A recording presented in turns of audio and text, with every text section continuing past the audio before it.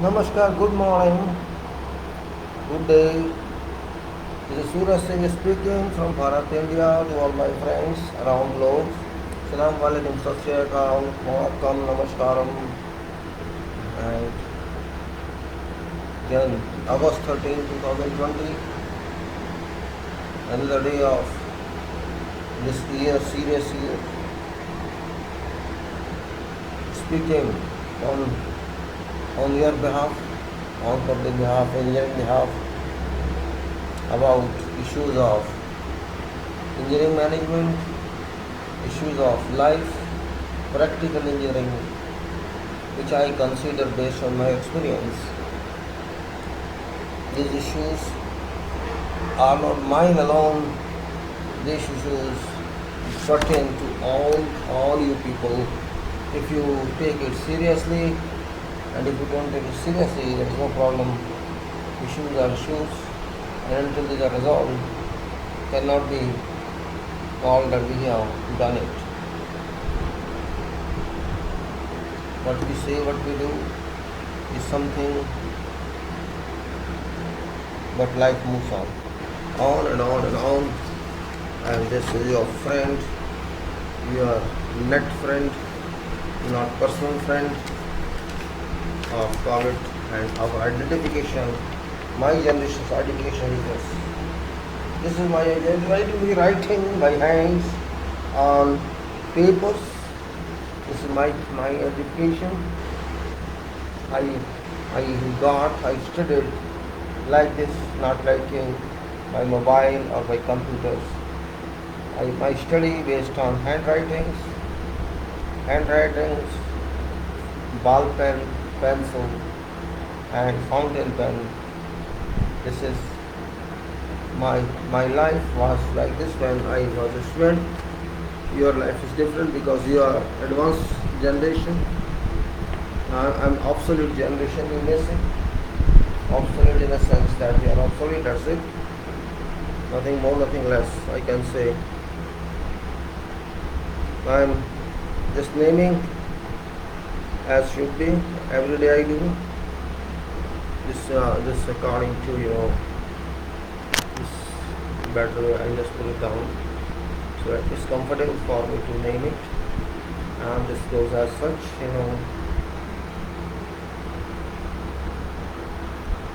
Talking of possible is not very much about COVID. Some very many happened 1 minute only, and that's only.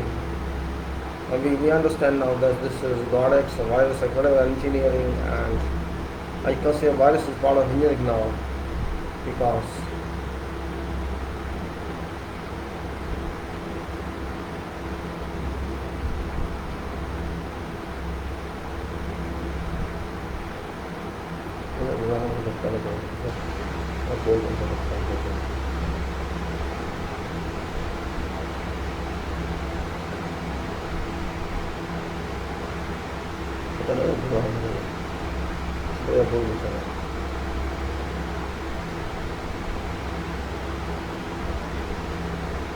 so these are these are miscellaneous subjects we may talk of depending upon this time we have.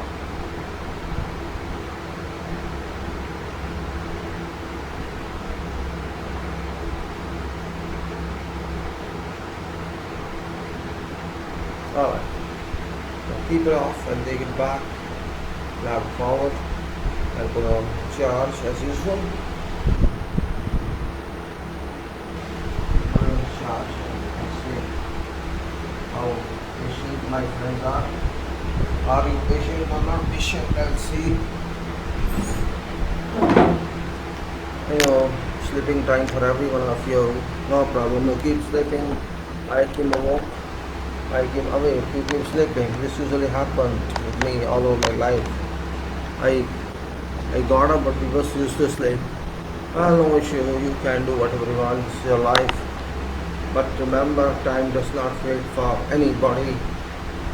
No one is more important than time on itself. Time is for those who value time, and those who don't value time, time doesn't come back. time doesn't come back, and new time that comes that tells you, oh my dear, I don't know who are you, I never saw you before. And this also passes by very peacefully. Oh, COVID-19 related, I don't think there's many news anymore, but it will come. Yesterday already in our country, I just got the information regarding New Zealand. There's some information from there that for 100 some days there have been no COVID. That was clear. How by chance they got it back? So now they conclude, or they are near this conclusion, that because of this freight, freight means transportation of materials nationally and internationally, because of freight, it could happen as freight means cold stores in ships, and due to this cold stores, which is suitable temperature for virus functioning and virus survival, around 4 degrees Celsius in cold stores, and they think that because too much material is exported or imported, I think probably, so that could bring with it back. This is their understanding, their assumption that because of this happens, and this is a very serious issue. If transportation is involved in generation of virus or communication of virus, conveyance of virus from one place to another place, one nation to another nation. This is a very serious issue, because transportation of materials cannot be avoided, it cannot be ignored, and it applies to all countries, not only to New Zealand, because material is to be transported from one country to another country. There's no way that's going to stop. This is commercial business, and this material is requirement. So if it's so, it's very dangerous, and also it is now nearly confirmed that this is not only SARS, we call this SARS, this is severe acute response syndromes, which number 2 we call it now in relation to COVID-19. It's not simply SARS now, it's clearly understood that this virus, the virus cannot be permanently taken out, it can be just given relief to those whom public call, hospitals call, nations call, recoveries are made. Actually there is no recovery. Post disposal, discharge, post discharge, symptoms are seen in people regarding they are not able to respire properly, regarding they get back loss of smell, and also they feel difficult to they simply feel heavy, or brains are not that sound as what before. This means this post-discharge signals or symptoms, you can say, I'm sorry I said signals, symptoms indicate that it's not gone, this infection actually is not out, it's still there in body. Only relief by immunity providing medicines is done. That's what it's thought. I understand that way, and also that world has crossed formally 2 crore infections, which is not now very big way considered, because keeping a new scale of virus spreading all over the world, 2 crores, or you can say 20 million figure, to my understanding, to my calculation, is not very considerable. While we count 8 billion people, 800 crore people around the world. This means 8,000 million people around the world, and 20 million. It's not, you can say that percentage is very high, but question is not that. Question is different. Why we, in particular 2 countries, America and I say Brazil as well, and then we see ourselves. So we 3 big giants are getting more and more infections every day. Bharat, which was somewhere 500 total infections in March 2020, now having I think around 23 lakhs or 2.3 millions today. I am sure. Yesterday's 22.9 or Tuesday must be across 23 lakhs or 2.3 million or 0.23 crores. And every day it's between 50,000 to 60,000 or more. So 55,000 average at this moment, you can say 55,000 average basis infections have been working, which means about if you multiply 55,000 by 30, this is about, you can say 55 1.65, you can say this is 16 to 17 lakhs per month. Let us say 16 lakhs or 15 lakhs, it doesn't make a difference. If you keep coming, August is moving, September, October, November, December, 4 months. In 4 months it may be around 70 lakhs or 7 million plus already this 20 million, 23 million. So December would give us award of 1 crore or you can say 10 million infections, which is very worrisome for us, very worrisome. Because it doesn't go proportionally to scale or XY axis, or it goes in our equation, or algebraic or trigonometrical equation. How it goes, nobody knows, but I know that we shall be about 15% total population one day shall ultimately be affected, which can say 15 crore to 20 crore. First one in whole world. Bharat is going to mount itself, which is not very good situation, which is not very recognized, very appreciating situation. This means our governments, all governments in this country, our public and all have not helped well themselves. Governments have been careless. In beginning they were fine, but now it's normal routine for them. I think they don't care for that. And also public is getting, particularly those people who have no money, who cannot afford high profile hospitals treatment, they don't care. I think 70 to 80% of those do not care. This is really very, very bad on part of public.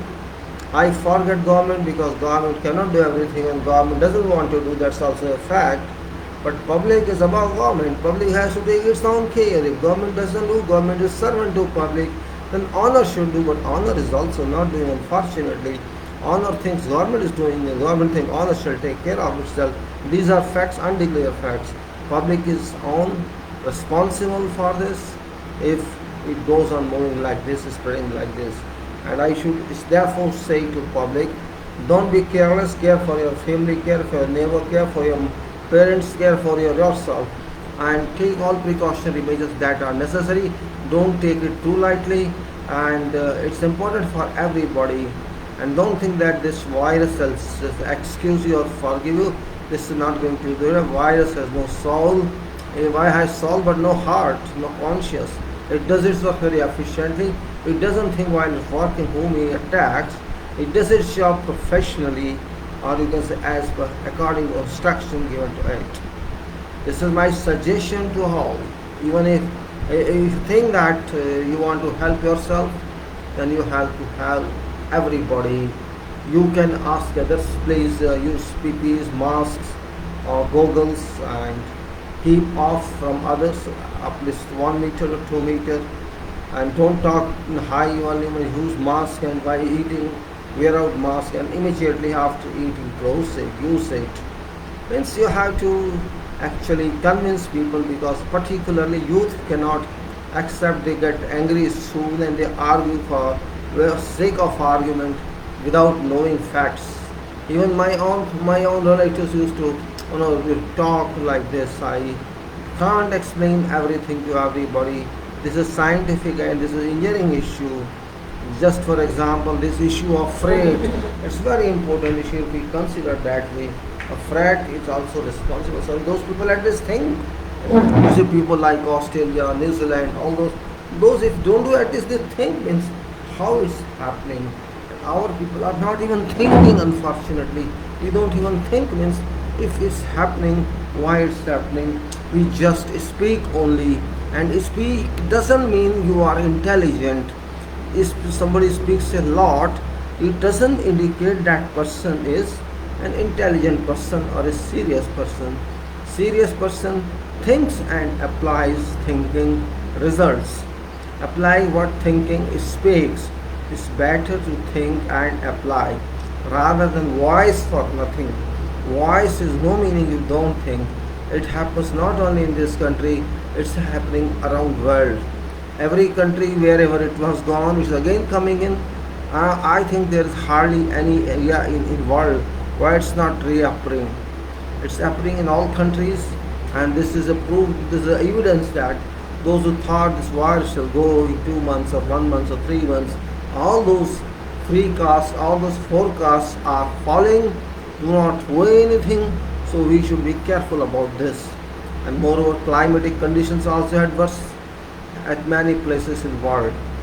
So better take your own position and clearance. That's all. I don't talk much on this because it's now very common news every day. So many have lost their lives. This has happened, that had happened, and it's from one to all that this virus is affecting. That's fact of life, and we should accept this fact that the virus is not what it thought is. It's dangerous virus, and it impacts everybody. So I think we should take care of ourselves and everybody, and if you can take care of everybody, they'll live fine. And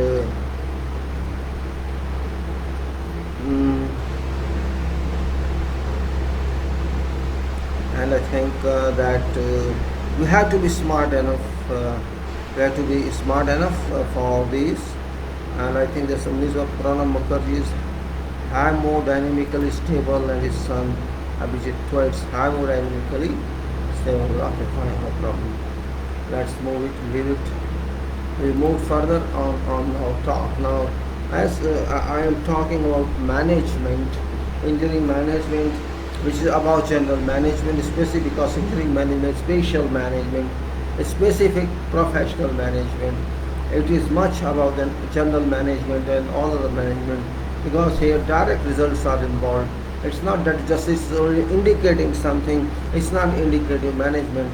It's management where you have to give something, safe work, safe everything, and safely provided work, safely provided, human resources, and safe and durable material, serviceable material, cost, time, every factor is done.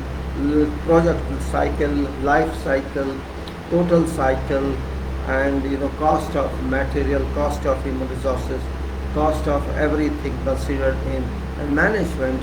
And there is no strict definition for engineering management. I have seen syllabus of engineering management. They just include all those what they consider management. That's okay, fine. But first, again, I say plan, do, check, and act as general in procedural management. And if you talk of engineering management, and every item is applied.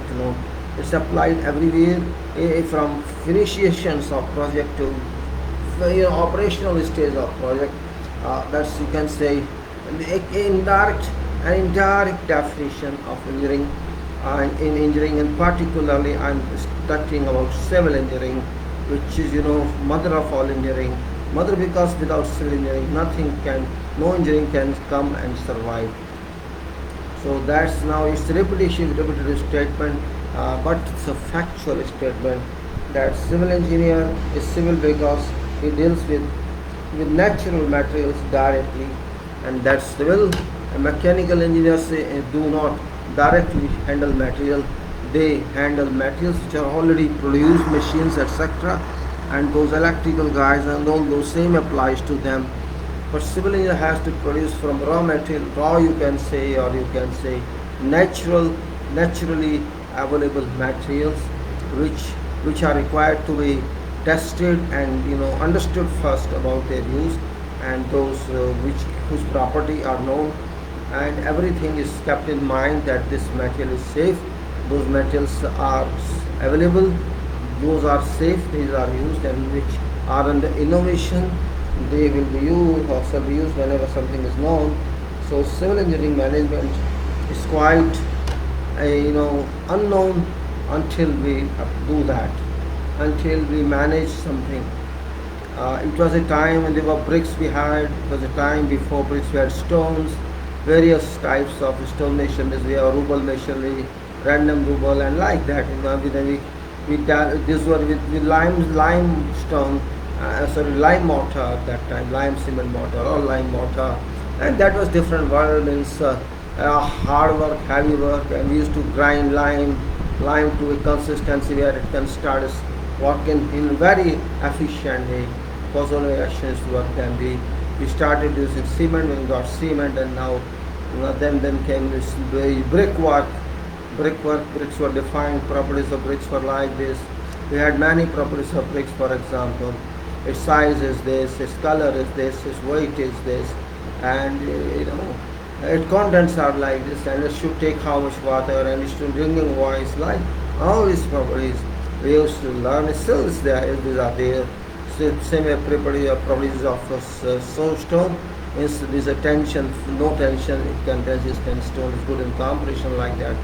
And like this we used to, and science, engineering develop, and then we reached some stage they can say now to some extent is developed the stage, but not 100% developed. There are still so much is unclear about material of sciences, and until sciences and materials are fully clear, well, it takes time. I can't say it will clear in 6 months, 1 year. It will take plenty of time. This happens. It's very slow growth of technology in civil engineering, because civil engineering itself is very slow. It's not that today you decide something and you do tomorrow. Civil engineering takes its own time, and it's very slow. And if you really count total activities time of civil, it's so much. It's not same time as you take in construction period. This is period of construction is 1 year, 2 year, construct this. That's construction time. If you calculate time where started inception of this project, then we had acquired land and all that. So that's very long period. You can say project period is very long. A construction period is defined one. We have to understand this type of management, and management involves not only civil engineering, it involves all of disciplines: engineering, electrical, mechanical, architectural, and then supporting engineers like electronics engineering, IT, and many more. You no need to name them here, because I all such referring to that. And every student of engineering and every engineer itself, every professor of engineering, every teacher of engineering, every researcher in engineering should realize fact that we should not condemn what is acceptable. We should know certain facts in life that in our country we are lagging behind. We are lagging behind many aspects of engineering. We are lagging behind, first of all, thinking of constructible engineering, constructible or buildable engineering designs, and we have to think about how to best use materials, as well how to produce best, and also how to produce relevant or pertinent, necessary, or you can say, efficient, that manpower or workforce. I should say workforce. They should be efficient enough. We can say not just do it, and just we do not physically oriented people.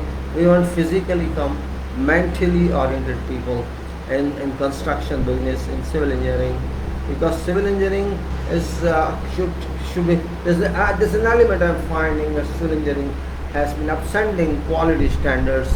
I'm openly stating this. I don't have any hesitation in speaking that. Quality, which was understood when there was no ISO 9001, was that we have to give something, because we are not being directed. And since ISO 9001 appeared in, I think quality has been quality criteria, quality aspect has gone to deterioration and carelessness, and design criteria also has not been that much, because designers keep themselves off from reality of life, how work is done on site, on means a combination, a link, a coordinated approach is required. They say there's an industry and field coordination. No, this is not coordination. Conducted seminar is not coordination. Means industry and education institutions must have some concrete work together. That's not happening.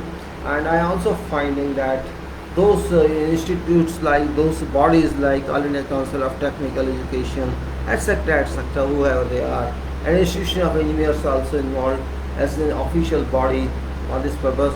They are just doing any dynamic work which they should do for the interest of engineering. They are just doing normal procedures they've been doing since they were established. Well, it's okay, fine. There's a public body and the body of engineers. I'm not going to speak bad about this, but speaking or not speaking does not absolve these bodies from their responsibilities.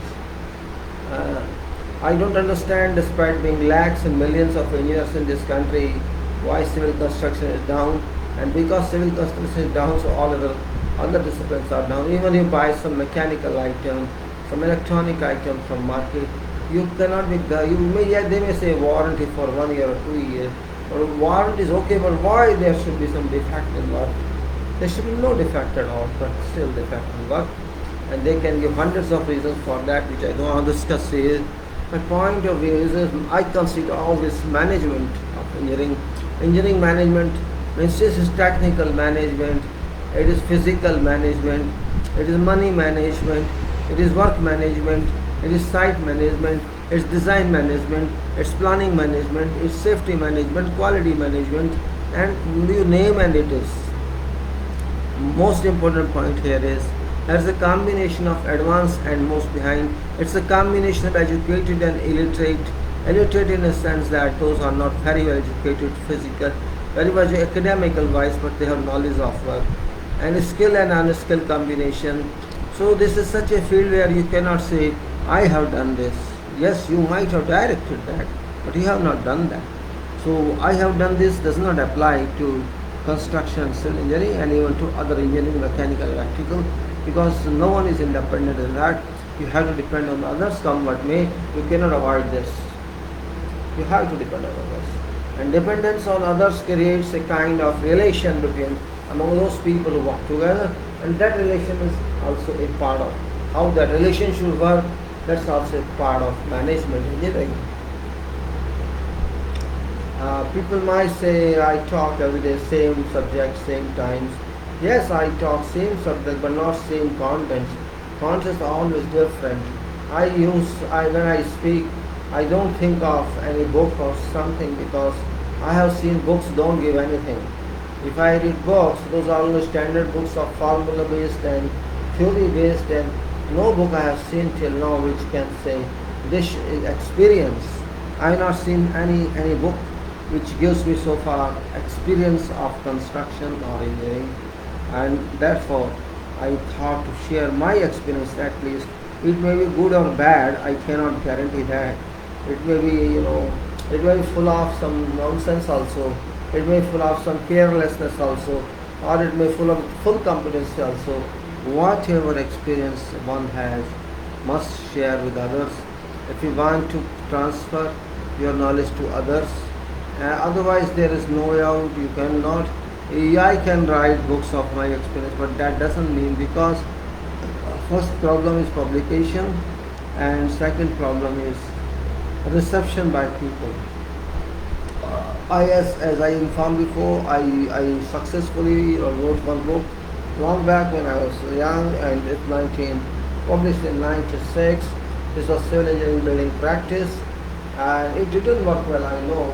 I don't want to complain about that. It's not people's fault, because people don't understand and don't value knowledge. People think they're okay, fine, I mean, yes, okay, it's okay for me.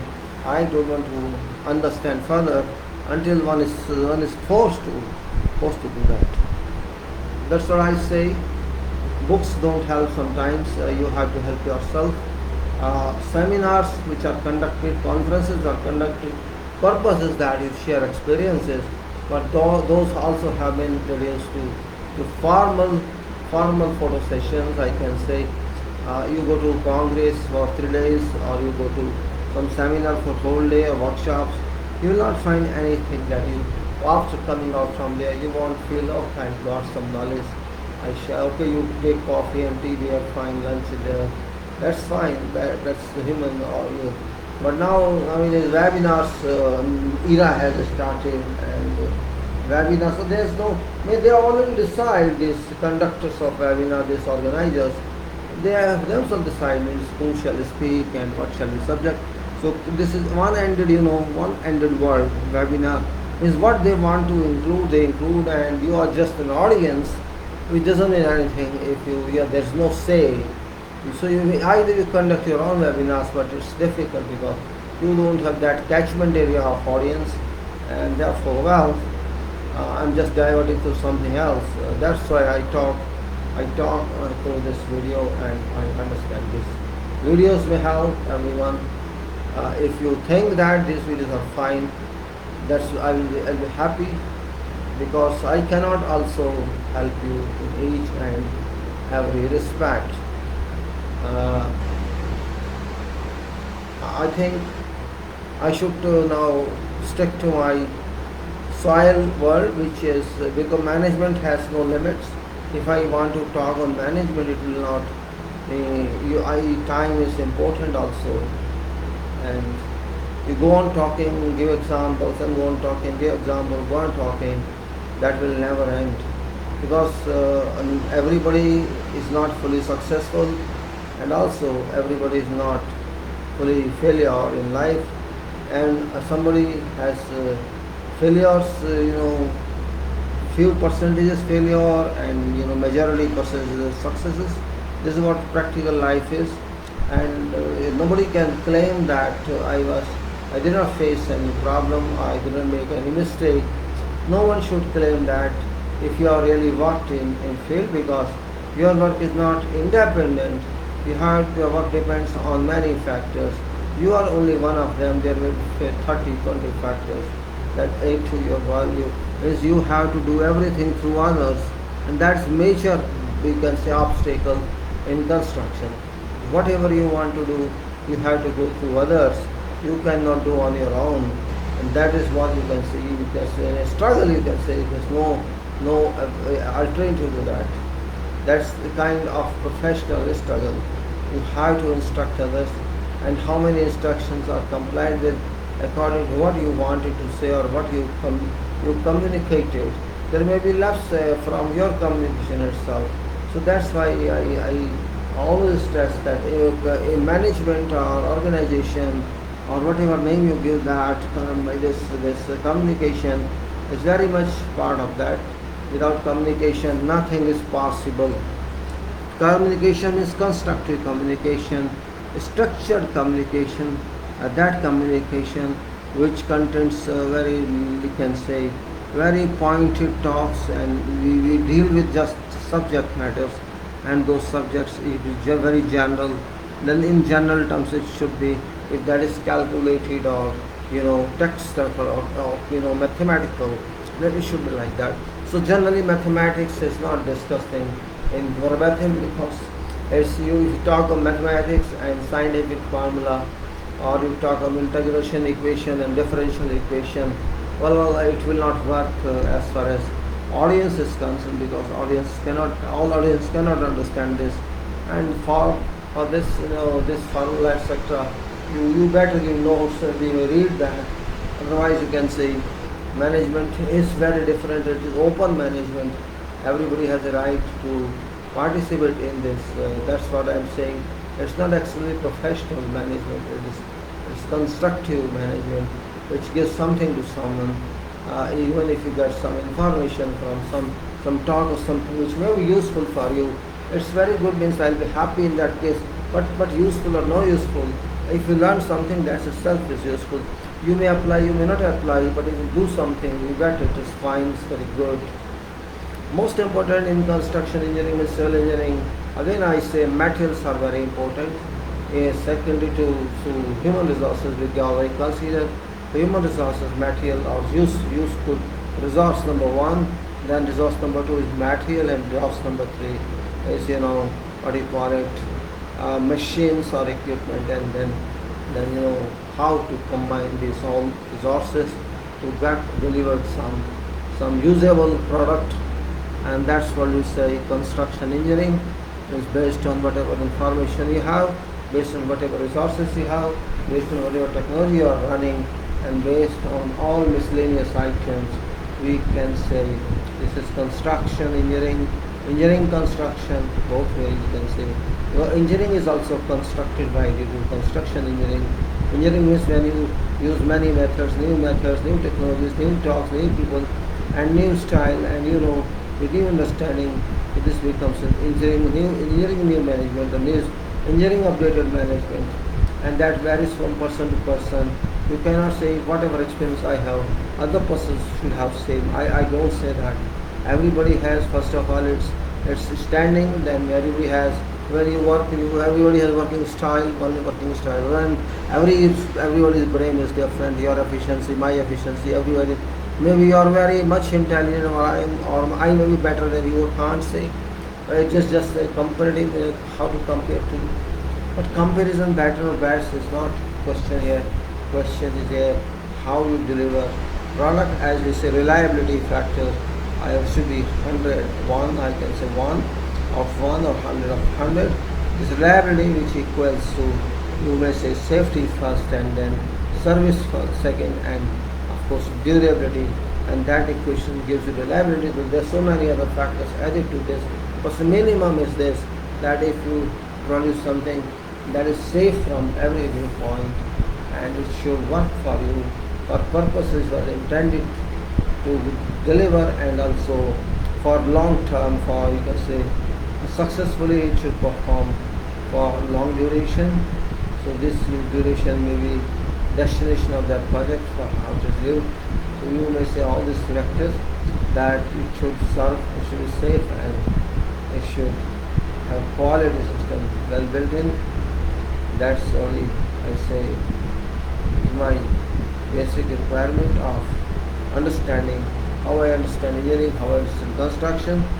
And because management and designs I'm very much concerned with, because designers should realize their work is not simply on papers, their work is not simply on software, their work is going into hands of those who do not understand software, who do not understand your complicated statements, who do not understand anything out of that, and even supervisors and charge hands and foremen who directly deal with those, and they are given drawings to take care of them. In that case, for them it may be foreigner, you are giving some information, it doesn't relate to our nation. So that's also one point. Means if designer thinks of best work done on site that way, means designer should give details in such a way, and detailing in such a way that site person, even site carpenter or person at last point, charge hand or carpenter or steel fixer or mason, if they can at least use your design with copy of the design given to them directly, not to all, I say, to some charge hand, to some subcontractor or someone who is responsible for that activity, that person can get benefit of your knowledge, and also that person can, without wasting of time, deliver best work with least cost and least time. As we say, time cost and quality, this is a triangular requirement. In good management, we should keep in mind the time, cost and quality, which are, though there are many updates on that, even updates or no updates, time is very important factor, quality is very important factor, and cost is also above all, because cost cannot be abused or wasted. So as I said, as in project management, we say, many times I have said, many papers I have given, many talks I have done, we have to take care of all this, which is really very significant from a professional viewpoint. And if we don't take care of this, then we suffer somewhere, we have to suffer.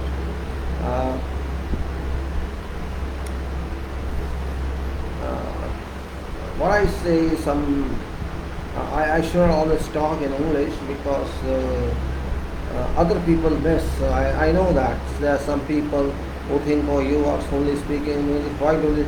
See, there are so many languages in this world, and one cannot give talks in every language. And English is understood to be a very common language. I'm not saying your language, but it's a common language of communication, and it works in majority of cases. There are many other languages also, but English is the universal language, a kind of that language, which you can use it without any license, without anything. So it becomes a kind of your own language. It is a kind of your own language, because if you studied in schools, in colleges, in universities, in this language, and you mostly, when you talk in anger, you use this language.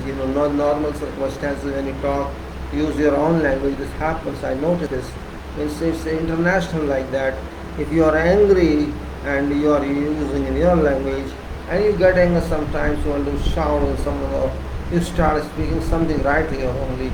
In English, this happens, and you think when you are angry, expression of language is used. Is English when you are angry, and if you are not angry, your normal state of mind, you use your mother tongue or your common social language. Well, that's happened. This means somewhere we are connected to English, and English is not now British for us. It's our own, because we have used it for so many decades, and in fact, education is in English. To be very frank, as I said, engineering is not. I can't say it's grammatical English or concept. English that can be understood, that can be followed. In engineering, we are not going to study literature or study history or say I have to write, read the writing marks. On engineering, all this is obsolete. There's no writing marks. There's no, let's say, testing of tongue and cheek. No more testing. Now they just themselves say, what side or so. Now, I don't talk a lot. Now, moving on to soil. I consider the most important material out of all materials. I am not saying that everybody who is intellectual in engineering says that. Soil engineering is very much basics and fundamentals of our basis. Soil engineering means there is soil. Soil is there, which might be God considered like one kind of upla. It's made from cow dung, and that is used as fuel. Same thing, we have to generate something in our engineering that we use as fuel of our mind. Material has no limit. Material is actually immaterial. To be very frank, it's material, but its use, its understanding is immaterial. You can know properties of material and details, but that can be done only once research is conducted. Research of something which already has been searched, or you can say innovation of something that doesn't exist, or search of something which is very common, very advanced.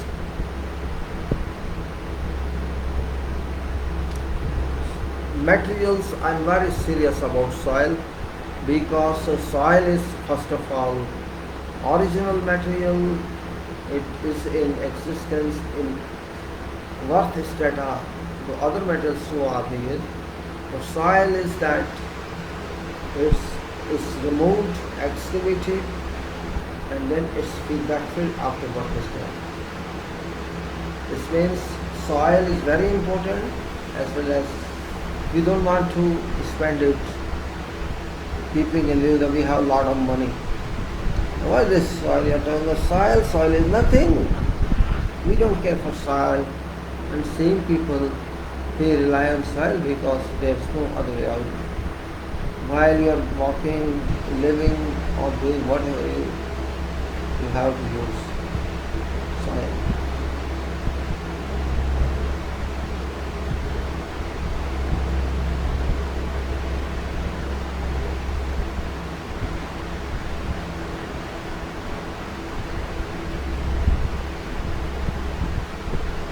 Soil as material, or soil as wealth. Soil is base, or soil is foundation. Or you can say soil as part of Prithvi, a part of earth, is very important.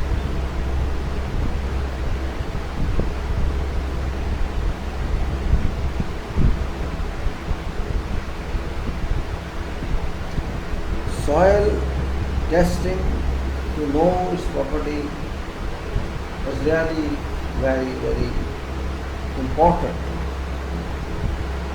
I usually search on internet some information from here, from there, because it's not easy to find such practical information from textbooks of engineering. But what I have experienced in field, yet people ignore soil. I don't understand the reason behind that. Why do they ignore? They design, they do everything, they work on drawings, but as far as building's foundation is concerned, I think there's a lack of seriousness in this issue. Some people think whatever recommendations is made by soil laboratory, if ever there is a test, otherwise there is no need of recommendation, you assume whatever you want. Very few engineers, I think, may 1% or 5 or 2% care about soil parameters. They are hungry for designs and they are hungry for softwares. They are hungry for every parameter of designs and to do a kind of verificational study or corroborative study to know facts. But they omit from mind that what they do on designs, that's very, very useful, provided that work is done in field and verification, corroboration. And that means your car is in open and you are sitting here on this.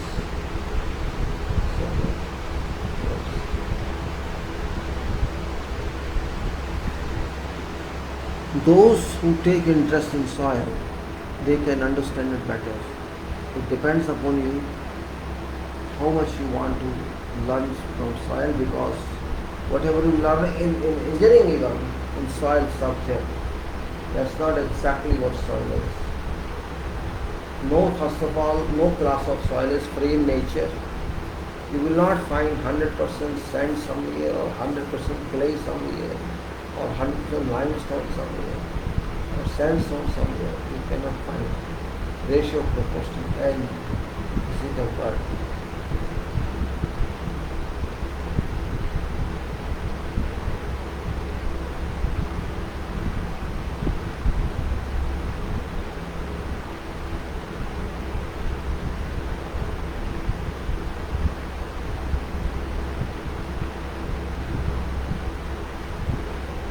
Now, moving to soil again, I of course posted on structural engineers forum some video references, not my references, some other references above SPT, CT. So I just posted there. I have one more here now. You can say I will put my scanning also put on, so that yesterday it took a lot of time for scanning, but it should not take what it took what to do. Results are put in now. What I say about this, I think this I missed somewhere. Let me reopen it better. No problem, we can reopen. It's in our hands, and this is. I have to go back to class. I go back to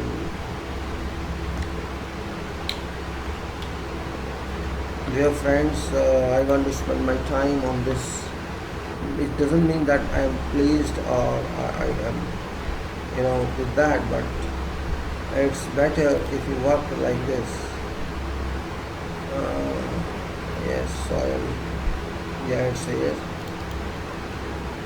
This file is, I think this is soil modification, soil SPT, standard penetration test.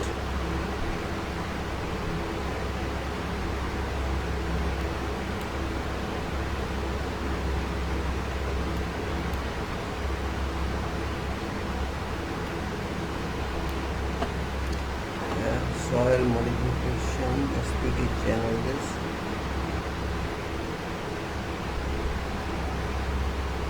Is that pretty much is that?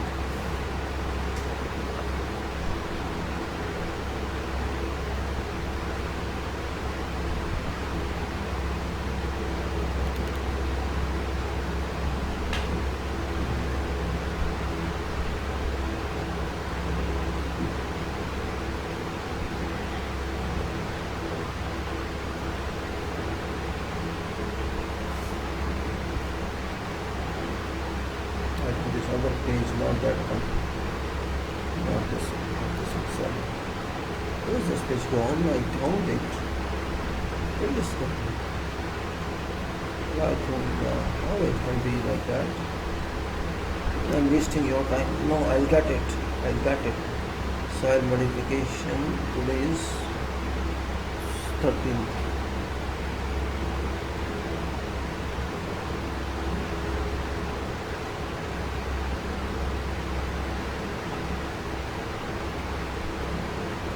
Yes, now here, where are you? Yes, so let's go back.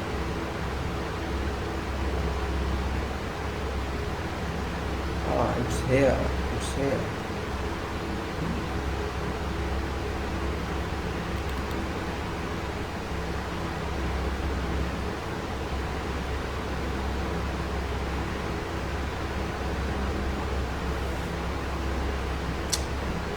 Where are you? I missed it.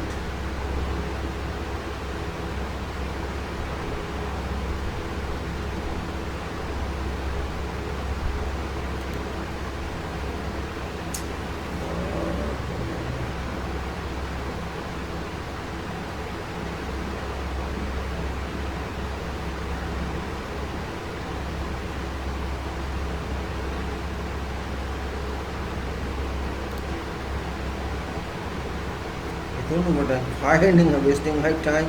I go where to put the paper in. I put that in my mail. Who is it? Bloody hell, where are you?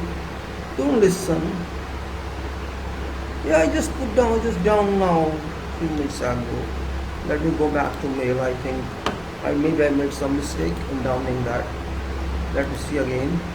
Yeah, file, I got it. Yes, I got it. Sorry, I got it. Now this is I have put this video already on URL.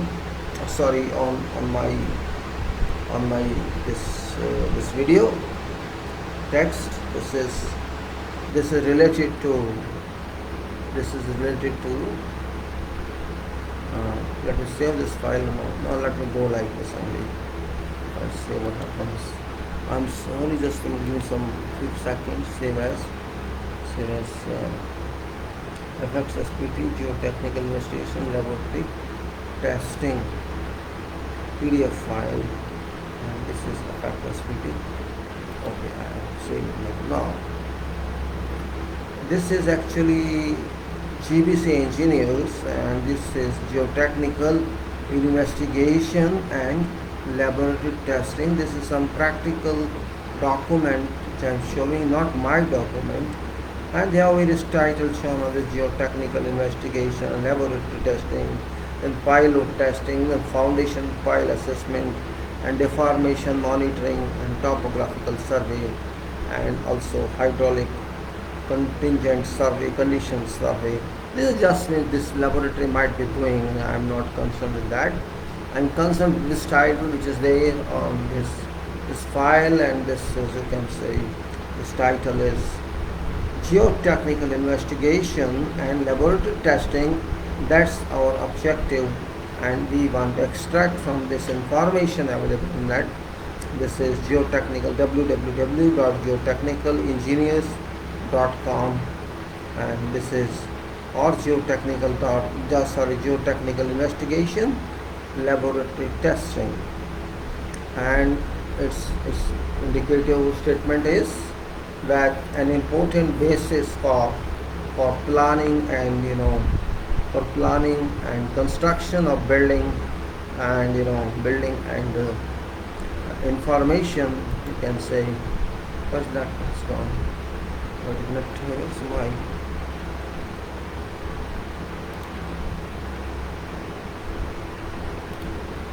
It's that one, and it says that again I missed something. I say it. Yes, this is an important basis for planning and construction of building and infrastructure projects comprising the various types of structures, comprising various types of structures as foundation excavation, pit, land reclamation, beach nourishments, etc. Maybe they are doing that. Is knowledge of ground condition, and for this purpose, geotechnical investigation with respective services shall be carried out. This is their advice. I'm not interested in that. Just I inform that what geotechnical investigation actually means. That is done for every project, big or small. It should be done for every project. You may be constructing one small house, or a villa, or a bungalow, or whatever you want to construct. You plan and you do that. You may be constructing certain oil project, or some dam, or you can say road, airport road, or some other road, or whatever. There's huge amount funds that go on, and we want that structure to be durable, to serve successfully for intended purpose that we plan for. And because these projects serve for many decades, we cannot say that in 1 year or 2 years we do again same project. That is a foolish idea if you think that every project, even sometimes temporary projects also for few years. Permanent projects have no limits. We say in theory 30 years, 40 years, 50 years, 60 years, 100 years, more than that.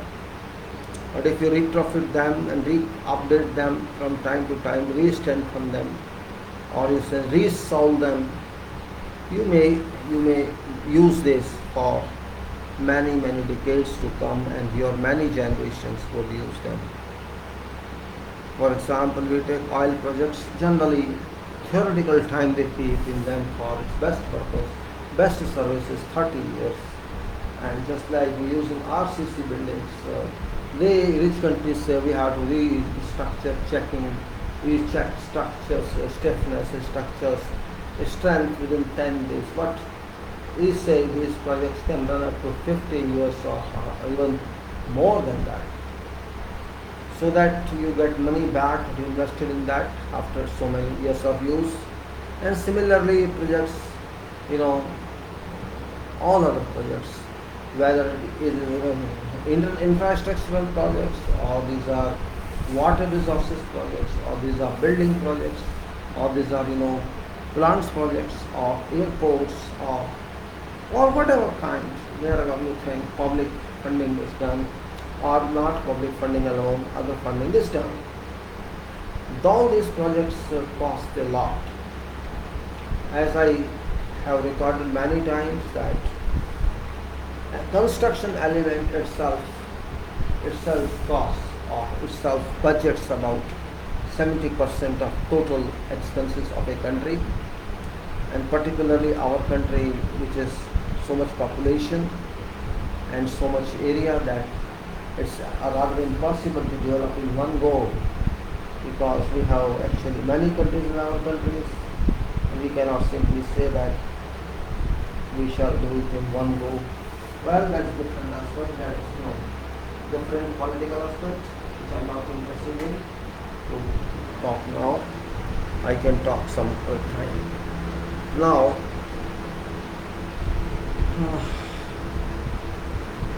when I say soil testing, if I say, is very important, significant. That Do not, exclude yourself as engineer from this. Doesn't matter if you have not done this, doesn't matter. What you have done in other subjects also, doesn't matter. You join some field, you saw it.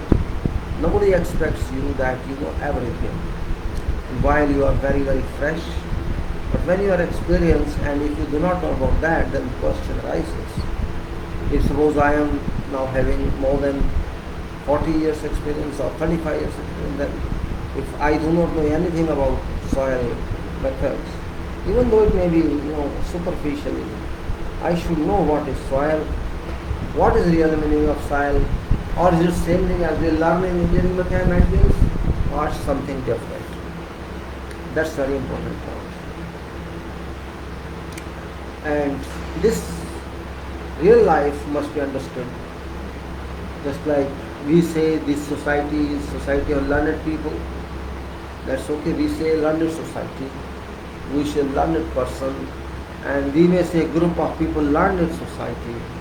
We use word like learned, but really are they uniformly learned? The question is that if you talk 10 people of same subject, you will find 10 varying answers.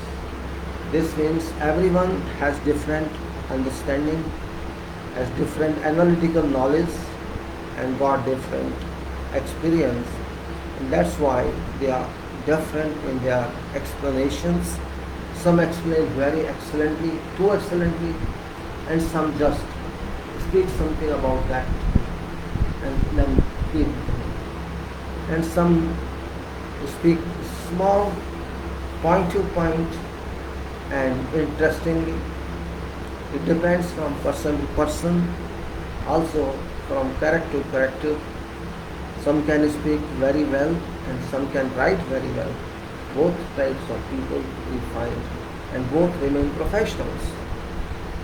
But everybody has different knowledge depending on personal involvement. I cannot say that people should be of same knowledge. They should not be. Knowledge comes first from books and then from field experience. You may be in design, you may be in planning, you may be in safety or quality or in construction.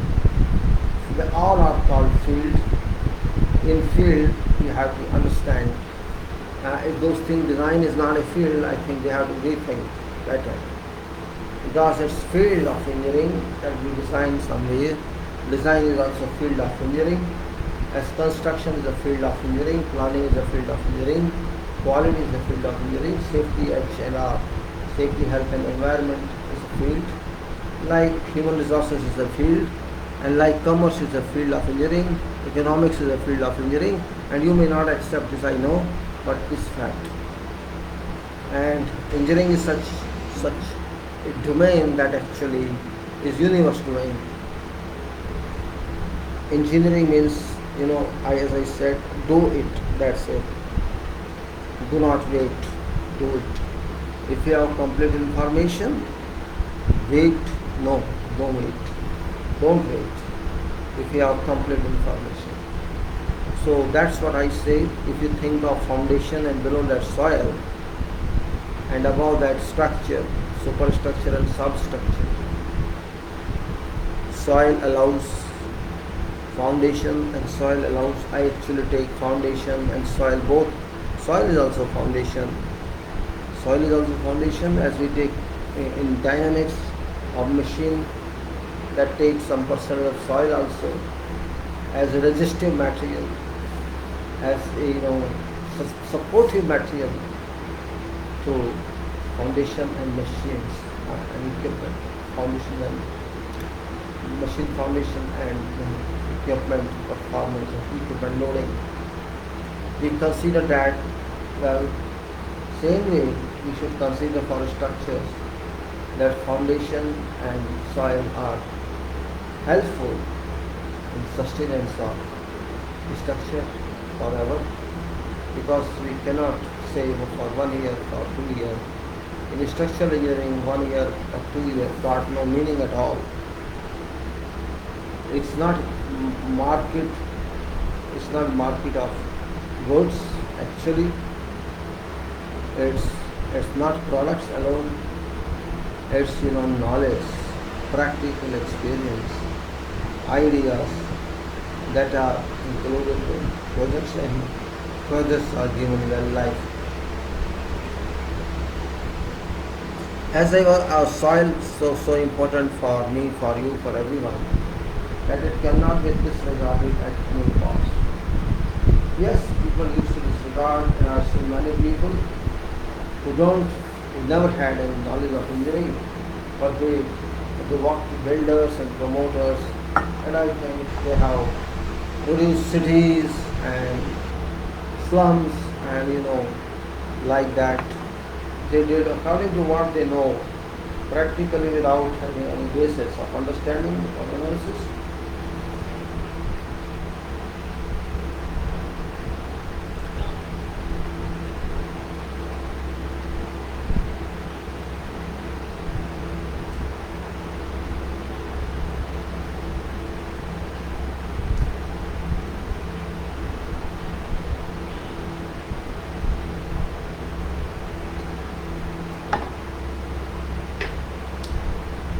In professions, those who are experts,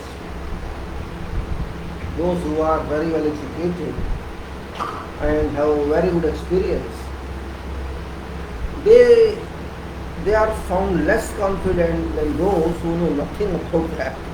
This happens. Those people who never know any engineering, who never understand any material, who never know any science of engineering, they always give you direct and warranty. I can make this building, this structure, and what? That's my guarantee. This happens. They are called promoters, builders, who have no background of engineering and no background of profession, and they can do, and people trust them because they have one power, and that's convincing power, salesmanship power. For them, foundation is no meaning. What they do is foundation, soil is no meaning, because they understand everything and they produce something stays there, and they think it's because of their contribution that building stays there. They forget that there are so many ways, so much consideration in engineering designs into the factor of safety, and factor of safety sometimes helps them in gravity loading only, but not in momentous loading, or not in seismic, or not in earthquake, or not in others, or on fire. These people do not understand that.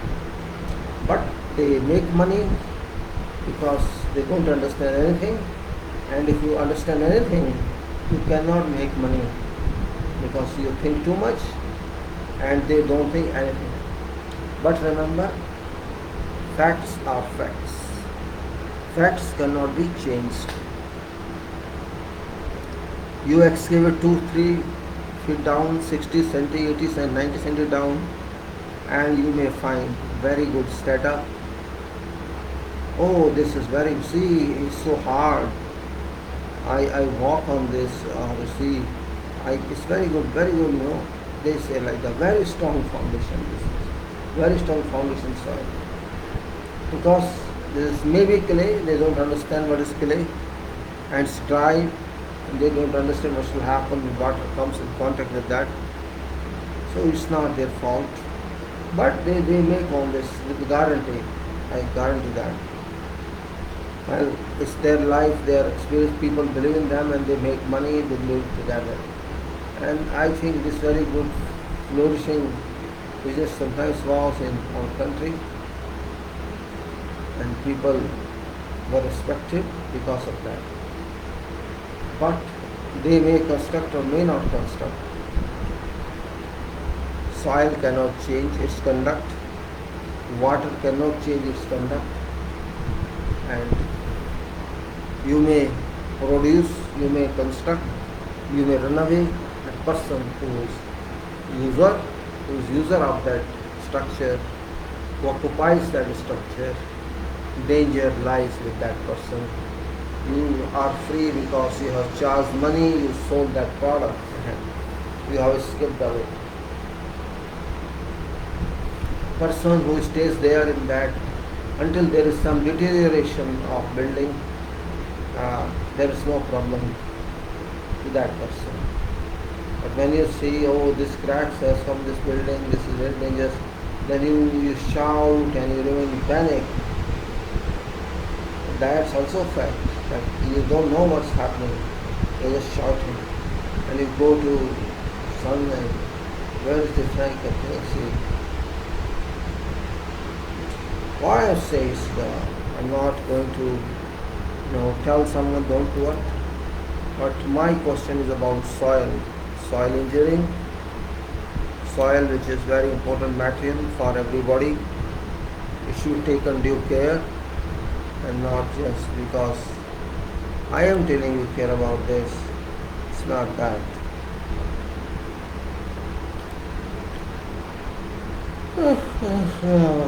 Sorry gentlemen, I'm a little drowsy, no problem. I'm trying to explore this file if I could.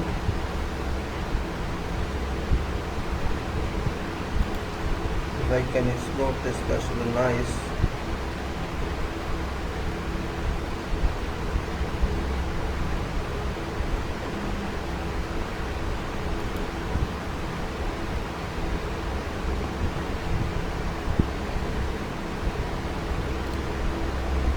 Okay, so we move fast now. We move now on geotechnical investigation file.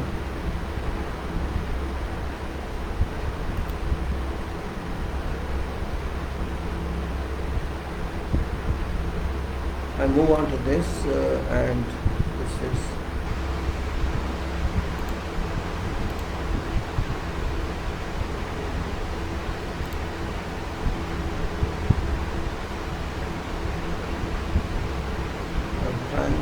explore this. Yeah, it's there. I got it. Yes, I got it. Explore this. So, dear friends, now field investigation is geotechnical investigation program. What we have to do actually when we are asked to do soil, what we do as laboratory or as independent professional. Though I have no laboratory, I want to do that. I have been provided every facility. So, what should be done? What should be done is important. We have to chart out a program that we do for every project. So for me now, soil is a project. Let's consider this way.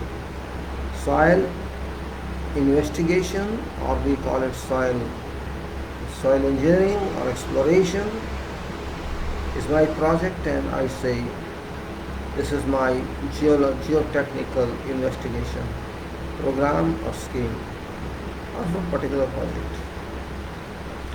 Now means then I have to decide means what test we have to do, what type of soil may be in this area, and what we have to investigate. We have to decide that, then chart out, and what type of samples we are going to take. Are we going to decide in field, or we are going to decide in offices of our laboratory after further conducting of tests. Then we have to do in field, we have to do this, we write, and then we have to do what we have to do in laboratory.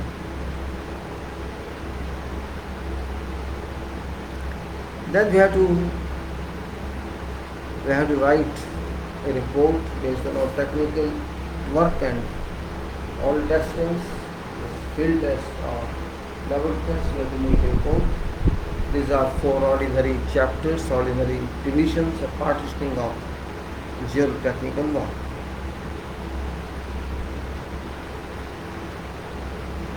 Now there are contextual conditions also within laboratory and employer. That is natural, means whatever we do, we shall do. We will provide all that service for geotechnical investigation shall be provided and implemented with strict adherence to international standards and guidelines in order to guarantee and assure highest level of quality. Then we can say data collection, that we would say our team is this and that is all means we should actually say what shall we do, we should collect, and we say we will do say topography map, and we will do geological maps, you may say geological maps and evolution of regional geology, you can say regional geology, and also you may say that geological maps and evolution of regional geology conditions such as earthquake, faults, formation of soils, climate and weather data. So these are ordinary charting out means what we have to do, what criteria we have to consider, our scope, a kind of decision making of scope.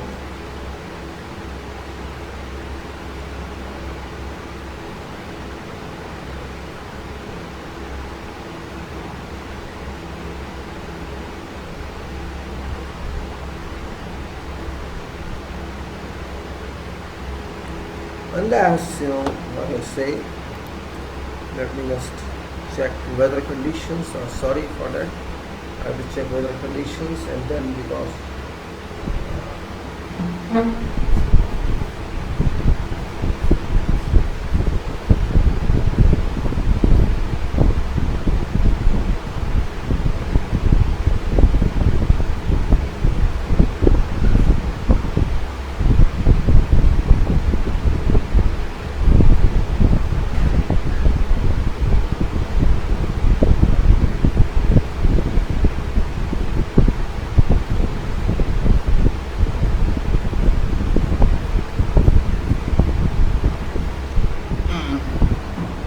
dear friends, sorry to disturb again and again. I discontinue in between because I want to see how sky is. So dear friends, what I do now, we have to establish some sequence what we are going to do. As I discussed before that we have to plan like what we have to topographical maps we have to do, and we can say geological maps or stratigraphical maps, and what is actually regional geology of that area, what conditions are there, and what has past indicated us, and what records tell, whether about earthquake, about faults, about formation of soils, and all that which we study in geology. This means geology maps and evaluation of regional geological conditions, and that is, you can say, earthquake, faults, formations of soils, climatic conditions, and weather data, which is known, and that we have to reflect in the report because these reports are reference. These are not simply ordinary reports, these are technical reports and which can be used for all purposes for design and also for investigation in future, and to tell others also when somebody wants to know or similar projects or some other projects in that area or around. So we should know what professional standards we are adopting on that project, and that can be known only from the scope of report and standards of our law, whatever we do as professionals. That's very important point. Say geotechnical investigations program, now what we say. Now I'm not talking for GBC, I'm talking for general. This is, we say that we are a consultant, or let's say we are a consultant, and now we establish our laboratory, our geotechnical investigation program with respect to your project specifications and whatever type of structures that your project has, and difficulty of structure, and expected ground conditions, data collection including the part limited to. So means whatever is there in your scope of work of your site, we are here to chart out that one, and we do that.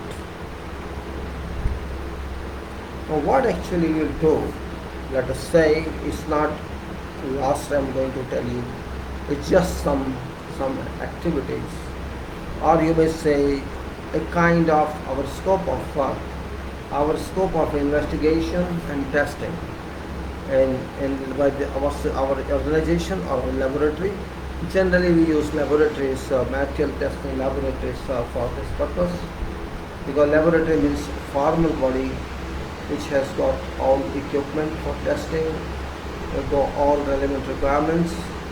So you can say those laboratories are professional laboratories for purpose of this scope of work, that is investigation, soil investigation.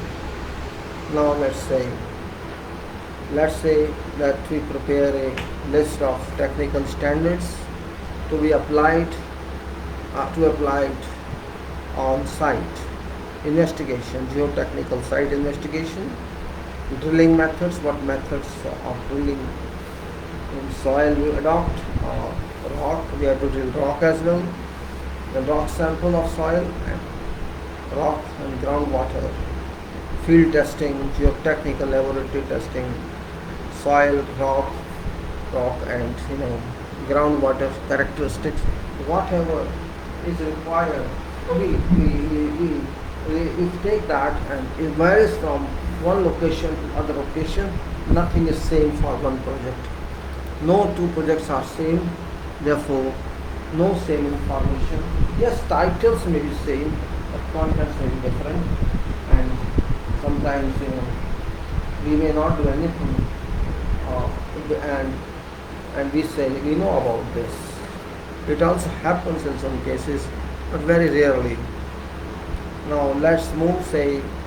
We say that list of technical standards, as I said previously, I just repeat, list of technical standards. We have to use which codes and to be applied geotechnical site investigation, and what drilling methods we go to use for soil drilling or rock drilling, and what samples of soil we take, or what sample of rock we take, groundwater, field testing, geotechnical laboratory testing of soils and rocks and groundwater characteristics.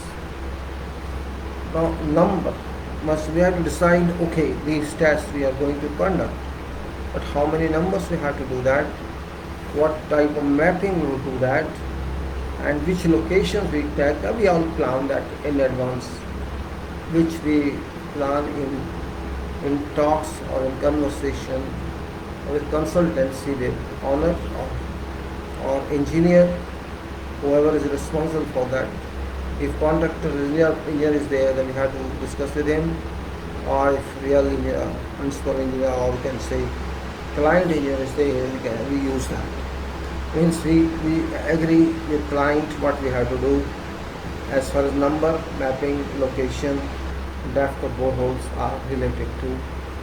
And we have also to decide about soil and rock drilling and sampling methods, so that's soil investigations, and of course number of standard penetration tests, how many standard penetration tests SPTs we require to conduct for such mass project. Because SPT is never constant, it can vary from one place to other place, one location to other location, which is not very surprising statement. It varies even at this coordinate and just 1 meter away with this coordinate, you may find variation in properties of soil. So we have to just decide how many points we are going to do, because you cannot take SPT at every point. We have just to imagine that okay, it's point SPT is this, then we take that it should be some other point. Then we may say after that number of field range shear tests, just like SPT we have range shear test.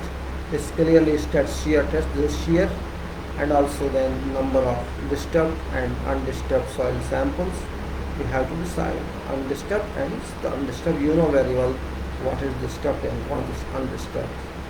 No need of explaining that. The number of undisturbed rock samples. Undisturbed rock samples, that we have to say how many numbers we need, and groundwater. Now number of undisturbed rock samples and groundwater samples. Groundwater sampling, but water is available there. It's not because we use that water for construction, because we know what is that water, its chemical contents, and how shall this water affect affect soil condition in static mode, or when there's water moving there in either laminar mode or in turbulence mode. Then you can say groundwater sampling of groundwater means whatever according to how many kilogram a liter water you need to take from there. So groundwater sampling, and then geotechnical laboratory testing program. Whatever sample you collect from site, those samples are required to be relocated to laboratory where actual work starts. After that we say work planning on manpower. How much manpower do you need for that? You require that, and equipment, which equipment we use for our scope of investigation, we report to program and what is our program. So program, and you can say X also, this.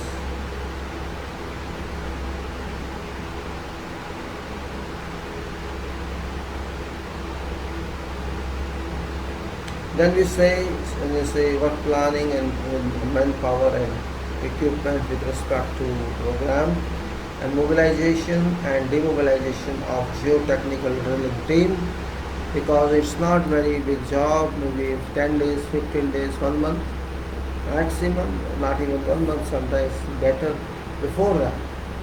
And it depends on how many machines you have, how many standards you have that it take to this.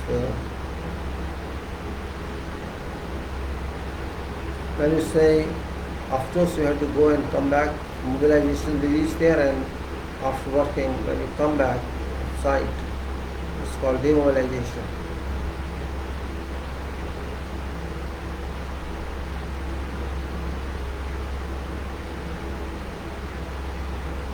Then we say, of course we say proper handling warehouses, surveys and set of borehole coordinates, and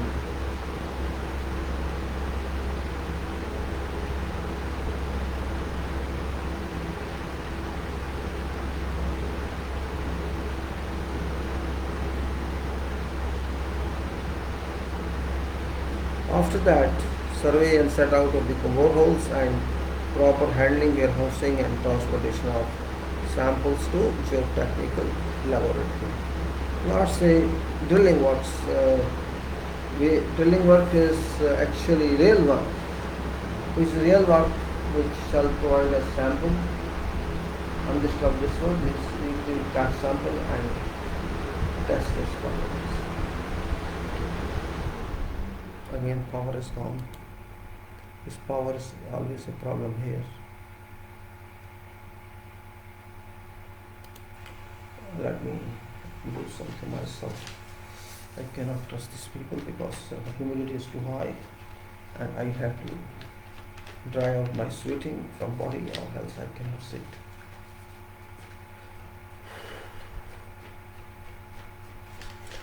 Drilling works shall be carried out by using drilling rigs having capacity to drill in sizes and to termination requirements or depths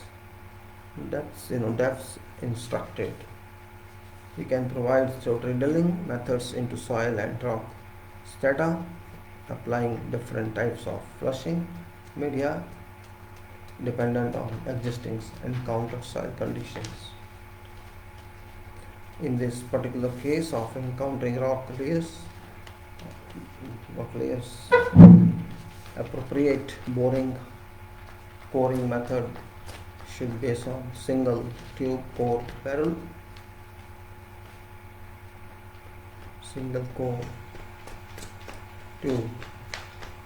tube core barrel, or double tube core barrel, being copied of recovering rock cores.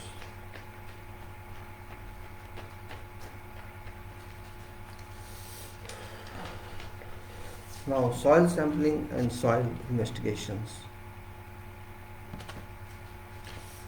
I'm feeling so hot. You see, I think it's close. Soil sampling and soil investigation. Put some more from my. Now, understanding undisturbed samples shall be taken. Undisturbed samples shall be taken at certain intervals to borehole depth, termination, and at change of strata in borehole. What it says, no, we need undisturbed samples. Where we need that? At certain intervals, not all, and that is maybe at termination or changes of strata. Strata is changing, we can take on undisturbed sample. So that we do not touch, we do not affect impact on soil part of that.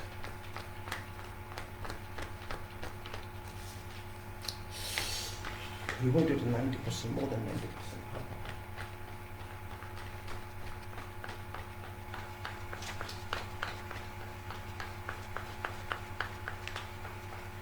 You saying I'm just fanning myself. For fanning I'm sitting here. You may say that. But I don't know what to do. It's very hot and I can't avoid this. I can't tolerate humidity because it pinches your body.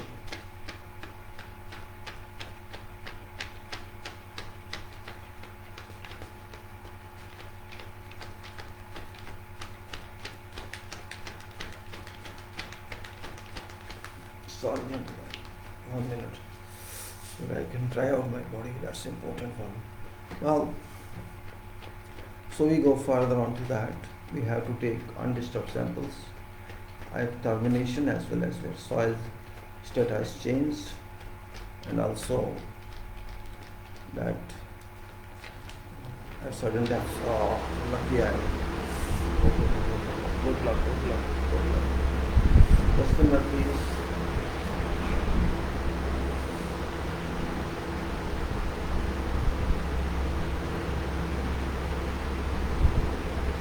One minute only.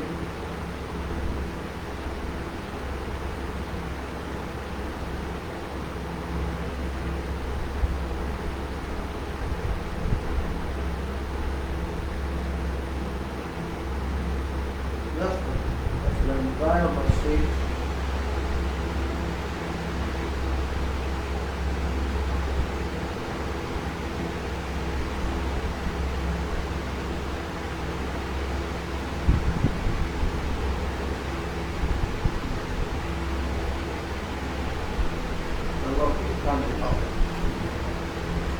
So sorry for that. And now what I say, again I repeat that undisturbed samples to be taken at certain intervals to borehole depth. Means not all, only certain. And that is at depth end where we say this depth is over, there we take undisturbed sample, and at change of strata in borehole under application of various sampling methods and respective technical standards. Now, disturbed samples can be derived from selected recovered pores. Disturbed samples can be derived from selected recovered pores of standard annotation text. That is SPT, as we said. Disturbed samples can be derived from selected recovered pores of standard penetration test. SPT for detailed guidance on suitability of various soil sampling techniques in different types of soils. Our experts or we will provide professional advice. Sampling, handling, labeling and transport. These are 4 stages, 4 active acts. You can say sub-acts. Sample it. Just take sample first, then handle the sample, Label this means what name it is, what number it is, and transport the samples to in strict adherence with international standards and guidelines. Do not violate those. Please do not violate those guidelines which are international qualification. That applies everywhere, all works.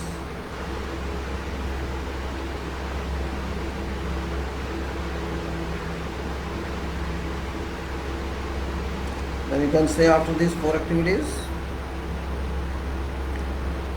you may say undisturbed sampling using open tube sample, undisturbed samples. When talking about natural samples,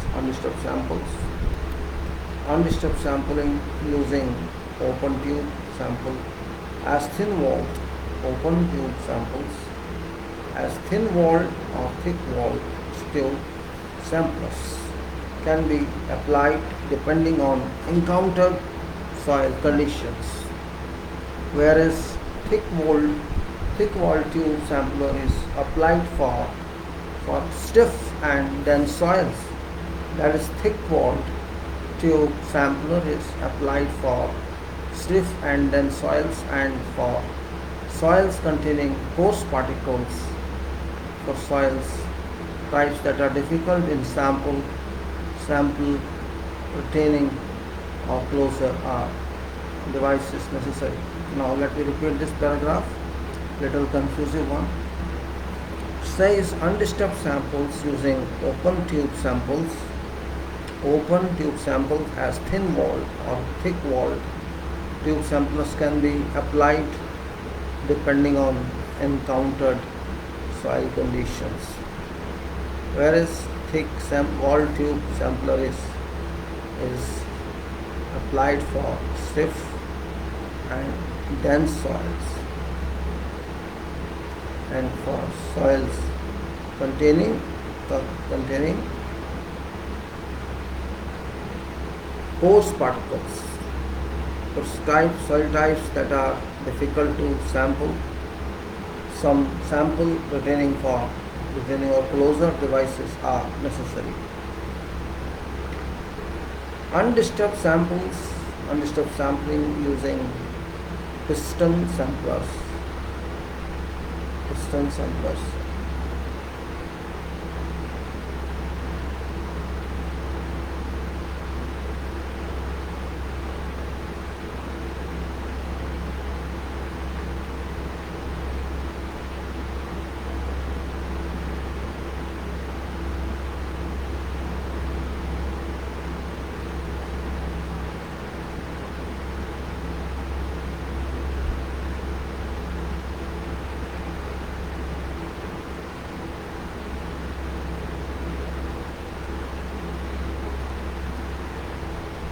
Alright guys, undisturbed sampling using open tube samples as thin-walled or thick-walled tube samples can be applied depending on encountered soil conditions, whereas thick-walled tube sampler is applied for stiff and dense soils and for soils containing coarse particles.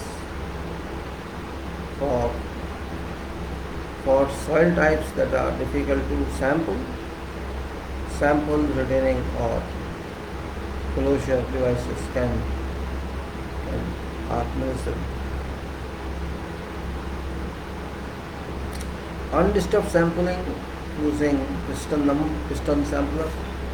Undisturbed sample using piston sampler can be applied in low strength fine soils such as silt and clay, including sensitive clays, can be used either in boreholes or be pushed directly into soil.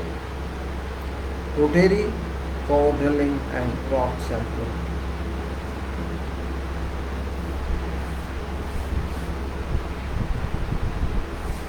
Rotary core drilling and rock sampling. Now,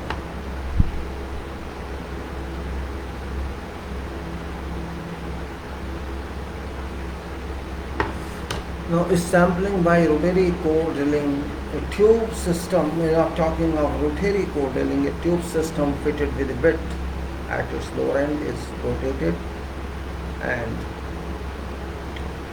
fed into rock mass. Rock mass means in existing rock. It says sampling by rotary core drilling, a tube system fitted with a bit, it will be diamond bit or whatever, at its lower end is rotated, electrically rotated and fed into rock mass by drill rig via drill string. This action produces a core sample within tube system. My God, what is it? This action produces a core sample within tube system. A flushing medium is normally used. Sampling tool that is core barrel can be single tube, double tube or triple tube with a borehole diameter of 70 mm to 200 mm. Rock coring should be executed minimum 5 meter into rock. It says. So what again I say? In sampling by rotary core drilling, a tube system fitted with bit at its lower end is rotated and fed into rock mass by drill rig via drill string. This action produces a core sample within tube system. A flushing medium is normally used. Sampling tool and core barrel can be single tube, double tube or triple tube. Sampling tool, core barrel can be a single tube. You can take single tube or double tube or triple tube with a borehole diameter of 70 mm to 200 mm. Rock coring should be executed minimum 5 meters into rock. Now for detailed guidance on suitability of various core drilling and sampling techniques in different types of soils and rock, our experts will advise you, or you are experts say, or samples can be obtained by this method and we obtain as cores or cuttings. A single tube core barrel only allows core recovery in consolidated formations. Single tube core barrel only allows core recovery in consolidated formations. Consolidated means very much where there is no air, there is no water particles in that. Water particles have been released, air particles, no air voids and no, let's say, permeability. So then say in that case samples can be obtained by this method as core cuttings, and single tube core barrel only allows core recovery.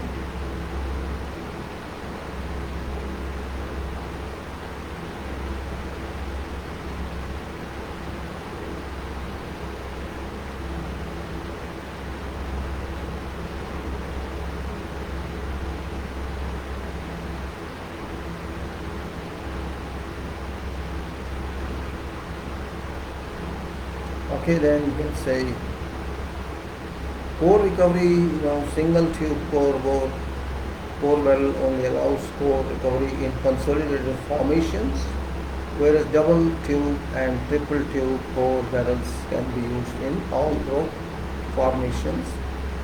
Now I'll go to standard penetration test, and before that I'll go for 1 minute to serve friends birds.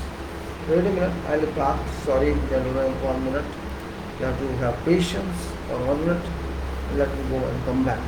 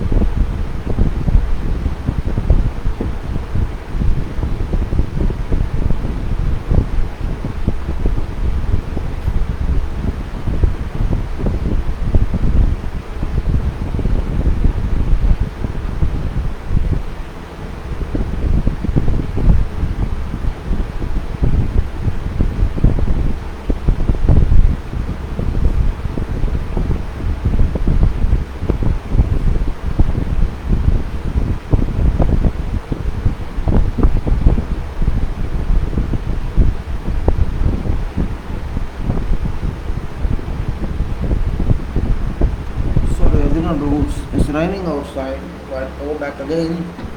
Mawsam is not good weather, it's raining. So I came back, no issue. It's raining out, so I'll do it later.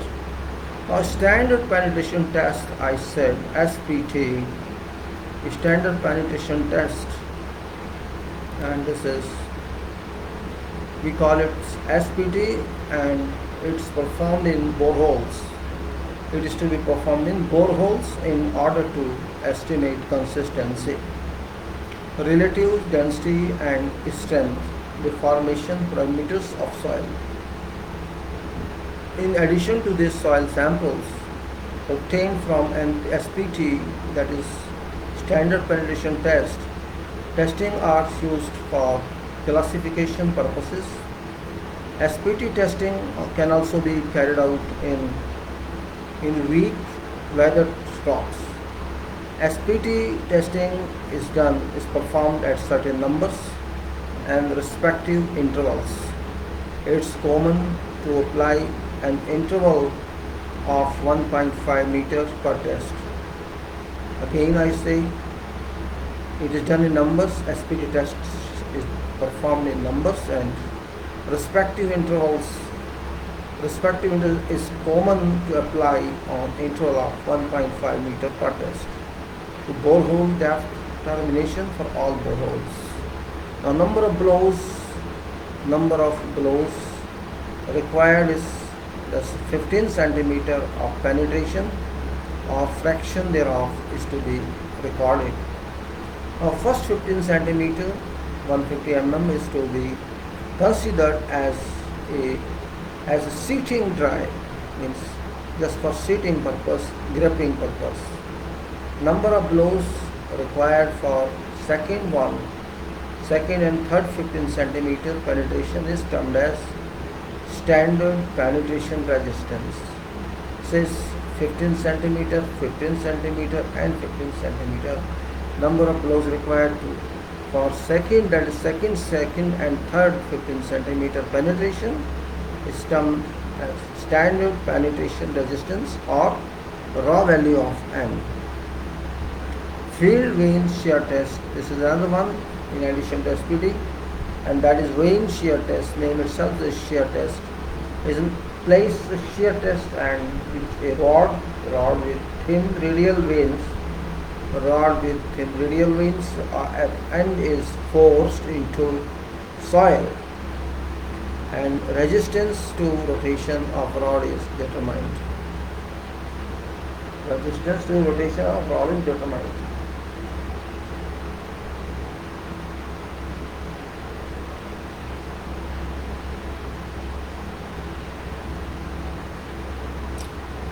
Then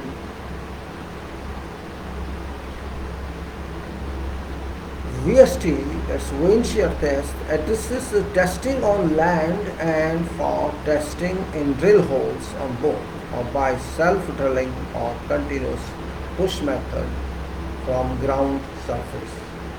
Vein shear test provides an indication of in situ undrained shear strength.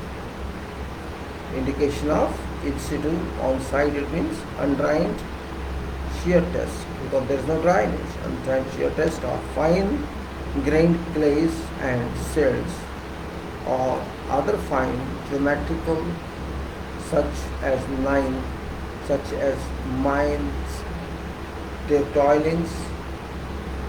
toilings, organic muck, mine tailings and organic muck and substances where undrained strength determination is required. Knowledge of nature of soil in which each vein test is to be made is necessary for assessment of applicability and interpretation of test. Test is not applicable for sand soils.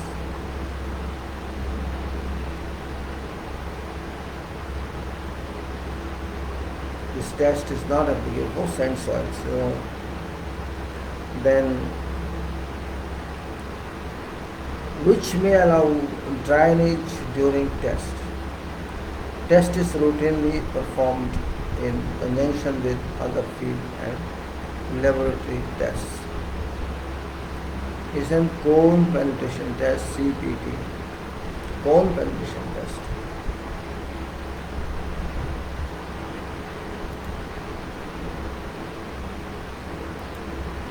Cone penetration test, CPT.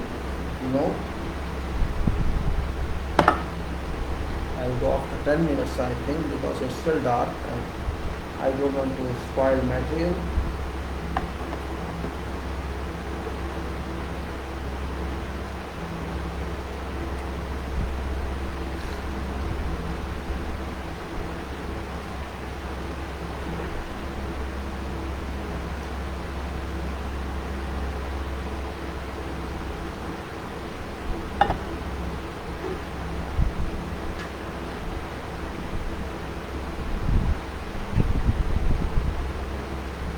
Okay, gentlemen, cone penetration test, CPT. This is performed to evaluate effectively site characterization. It's a valuable method of assessing subsurface stratigraphy. Subsurface stratigraphy associated with soft materials. Discontinuous lenses and discontinuous lenses, organic soil and discontinuous lenses, organic soils, potentially liquefiable materials, such as that is silt, sand, and gravel. Granule gravel, that is silt, sand. These are liquefiable materials such as silt, sand, and gravel. Generally, the excluding bedrock, means bedrock is different, very dense granular film and strata containing towels and built of snow. CPT is performed using a cylindrical penetrometer with a conical tip, cone penetrating ground at a constant rate. During penetration, forces on cone and friction sleeves are measured. CPT and measured data can be used to evaluate site conditions and parameters as follows. So what we get by that is, number one, determination of soil strata variations and characterizations of soil type. Soil strata variations, how variation is once we go ground, then we go down, we'll say this is soil data. And characterization of soil type. Evaluation of ground engineering properties. Evaluation of ground engineering properties. It's undrained shear strength, and relative density. Equivalent standard penetration test values from this can find that may be derived from measured data as mentioned above, that is SPT. Now piezo cones, that is CPTU.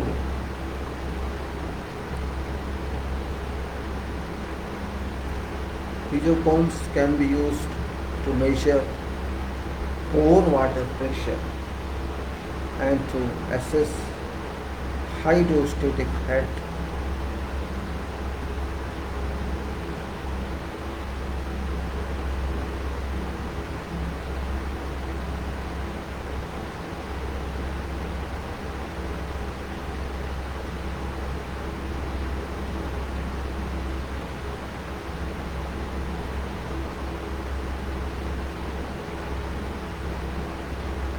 Okay, now we say piezo cones can be used to measure pore water pressure and to assess hydrostatic head, consolidation and permeability characteristics. Data may be used to analyze pile load bearing capacity, foundation bearing capacity and foundation settlement and liquefaction potential. Cone penetration test provides a continuous, although indirect.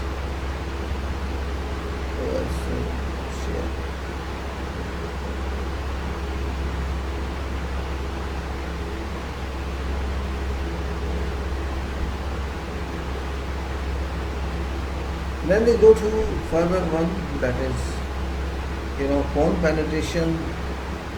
What I said, data may be used to analyze pile load bearing capacity, foundation bearing capacity, foundation settlement and liquefaction potential. Cone penetration test provides a continuous, although indirect, record of ground conditions. And now index property test by determination of soil classification. Index property, let's think of that. And then see, that is moisture content determination. I have to go, I think, student write us down now. Moisture content determination of moisture content of a soil. We say moisture content, this means we're talking of moisture content, then we say determination of moisture content of a soil is filled.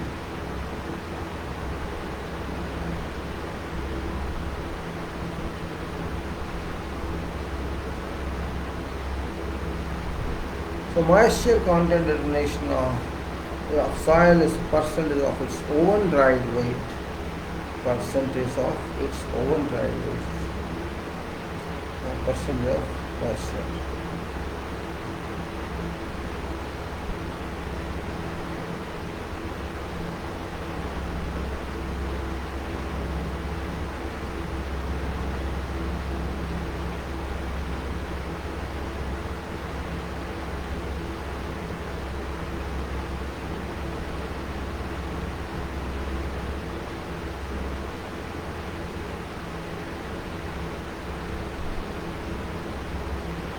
Okay, we say unit weight. Determining the total of the moist and dry densities, the unit weights of soil specimen. And then specific gravity, determination of specific gravity of soil solids passing 4.75 mm safe. And on number 4, and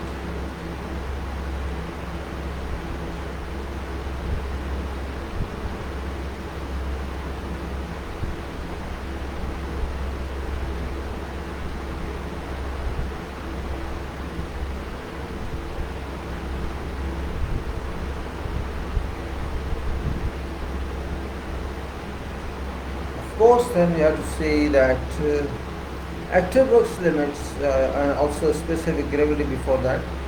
Determination of specific gravity of soil solids passing 4.75 mm sieve, that's number 4, by means of a water picometer.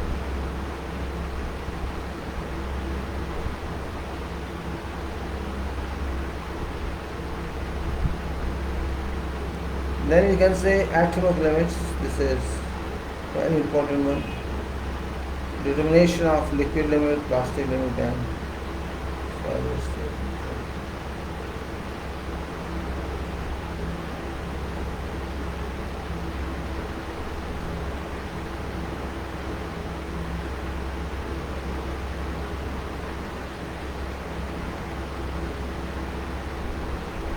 Well, German says atomic limits, determination of liquid limit, plastic limit and plasticity index of soils.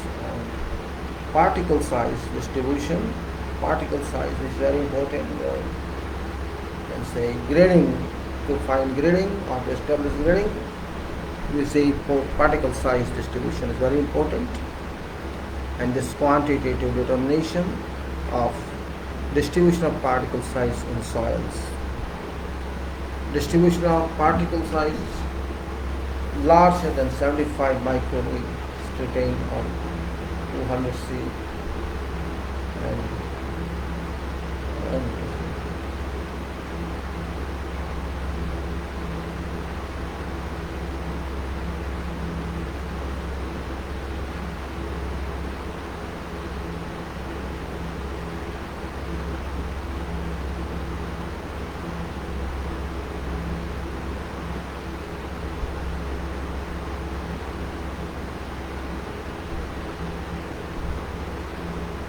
now what say this is how particle size cancels height and the engineering properties test determination of strength and deformation parameters.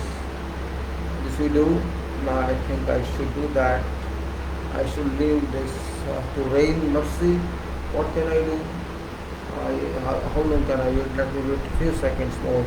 The engineering properties test determination of strength and deformation parameters. Unconfined compression strength. Unconfined means only from one side. That's other side is not formed.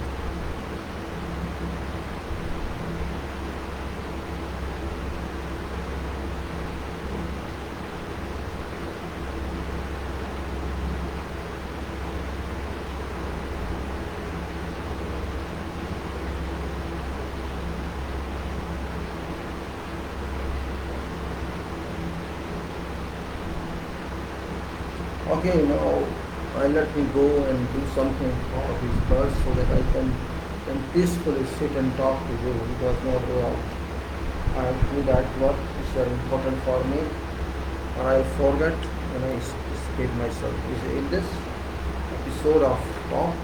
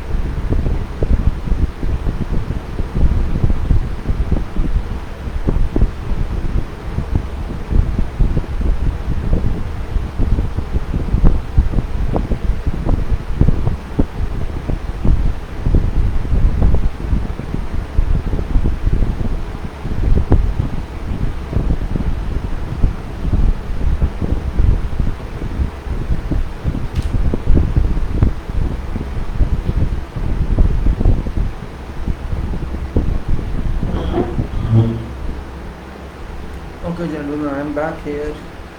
I put there low bottle. How can I wait them?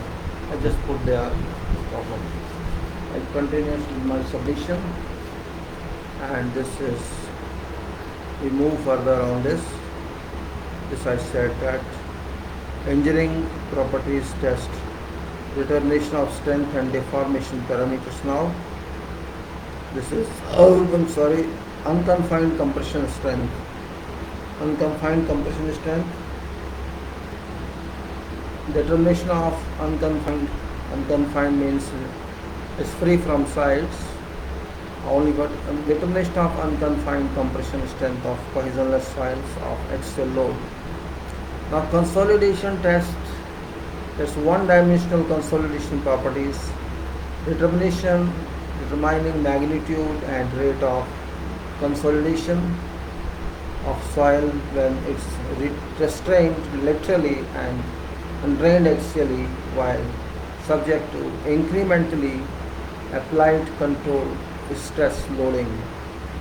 Data from consolidation test are used to estimate magnitude and rate of both differential and total settlements of a structure or earth fill. Estimates of this type are of key importance in design of engineered structures and evaluation of their performance.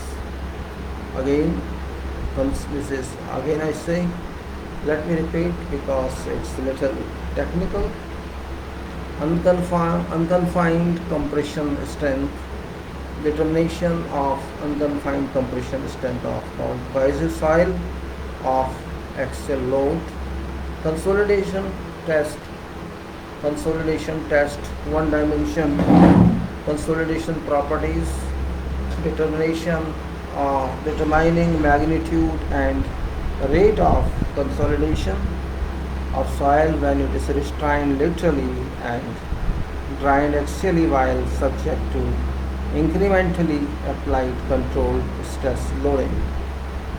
Now, data from consolidation tests are used to estimate magnitude and rate of both differential and total settlement of a structure or earth fill. Now, estimates of this type are of key importance in design of engineered structures and evaluation of their performance. Now, consolidated undrained triaxial compression test, undrained triaxial compression test, determination of strength and stress strain relationship of cohesive soil when specimens are isotropically consolidated and sheared in compression without drainage at a constant rate of axial deformation.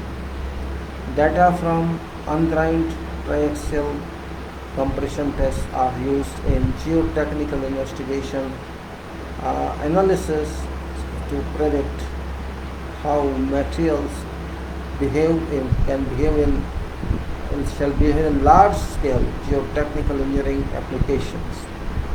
An example be to predict stability of soil on a slope, whether slope shall collapse or whether soil shall support shear stresses of slope and remain in place. Undrained triaxial compression tests are used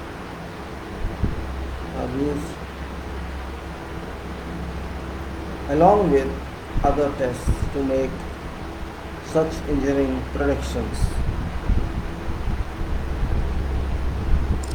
Uniaxial compression strength test, determining unconfined compression strength of intact rock core specimen. It's a test method for compression, for compressive strength and elastic moduli of intact rock,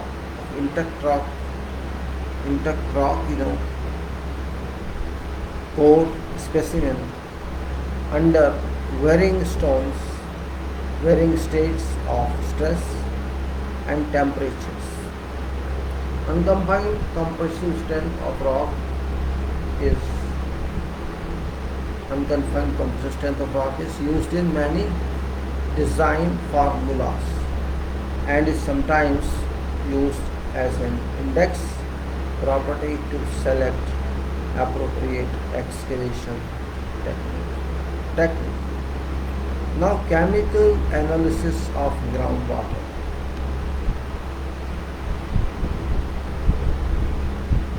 Chemical analysis of groundwater.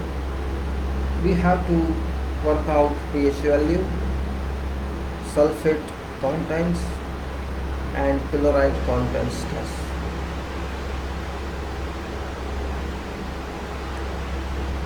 Chloride content test. So very important, pH value, sulfate contents, and chloride content test. Determining aggressiveness of groundwater to concrete and steel structures. A geotechnical investigation report is very important. These tests we have talked of takes lot of energy, lot of time, lot of technical input, lot of material input, and all knowledge of soil and engineering. Tests are conducted in many ways. We every day see on site somebody is coming and testing how they keep their equipment there from the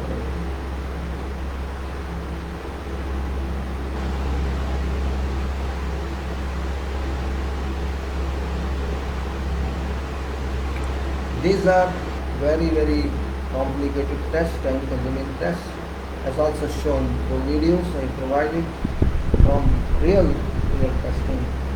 So there are so many videos available and you can refer to yourself.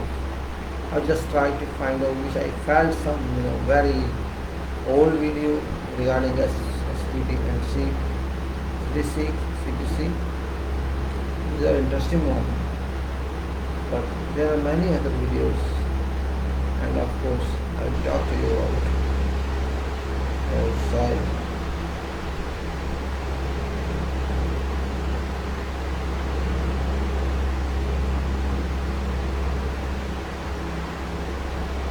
These tests, whatever we do not seem that these happen here and somewhere here and somewhere there. The site's very big. And some people work there, they do, and it seems that some activities are ongoing on the site. But this is only investigation activity. At that time, there will be no site engineer, there will be no project manager, there is no one, and nobody knows what's happening. And even if they are informed something is going on, they won't go there. Say, they will go there. Okay, just take this point here, take that point here. They will just give 2, 3, 4 points, or they just will have a plan of that land and just coordinate approximately take here and take there. But not necessarily little this way or that way. It's not acceptable. It's not very hard and fast in that sense. Tests are important, and particularly they should be aware of structures how to come in those areas particularly. Because after all, control is so weight.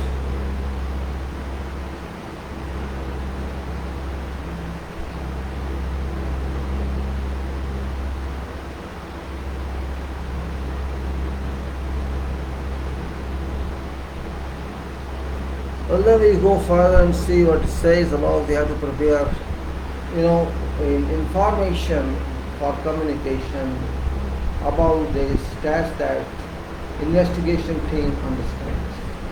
Our head of laboratory, who is also an engineer, understands.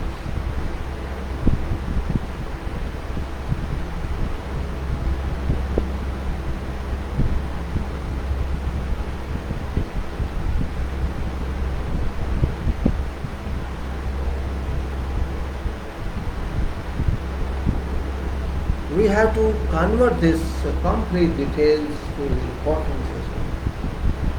And what we have to see is, can we start anything in writing and do that, or we can go professionally to write a report. That point is professional one.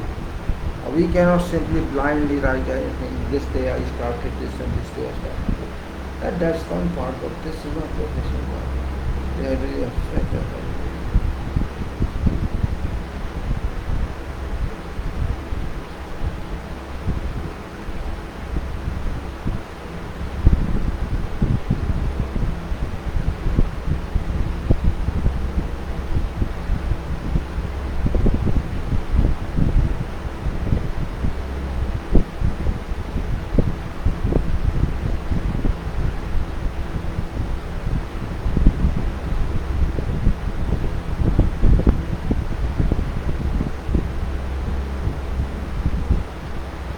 Well, we'll go to reporting, that's so important.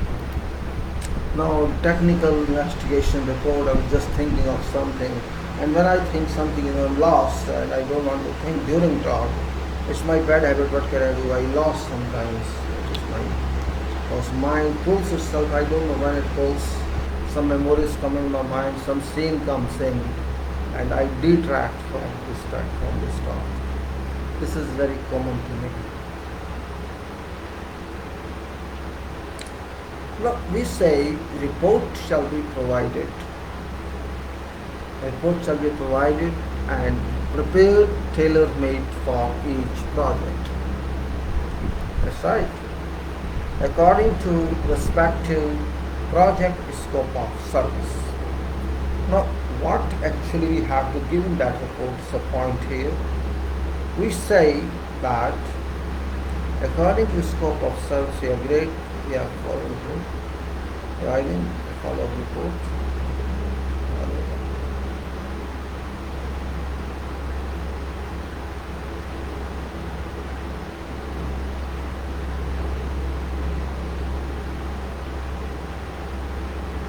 After that, can say that the detailed report to be provided, and we have to consider in a way, we have to compose in a way that it looks little professional.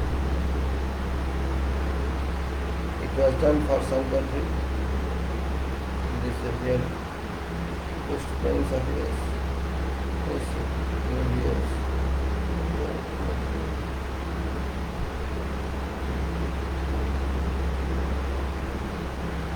Let's say what we have to do in that actually, let's say one forwarding type, not forwarding exactly, forwarding type I say, explanation of contents that may say executive summary, means just we want to tell what we communicate what we have done.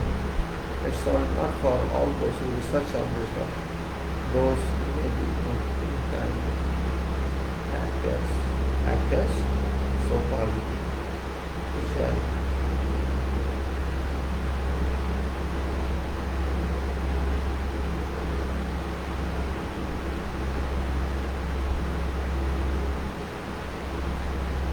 In this report, we have to describe what. We have to describe what is project. What is project actually we have to define in that report. You can say it is project description, right? Then description of works performed with respect to geotechnical investigation program. So one is what is project we are working for, and then what is our scope of work in respect to geotechnical investigation program.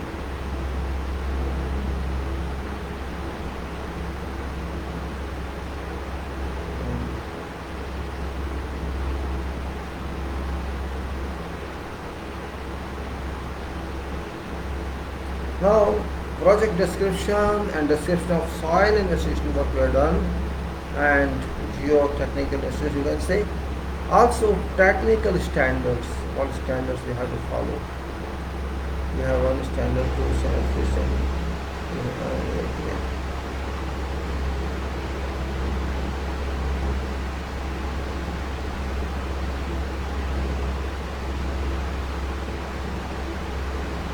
After that, technical standards and site conditions we have to define.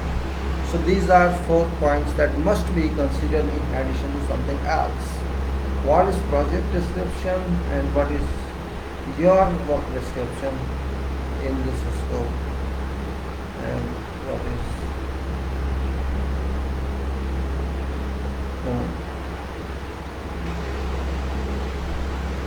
next one, we go to field investigation, in details of what you have done. I will write here, not very extensively, but in a way that it's understandable.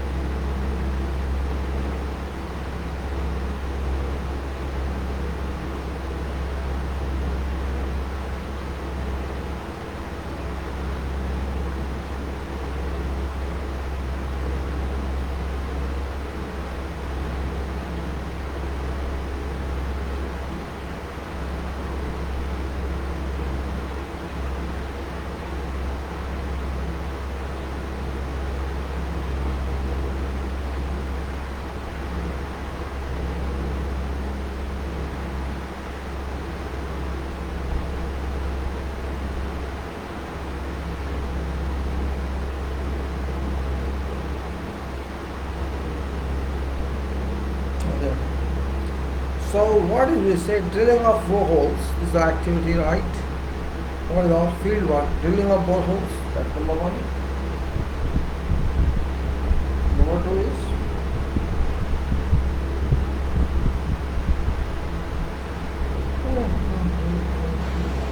number two is soil sampling. Number three is rock pouring and rock sampling. Then standard penetration tests.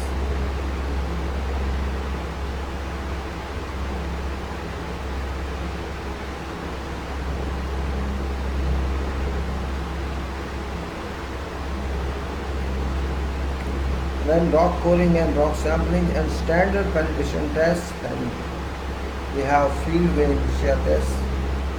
And then we have cone penetration tests. Final quantity without observation.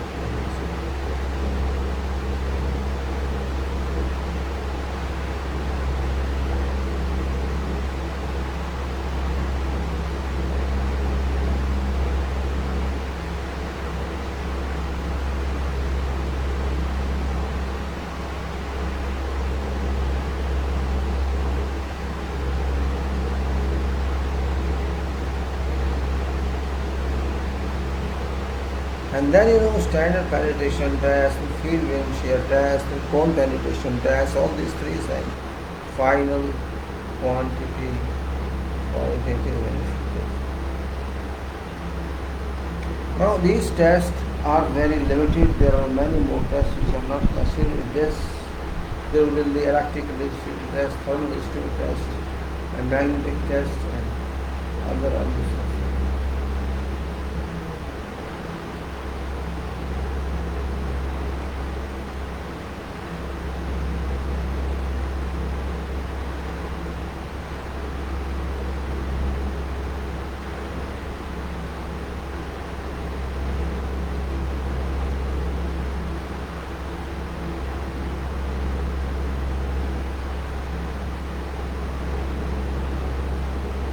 So let's see these tests. We conduct these tests as usual in practice, and we enter all these. Then electrical resistivity, thermal resistivity, magnetic resistivity changes, non-magnetic. So many other soils are there. Moves. I have given some, and we stop again. You can consider. Now general level testing.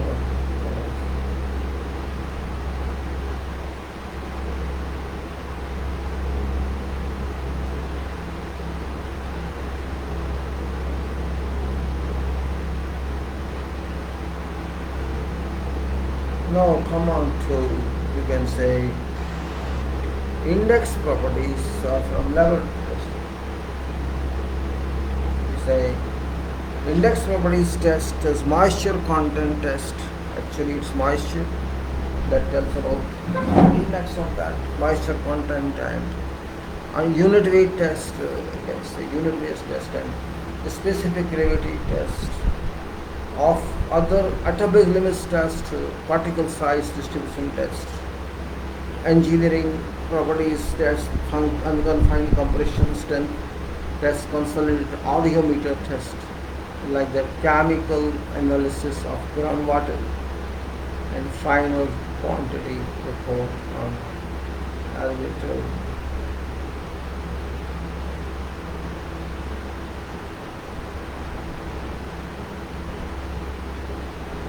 And then you say final quantity report on level test. Evaluation of soil conditions and soil parameters. These were tests which we did on site and we reported in. Now what do you evaluate all these tests? See, there is no formula that we can tell something directly. We have to use so much caliber on this, and you can say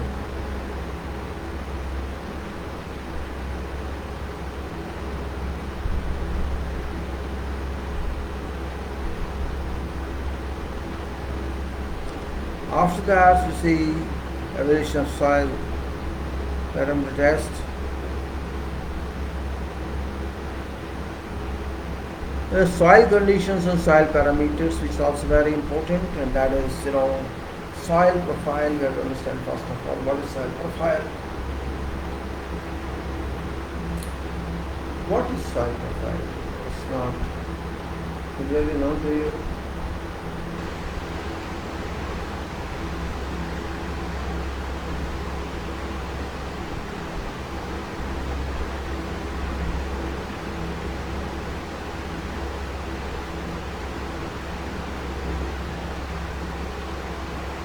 Now, soil profile.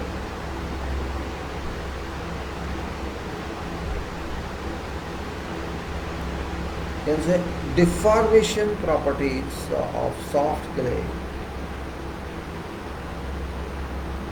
Soft clay layers, pre-consolidation process, you can say procedure, pressure and on over consolidated ratio. Both compression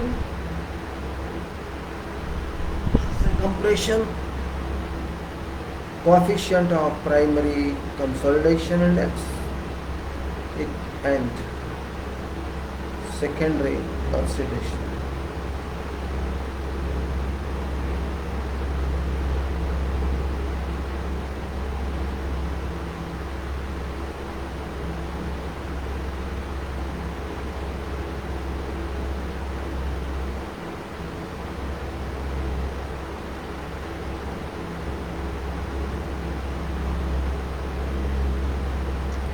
So, deformation properties of soft layers, pre-consolidation pressure and over consolidation pressure.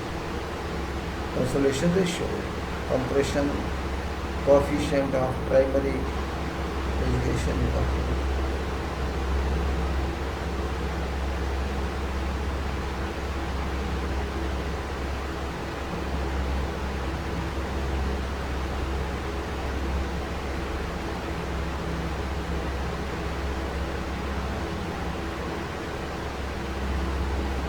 Then you can say that strength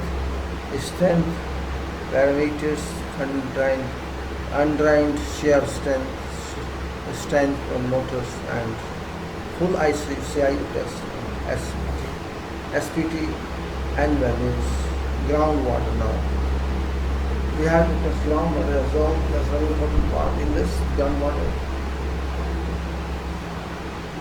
That is groundwater level nourishment, nourishment, or you can say, you can say groundwater nourishment, and of course,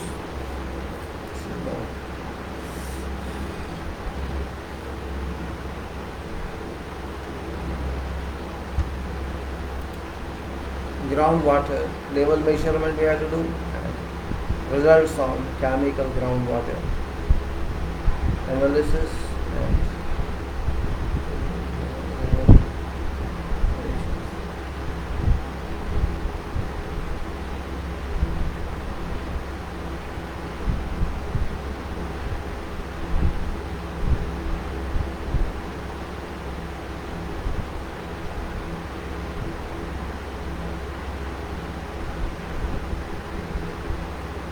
Okay, now groundwater level test and measurements and results on chemical groundwater analysis and evaluation of level of aggressiveness in structures. So result of chemical groundwater analysis and evaluation of level of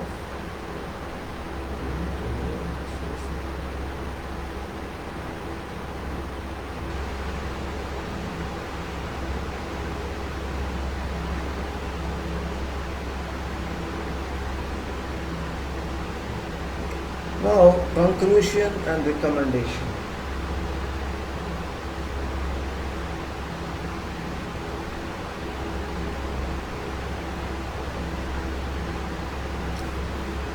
Geotechnical soil conditions of project site. This is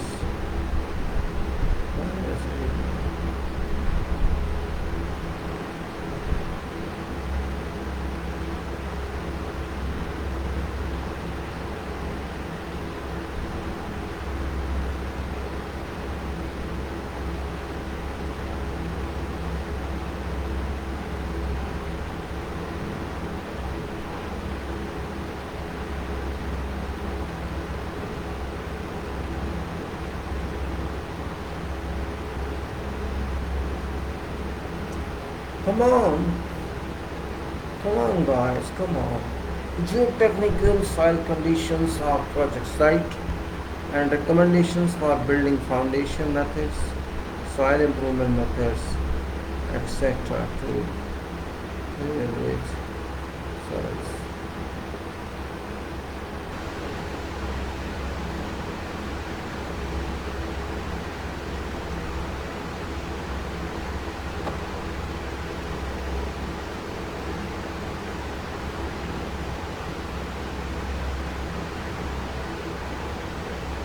So let's say apprentices now. It's now apprentices attachments, you can say a summary of laboratory testing results. These are apprentices.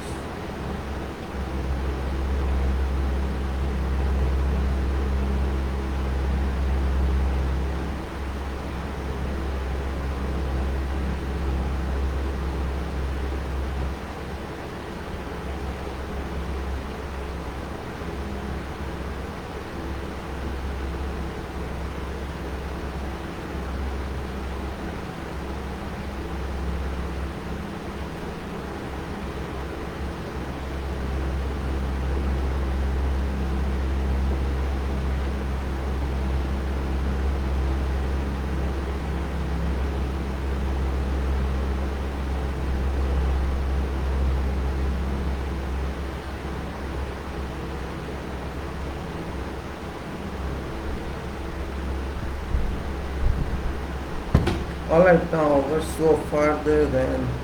What we attach summary of laboratory testing results on index and engineering properties and bore logs and standard penetration test results, then rain shear test results, results of laboratory testing and work progress course.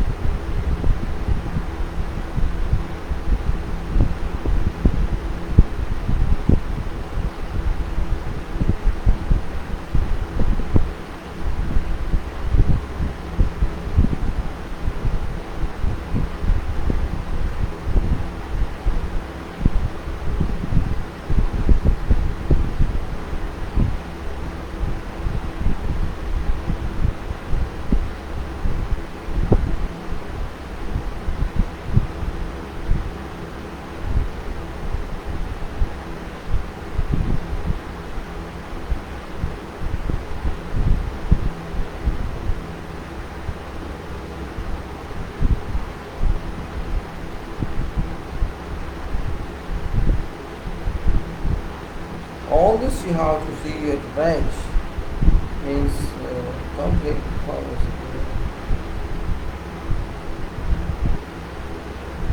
Now these are all reports that we are including drawings we have to write. Now also we have to write reference to codes which are very important for purpose of evaluation. At least course you have to give, if not more than that. You cannot give sections and all that. At least course. Sections may be available in your and stuff.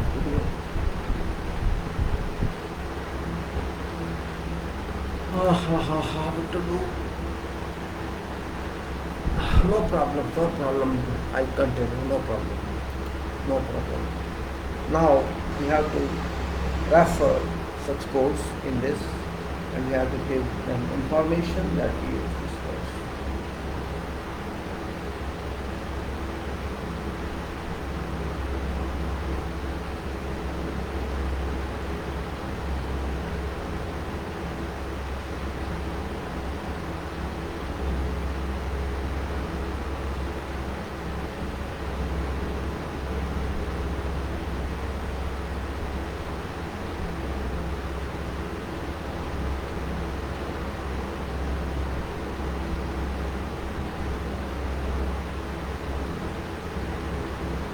Or code of practice for site investigation. Do you have a code of practice for site investigation?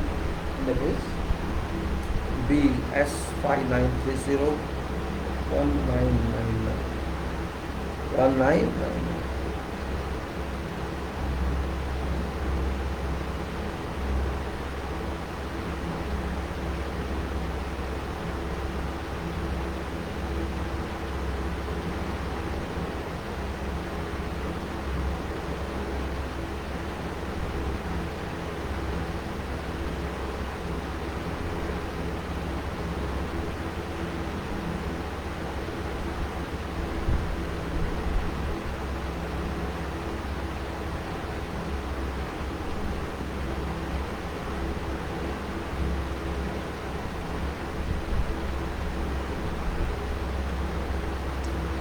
So one is code of practice for site investigation, BS 593-1999. Then we have Vietnamese code of practice for exploratory drilling.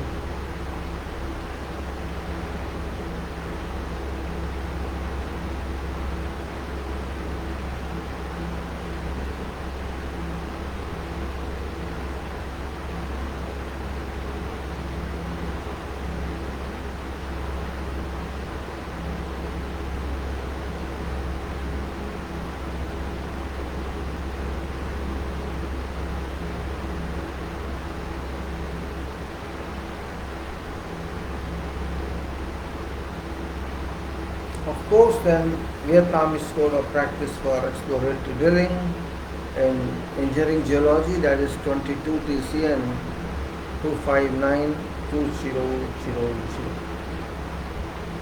Vietnamese standard of geotechnical investigation for marine structures and dies, 22 TCN 260-2000.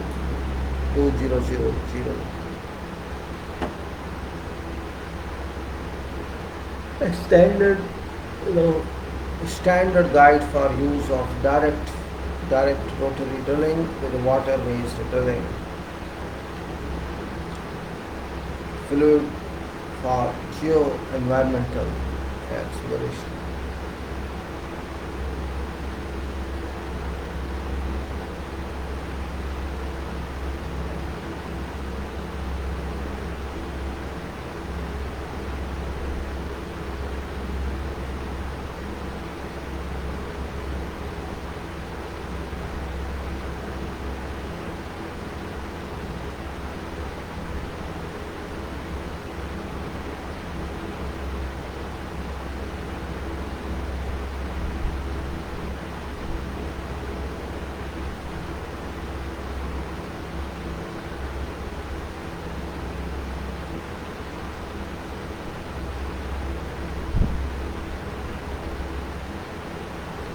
Then we come on to, you can say one by one, it's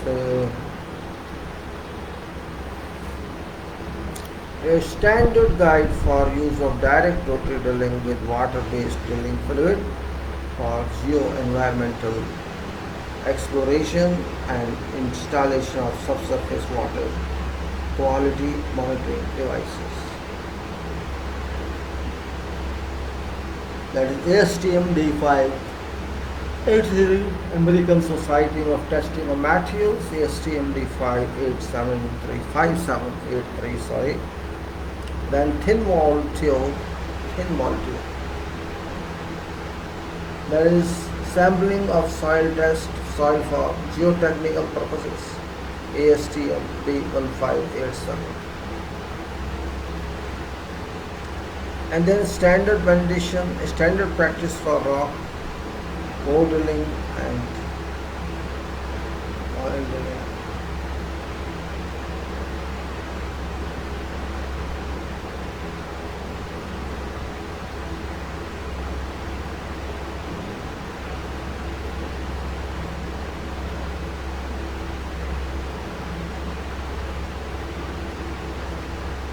And then thin wall tubes, sampling of soils for geotechnical purposes, AST MD 1587. And standard pen practice for rock, core drilling and sampling of rock for site investigation.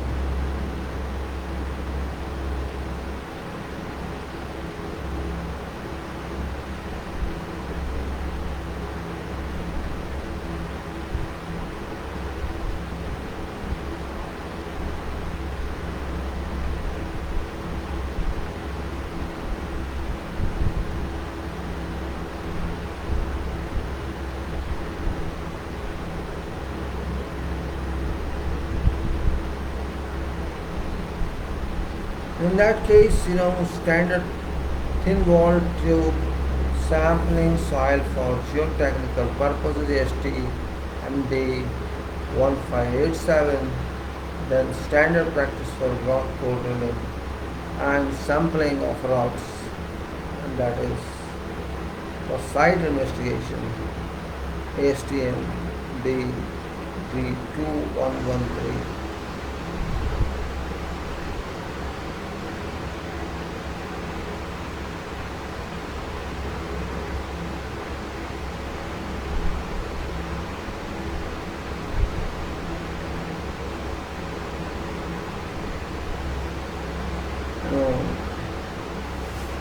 Is testing method for penetration test and also standard practice for rock drilling. So standard practice for rock drilling and sampling of rock or site for some investigation is ASTM D2113-99.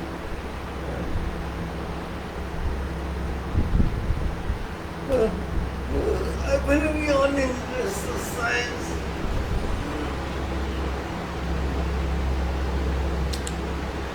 Then you can say test method for penetration test and spilled barrel sampling of soils, ASTM B1586.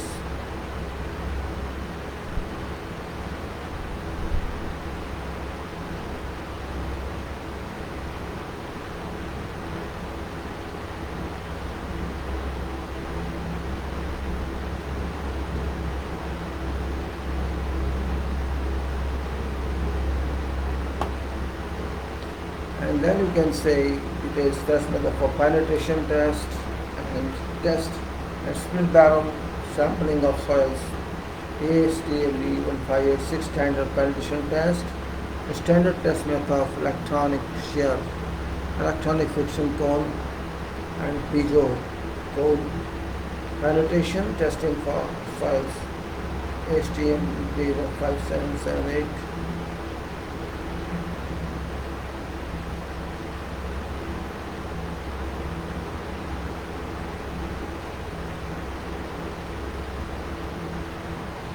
Then this is a standard test method for field wind shear and fine grained soil, ASTM D82573 field whale shear test. Standard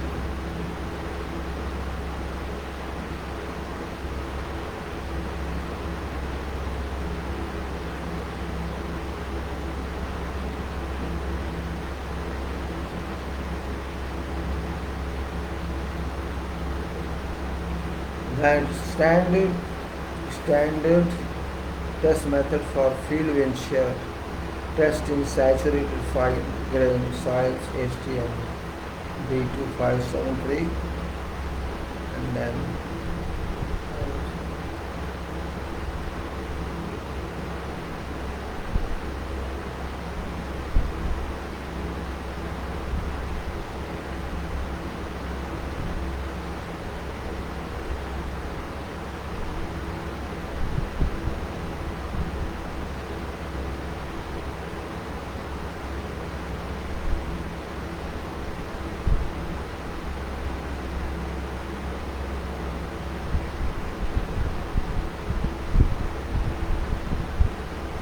come on, then we can say this standard practice to description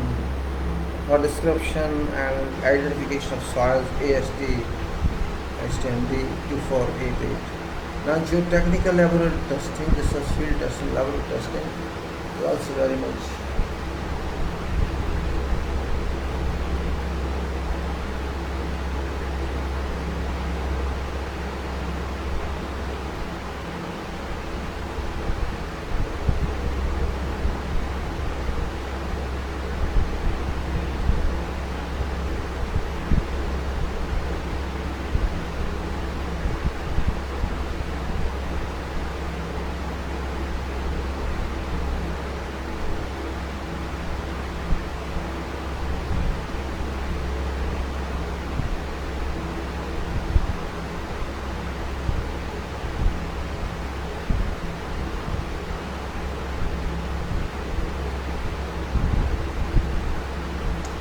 of that. Now we are talking of laboratory testing, which are more important.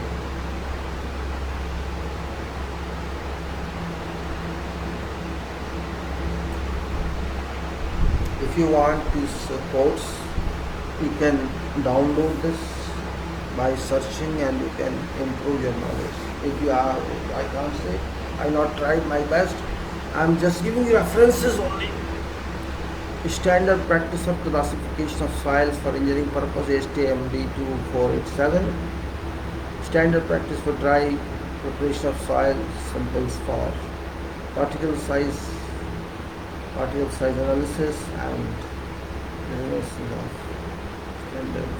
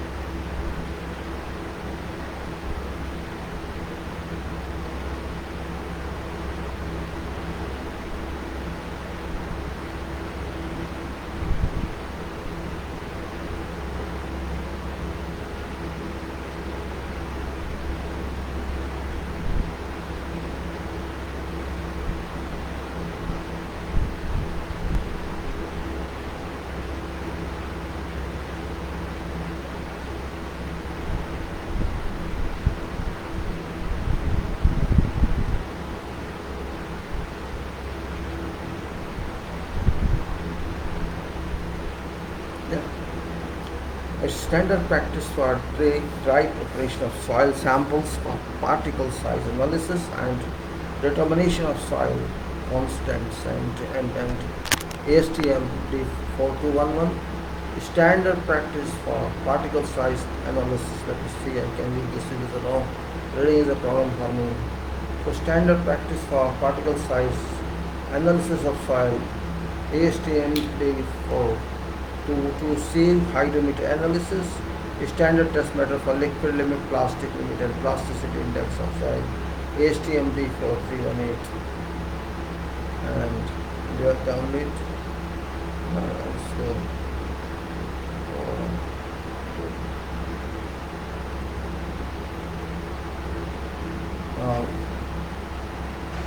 Then say You see, item analysis is there, then standard test method for liquid limit, plastic limit, and process index of soils. ASTM-D4. Sorry.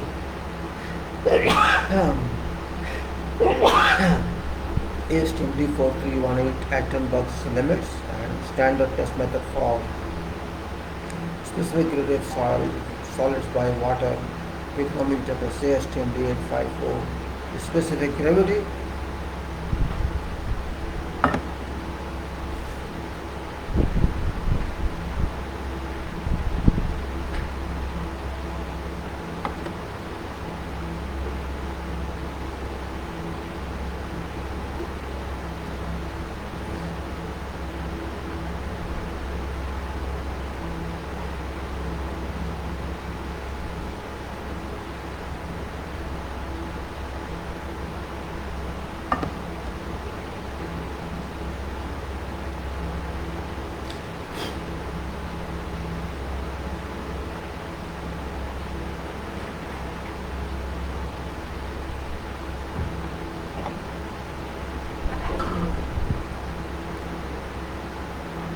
Standard test method for laboratory determination of density unit weight of soil specimen ASTM D763 bulk density.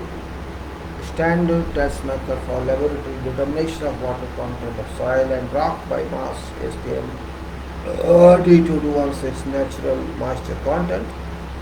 Standard test method for one-dimensional consolidation properties of soil using incremental loading ASTM D2435 oidometer test. Standard test method for unconfined compressive strength of cohesive soil ASTM D2166. Standard test method for consolidated undrained triaxial compression test for cohesive soils ASTM 4767. And then you can say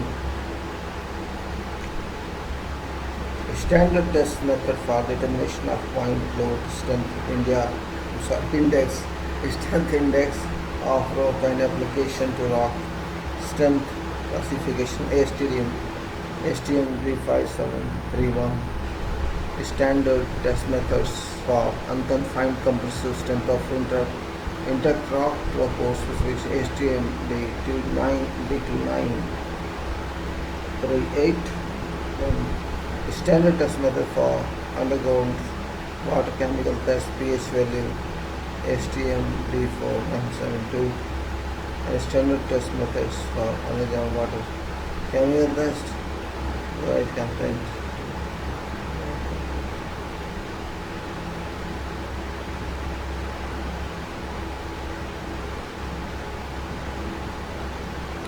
So we say that we have this test, and actually this you file now this is almost finished. I should say that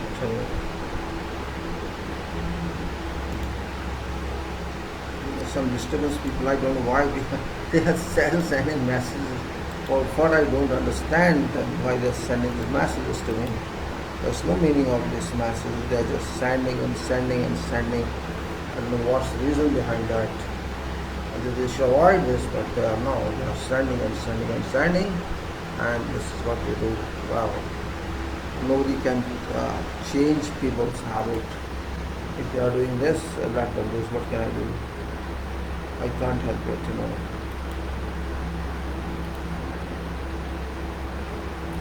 So we now continue on this topic this page was just to try to help you understand about I let me put battery off for just half an hour so that I can save some heating. Battery is very important for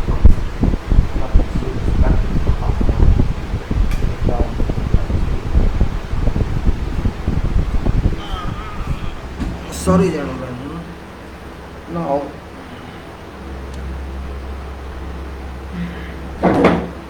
let's let's go back. This was about soil, and I said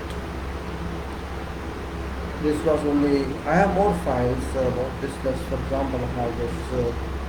Though I don't know whether I'll be able to give that detail now. I don't have this. You can say.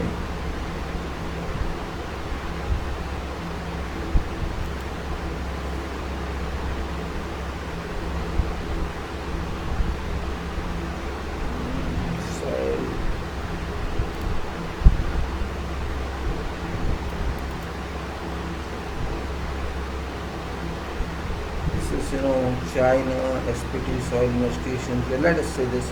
Maybe I'll give this photograph of this. This will work, I think. Let's say this.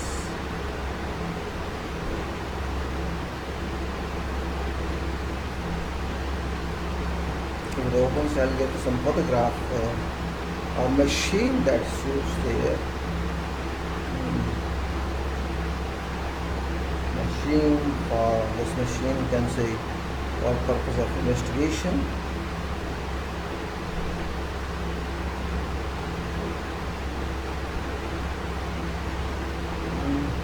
Yes, it's there, I know that. This opens, takes time to open sometimes.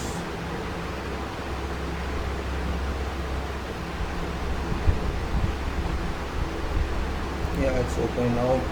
Now this is a, I wanted to give this file in talk, but let me give just, because this is a commercial file for advertisement, I don't like to give you this, but I want to give machine information about that.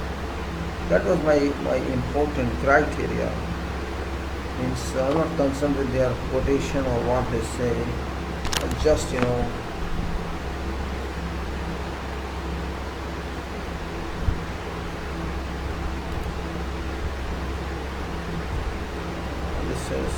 come on, move, my God, it's lazy.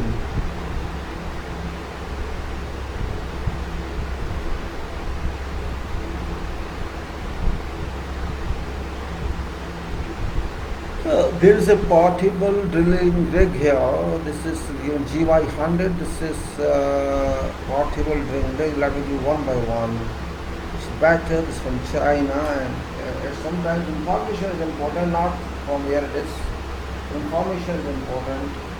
I believe China is also good as far as these machines are concerned.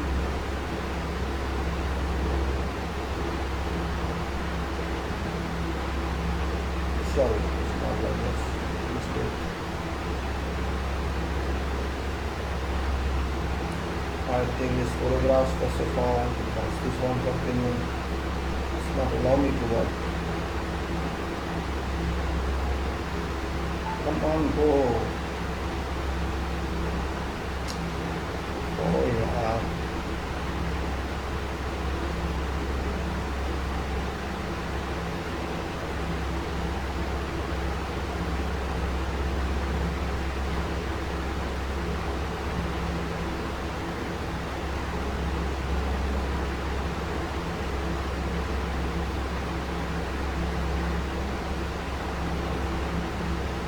Okay, I have deleted few files, so I can view this photograph now.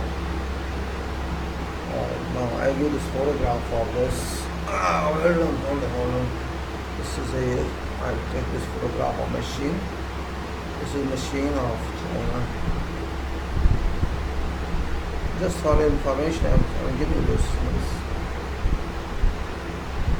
And then also another machine, which I'm giving you here. Three machines, so that you can see what I'm talking of. I'm talking of like this, and this is here. Now this will not look like this.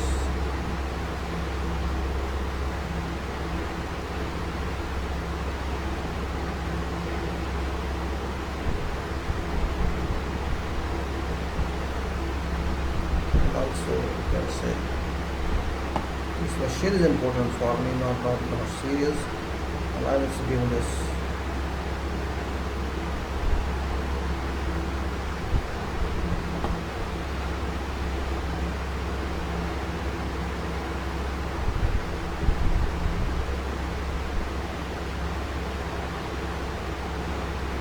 guys, I'll give you now. First of all, let me give you this.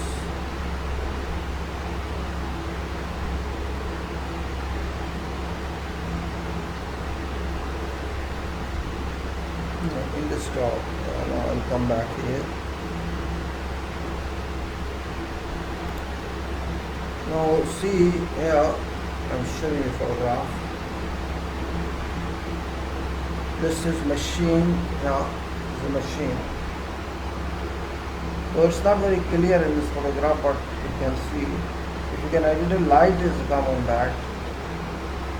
It looks very bad, I think. Right? So if I show you this way, is okay.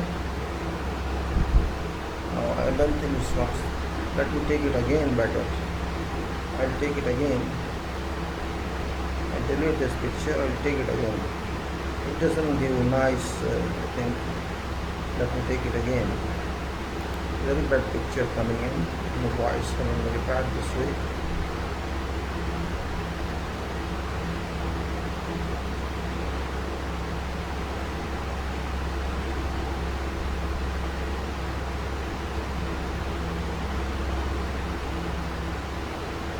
So let us see if I can do that one. I think it will be better.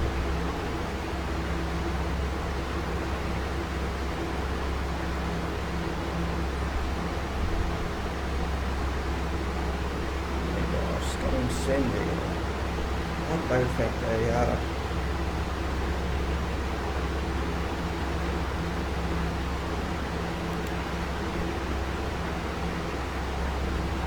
Now this I can show whatever it is. You take it now first.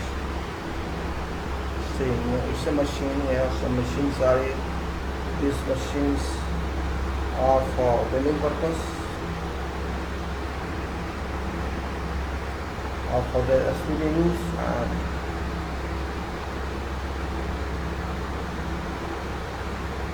and if you go down further, you'll find that. Oh, go! Come on! Don't make me fool, you guys. And now it's you see, some people are sitting handling this machine. This only for that.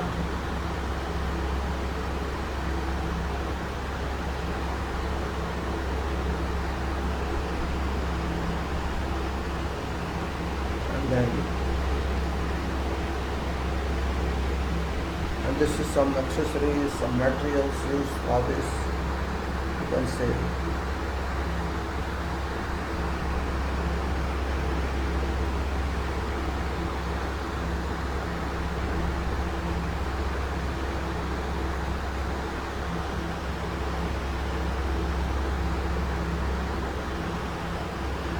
That's materials for this process. I'll do more on this.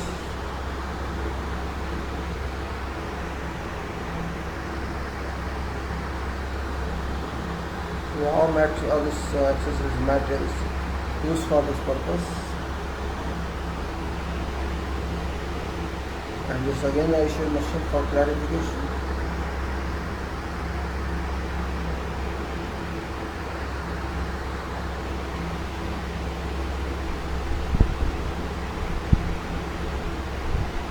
Also, I speak all this now to you.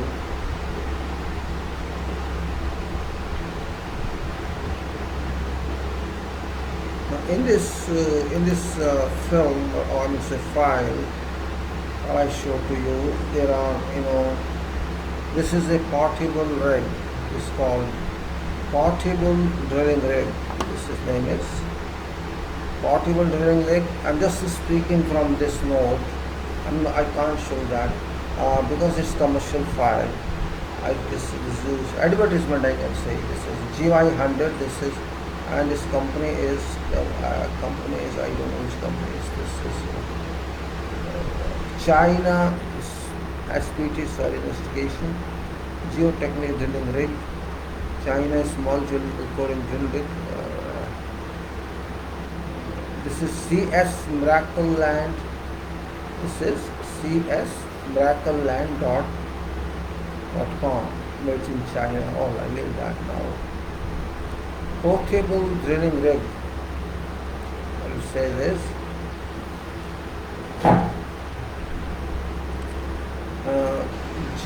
GY100. This name is GY100.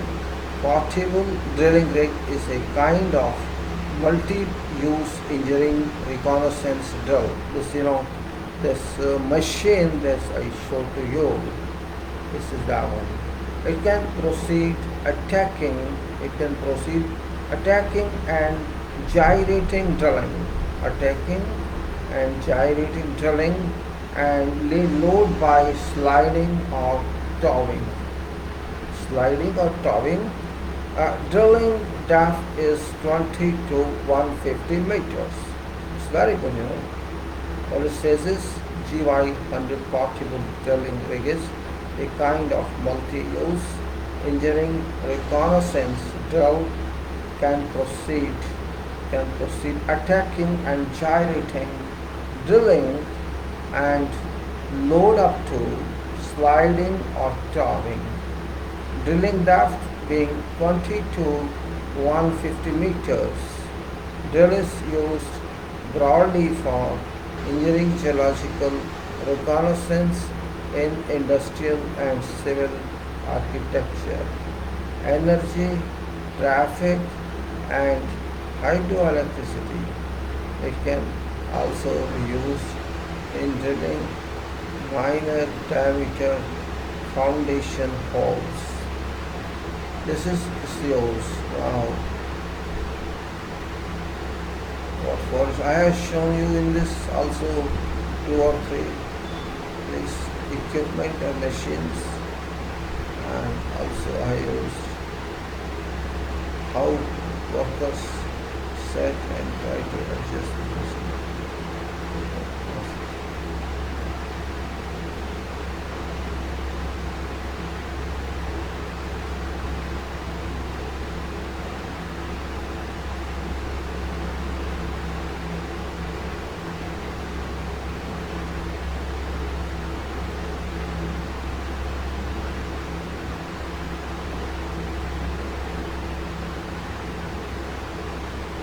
Then there's, in addition to this machine, installation is shown by the worker sitting the light on photograph actually. Then there's a group of pipes you have seen, a stack of pipes which are inserted in there. These pipes, these are fixed by union connection, and there are other accessories stacked in that. Then there are many other more. You can see all the accessories are these technical parameter of GY100 portable drilling rig.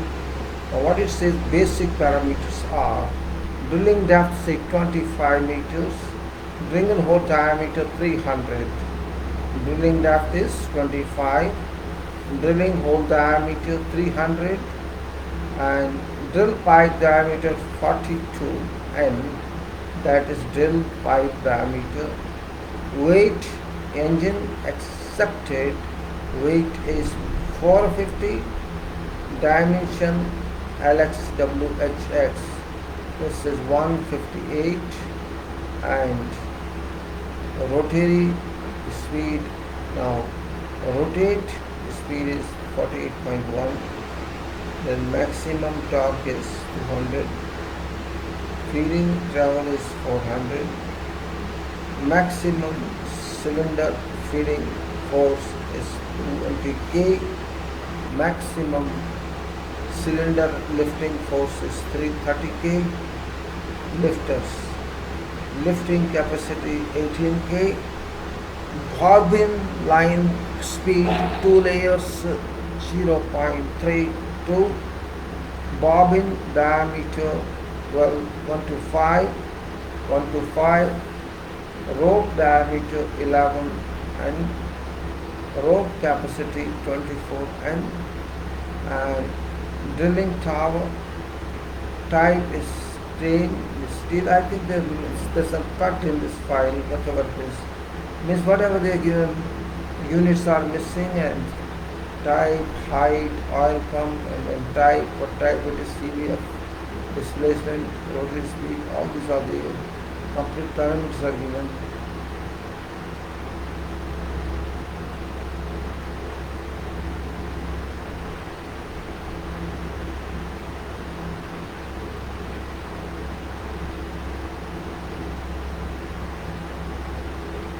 That was this file. Now I closed this file because this file has not for that purpose. I wanted to.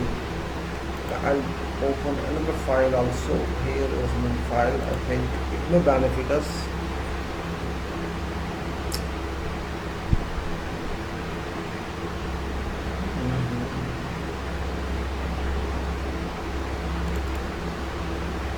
Maybe I don't know. Can't see what's out. Let's see what this file says.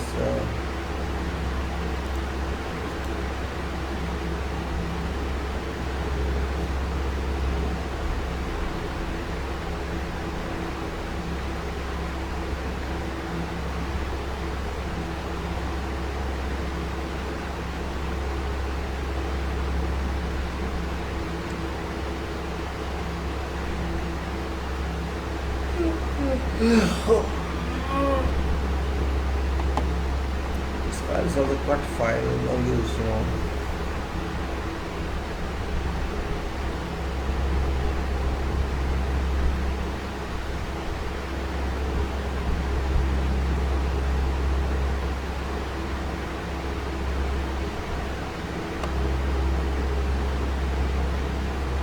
File, but cut file, no, is a waste of time. I don't do that. I'll find some other file. It's no use file. I close this file. There's no use. Just cut files, downloaded files are not good one. So I don't want to do this file. Alright. Well, no problem. Now we have gone through some engineering data from references. And yesterday I was doing all this. We were on our, this is about SPT and CPT, all that we done. We have to go to original study that was missed. Student study, I can say. We are doing yesterday. Now we'll go to books back. And yesterday we did our how to find bearing capacity of soil on site, and we did this now. I think we were doing this, we were doing Hausel method, we did that, and we have gone through plot of load segment curve. We also did work on that, and we did all this. I show you to remind you what we did yesterday, so that you can remember, not to waste time further, that we did yesterday this one. Let me show you first page so that you remember I did that one before, and what we did yesterday. Page by page I can show you to remember you what we did yesterday. This we did yesterday. All this text we did yesterday. And also when we go further and see what we did yesterday. We did this test.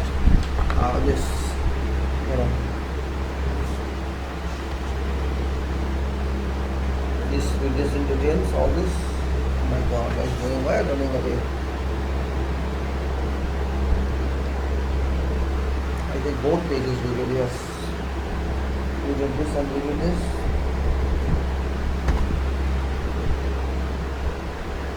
This yesterday for your example and for information I showed you, so that you don't waste time. Then we did this another one, and this is the one.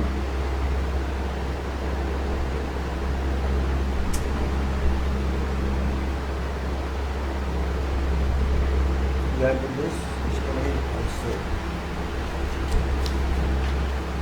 We did the other one, then we did this one as well.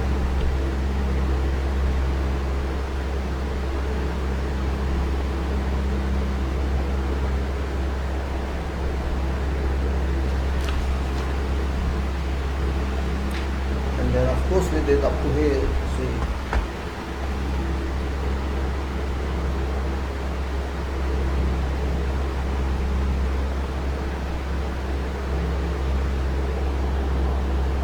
I'll do this now. Up to here, a household method. Curve is the curve. Yes, this curve is here. We studied this curve also in this addition.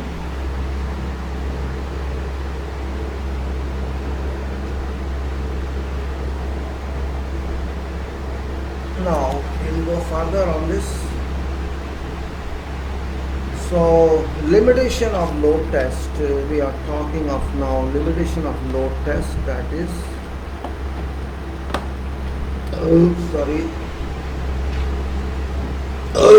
sorry, limitation of load test. Now plate load, we are talking of plate load, very pressing. Sorry, क्या हो गया?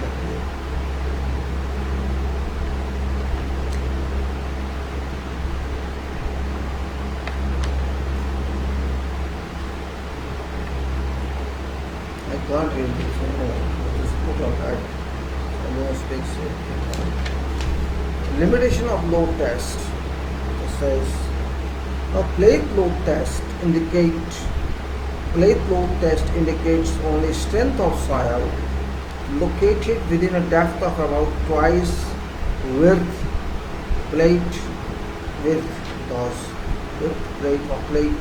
because a pressure bulb of 0.1 time load intensity Q is usually taken to indicate zone of increased stress that may cause settlement of foundation.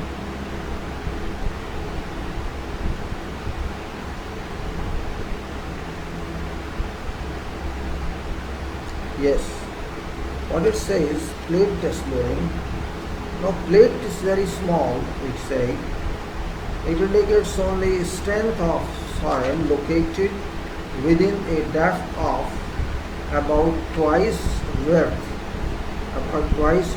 of plate because a pressure bulb of 0.1 time load intensity Q is usually taken to indicate zone of increased stress that may cause settlement of foundation, and this zone extends to about twice width of foundation. Now, strength and settlement characteristics of soil within this pressure bulb can only be known from a plate load test. Actual footing is much wider, hence bearing capacity with settlement will depend on properties of much thicker strata of soil. Unless soil within bulk of test plate is representative of soil within bulk of pressure of actual foundation, test fails to predict behavior of foundation, which is evidence.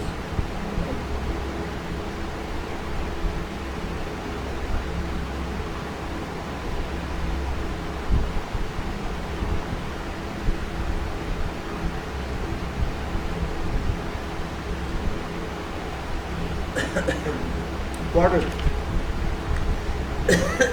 Actual footing is much wider, hence bearing capacity and settlement depend on properties of much thicker strata of soil. Unless soil within bulk of test plate is representative of soil within bulk of pressure of actual foundation, test fails to predict behavior of foundation, which is equivalent from this figure. What is shown is this figure. One is plate bulb and one is real bulb. Both bulbs are here. The smaller one is plate bulb, I can say. The smaller one is plate bulb.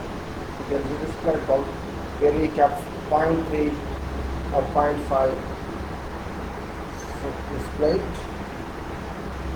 This is bulb, small bulb, whereas this is real foundation. So it says there is no relation directly. This is a kind of assumption. This is not real, that's what it is. So this is a fact. We cannot deny. This is reasonable, logical.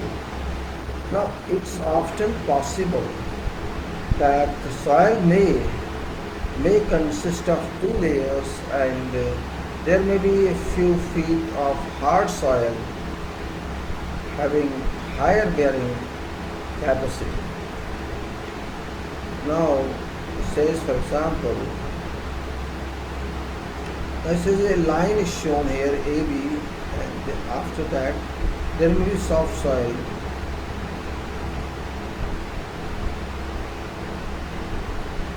Now what it says, there's a line saying, assumption is they are assuming in this real bulb, not in New York, in this real bulb he has drawn a line AB, and it says above AB line there is a hard soil, and below this there is a soft soil, right? Below is soft, above is hard. And this is pressure bulb of actual foundation, and this is pressure bulb of test plate. That's what it says now.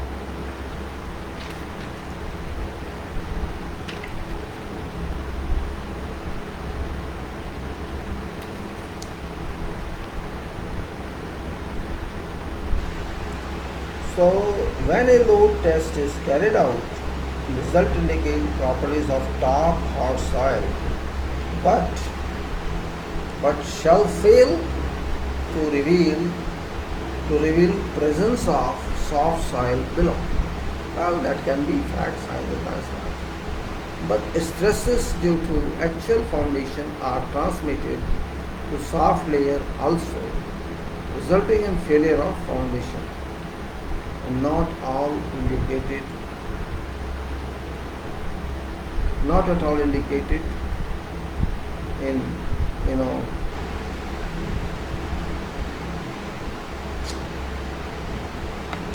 indicated in load test data. The load test data shall be valid for foundation design only when soil is homogeneous to a depth of at least 1.5 times width of foundation. Plate loading test does not give any indication of soft or hard pockets which may exist below pressure point. Hence a plate loading test must be supplemented by boring and hard penetration and other penetration. Yes. To get information about soil conditions.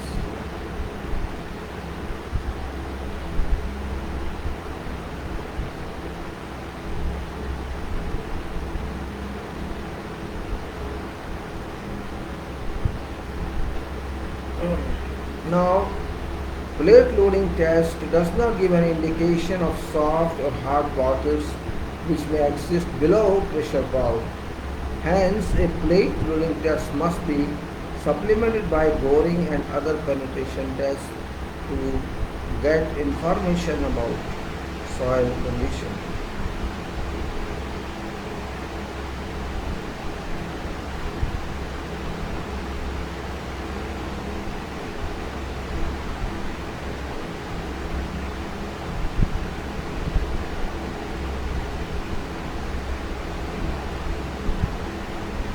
After that, you can say,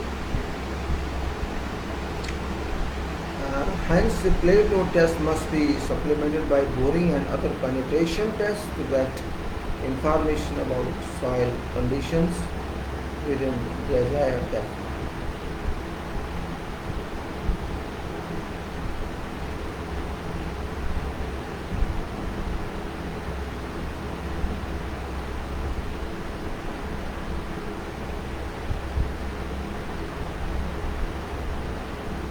Now let's move further. We need borings for that. If variable soils are met, load tests should be performed at different levels within desired depth and lowest value of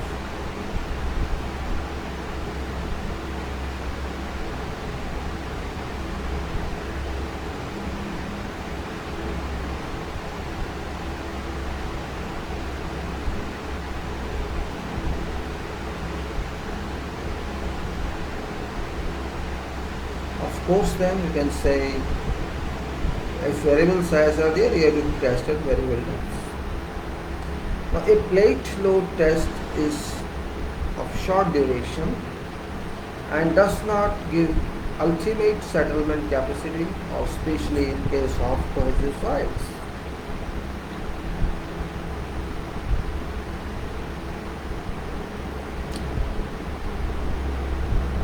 What is there? Let me see. I may not lose battery, of 50 minutes, 60 minutes. Oh, I have to put battery off. It's dangerous mark. I cannot accept that because the IT person told me less than an hour is risky.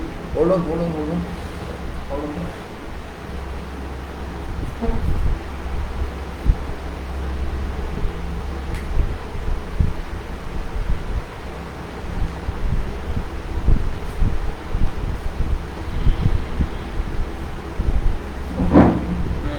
So I'm back. Battery was almost less than 50%, so I don't know. Take this over, this video will be off. This video will be off here, then this problem again. I have to stop that, Battery, just the retention of battery requirement is there. Well, so it says it's a short duration test and it does not give ultimate settlement. You can say then this is plate lactosis indicative only. Settlement of full size foundation differs from that of a small size plate. As such, unless size effects are taken into consideration, settlement of plate does not reflect settlement of full size foundation. Although pressure may be same, ultimate bearing capacity of large footing is same as that of test plate in case of saturated clays, but for other soils such as dense cohesionless soils, bearing capacity increases with size of foundation. What it says? It says ultimate bearing capacity of large footing is same as that of test plate in case of saturated clays, but for other soils such as dense cohesionless soils, bearing capacity increases with size of foundation.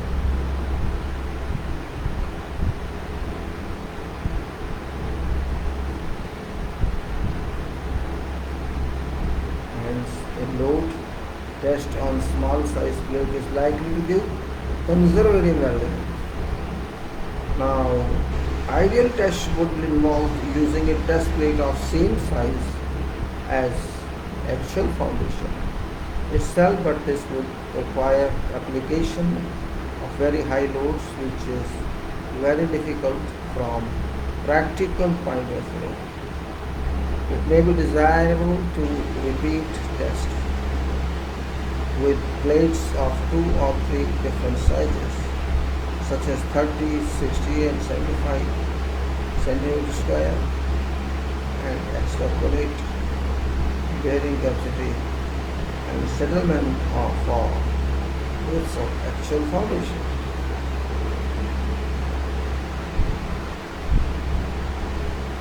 Now, results of load test. Results of load test carried about water stable cannot be applied for predicting behavior of foundations if crystal bulk is below water table. Result of load test carried out at about water table cannot be applied for prediction of behavior of foundation if the pressure bulk is below water table.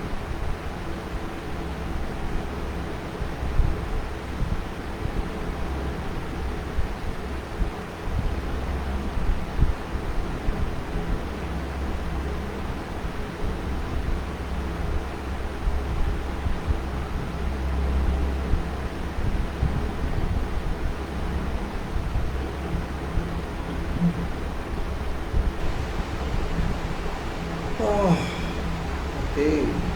Results of load test carried over water table cannot be applied for predicting behavior of foundations if its presence, special bulb is below. Okay. This necessitates, this requires action for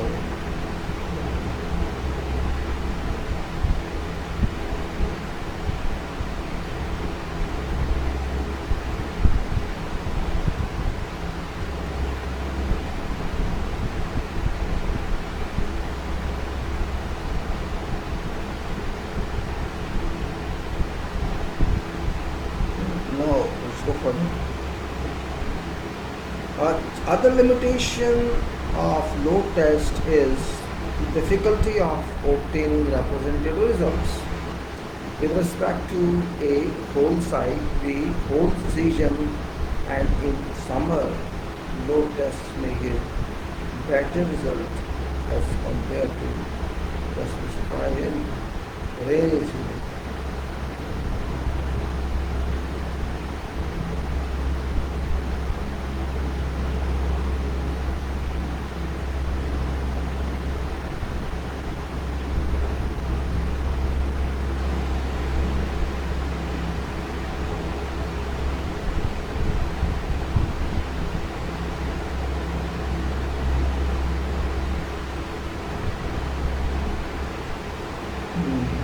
Okay, now practicality go. Limitation of this is difficult to obtain representative results with respect to whole site or the whole session, and summer load test may give better result as compared to test performed in rainy season.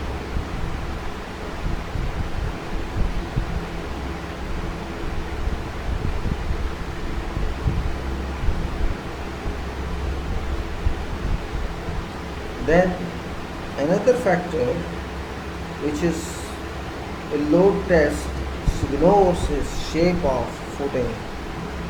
This use of bearing capacity data from a plate load test is not suitable for design of a continuous footing because bearing capacity of square or circular footing is approximately 30% more than say because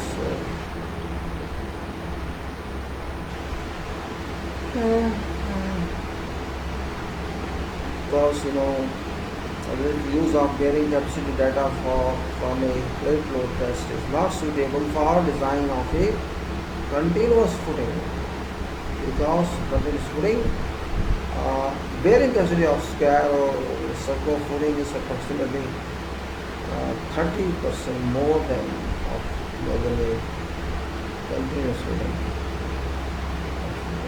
Of course.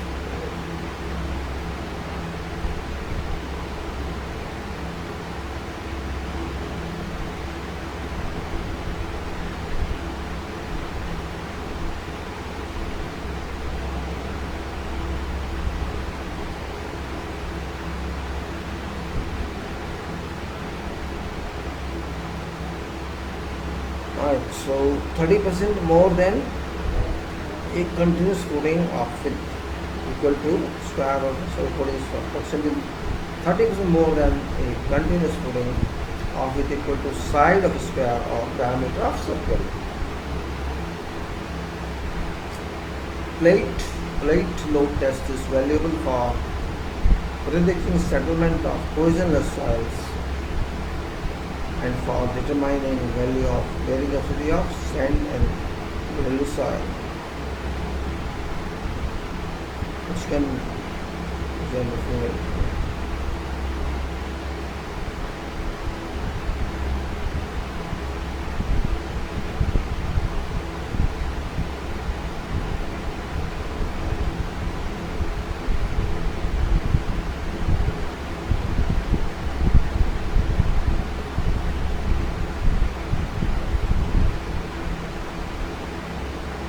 Then you can say a plate load test is valuable for predicting settlement of erosionless soil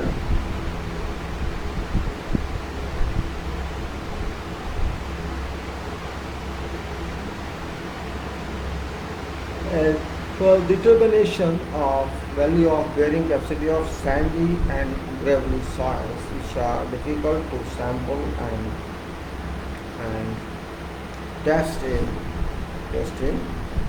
undisturbed state.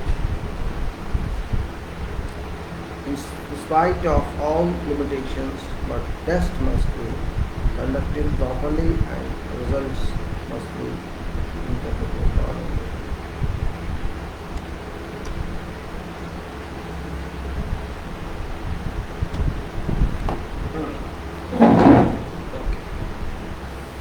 This is what we are talking now. We are now going to a standard, this is a standard dynamic penetration test. Dynamic penetration test. This was normal to do something, to do dynamic penetration test at 3:38. Should do something. Yes, 5, 6, 9, 7 o'clock it is. So let's talk something about contract. Leave it here. Later on we have to do standard dynamic penetration test. Then we have the determination of safe bearing capacity from shear consideration. After the determination of safe bearing allowable pressure from settlement consideration. Then the correction of fine sand, silt and overburden. Then the determination of bearing capacity from theoretical consideration, and then the Prajag's theory of determination of ultimate bearing capacity. And then then it is general and local shear failure, and we have what about angle of stress strain. This is we have some relational method talks here, that is stress strain test, angle of internal friction,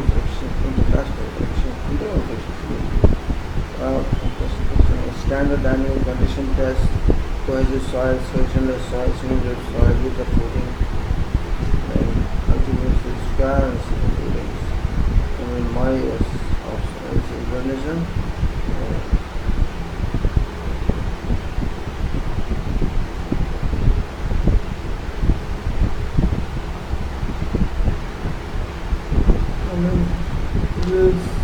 Then measure of bearing capacity factor, bearing factor, and table this. Isobar diagram, and also then. So it's a very long talk as to the application. So it's long chapter last time here. Good to tell it here. So there may be 2 days more.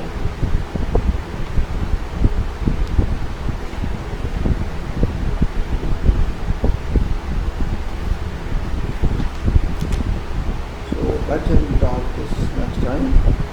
Page 50. Now, after going through soil, we go to our again same friend, contract FIDIC.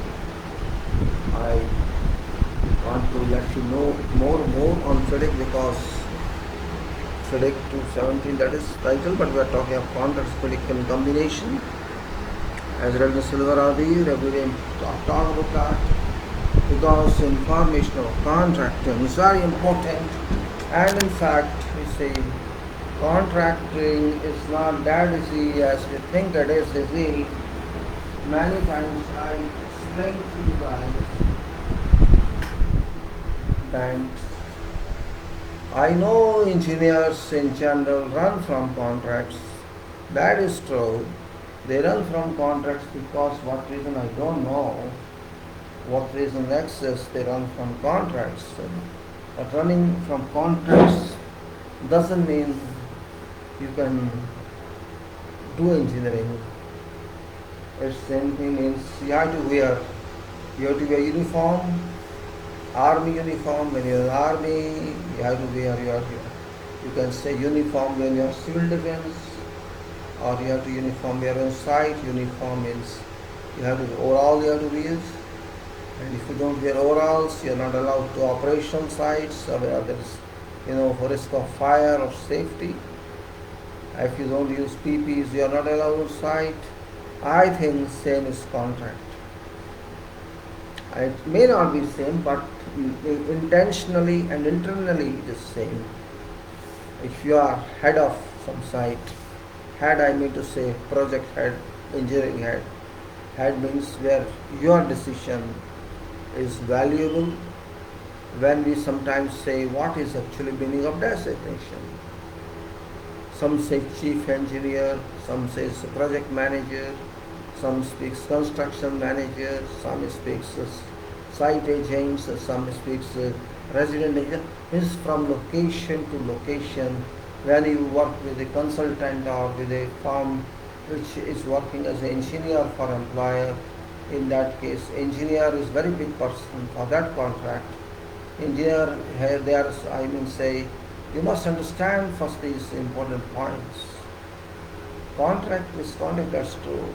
Contract moves its way. But what are basic designations?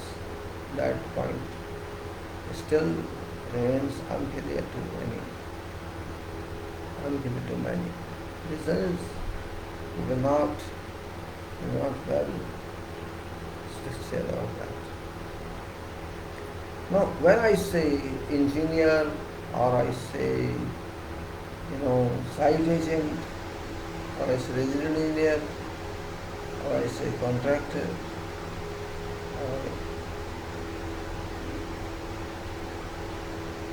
and contractor may not be serious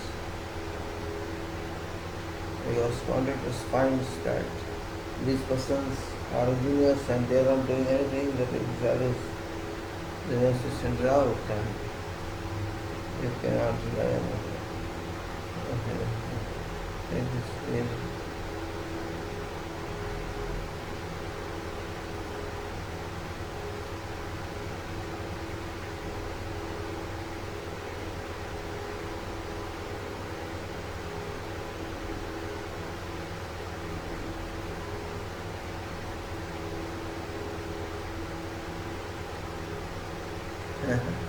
Now we are going to talk something serious. I am going to talk something imaginary or practical. You decide yourself. Because as in we say red book, is just for your recalling, your refresh.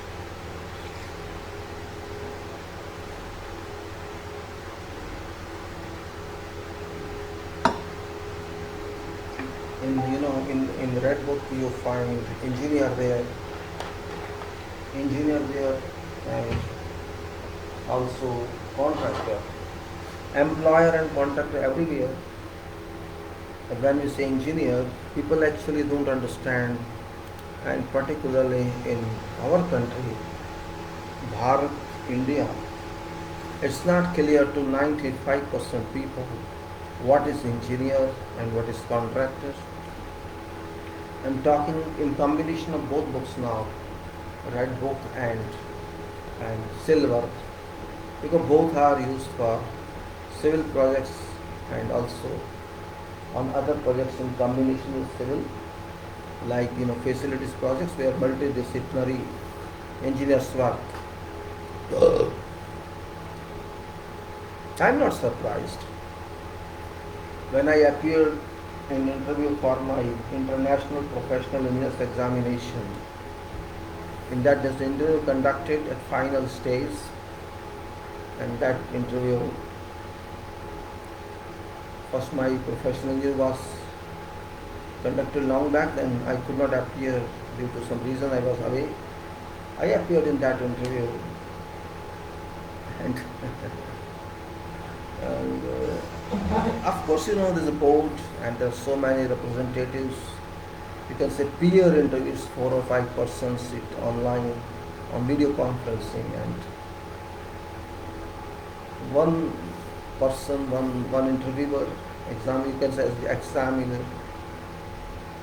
We are just talking about something, then he just raised one question: what is engineer?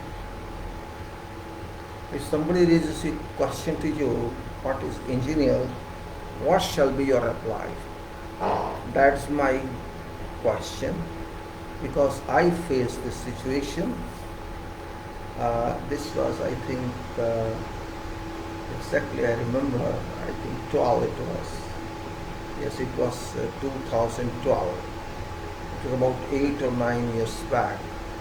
Till that time, I was designated by virtue of membership of institutional engineers as member and chartered engineer. But I applied separately. I've been elected as professional engineer effective 95 under provisional authority of EMF, but later into 2010, I think, I was professional engineer under EMF. And next time I had to repeat for international professional because there's a procedure. You have to apply for this and then you have to pass P and then you apply, repeat for this, or at same time you can do that. I could not understand that. I got P first and then I had to appear for international professional engineer. I did not know that there was another interview for that. Well, that's an interview, so I appeared that. I was away for, I could not attend that. Yet I then appeared in 2012 on video conferencing. And and then there was one Mr. I think Malhotra, yes, Engineer Malhotra. He raised this question to me. Others are there, 3-4, a panel of 4-5 people is always there. Top class in national and international engineers. There is questions, means many questions are raised. One may ask 2, 3, 4 questions, depending on your personality, depending on your CV, depending on what's your status, and they also cross question like that. So one question was, same as I said, what is engineer? I said, for every project, there is one owner. That owner appoints a person, a professional. That professional who designs that project, who takes responsibility of that project, who does everything for that project from every aspect, and after designs, after everything, after award of contract, election of contractor, supervises that in all respects, in every way, and then he delivers that project to owner and a government. Chief engineer is that, resident engineer is superintending engineer, and also that person who takes complete responsibility of all aspects of engineering, making decisions, and sharing liabilities, and doing everything for that project till that project is handed over to owner. That person appointed by owner is known as engineer in contract. All others are not engineer, only that person is engineer. As far as contracts are concerned, he was very much impressed. Then he told that he was a member of panel, member of committee that was responsible for FIDIC structures review. And so, you have gone through FIDIC? Yes, I have gone through FIDIC. There's 20 clauses. I know them one by one. Okay, fine. And I also told they have a DAB, Disputes Adjudication Board. Are you happy with it? Happy or not happy? It's better than nothing, or something like that. So he says, I'm satisfied with this. There's no one in our country who knows what is engineer. So that person told them, I said, what can I do? And they always surprised me, this man. And people told they themselves maybe not knowing that. I am not about this. Then they asked more questions about, and you can say many more issues. You can say something like project planning and something like how project is run. If there's the question was how can you control a project run? I mean, say you can say out of what they use, out of time something, they use some word, means I don't exactly remember that. There's a delay in project.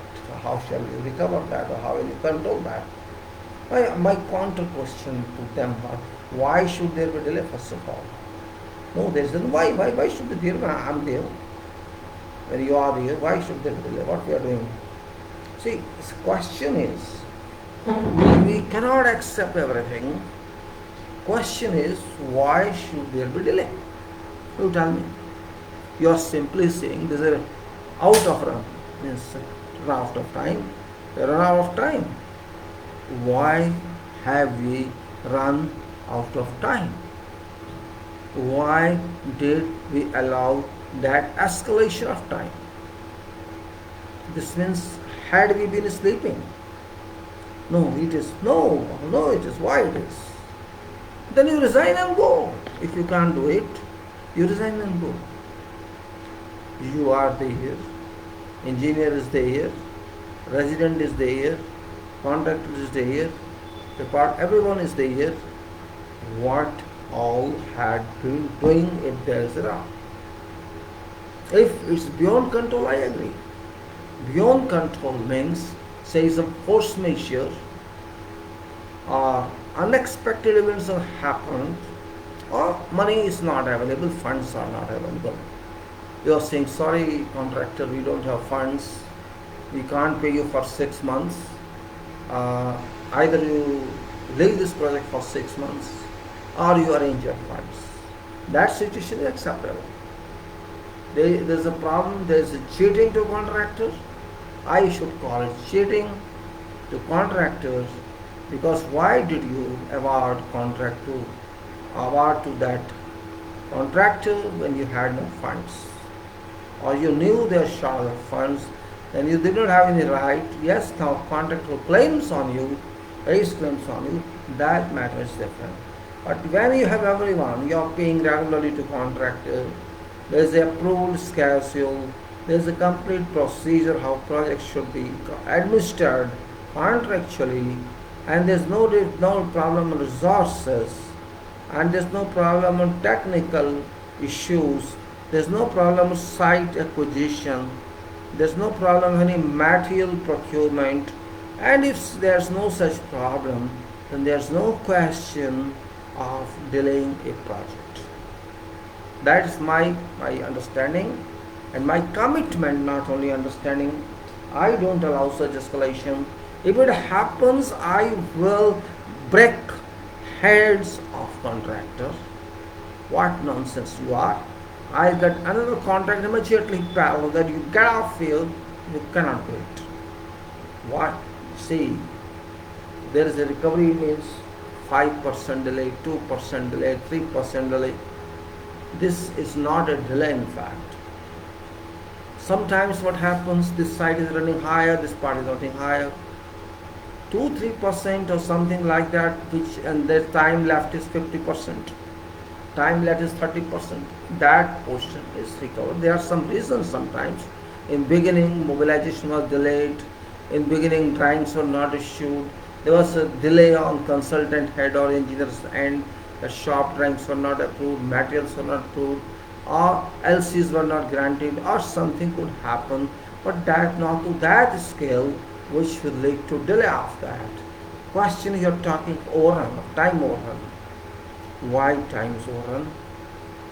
Are we not serious? After all, there is a relation between two parties, employer and contractor.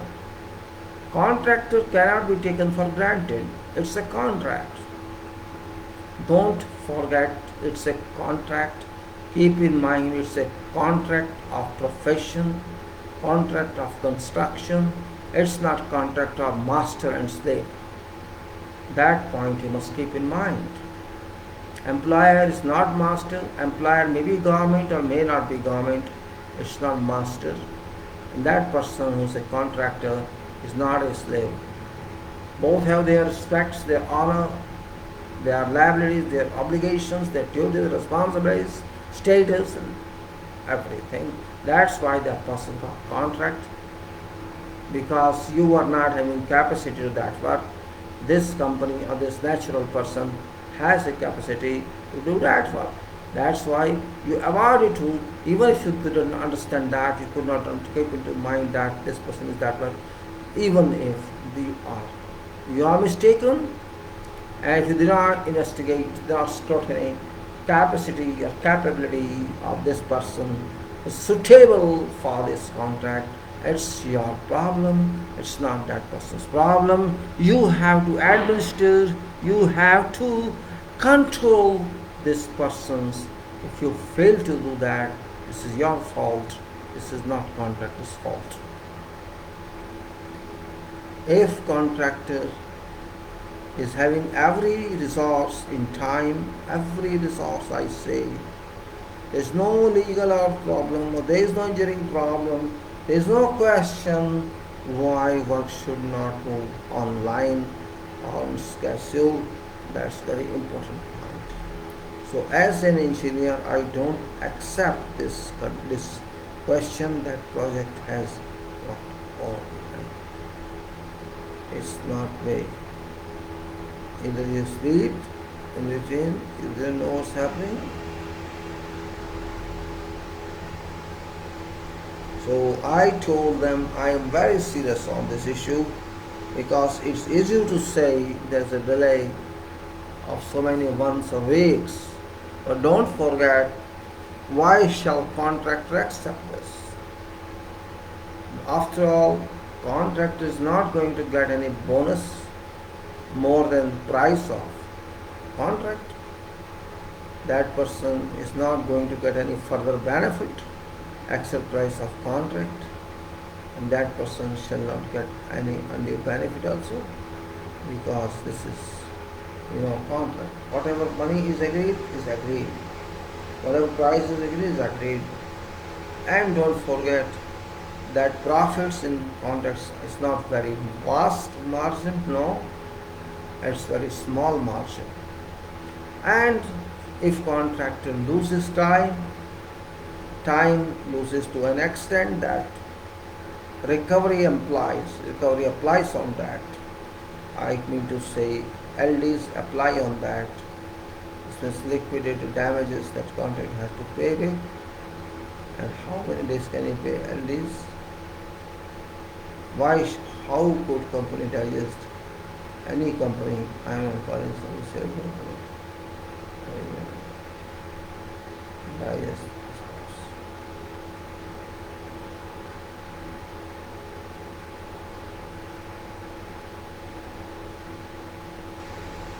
I cannot change contract.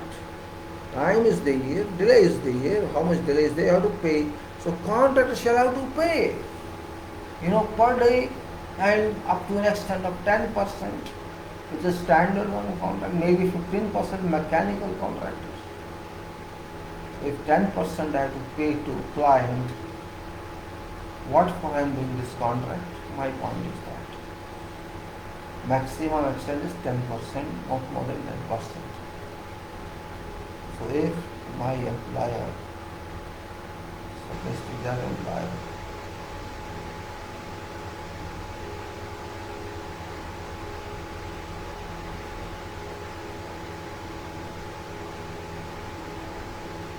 why should contractor lose 10% money?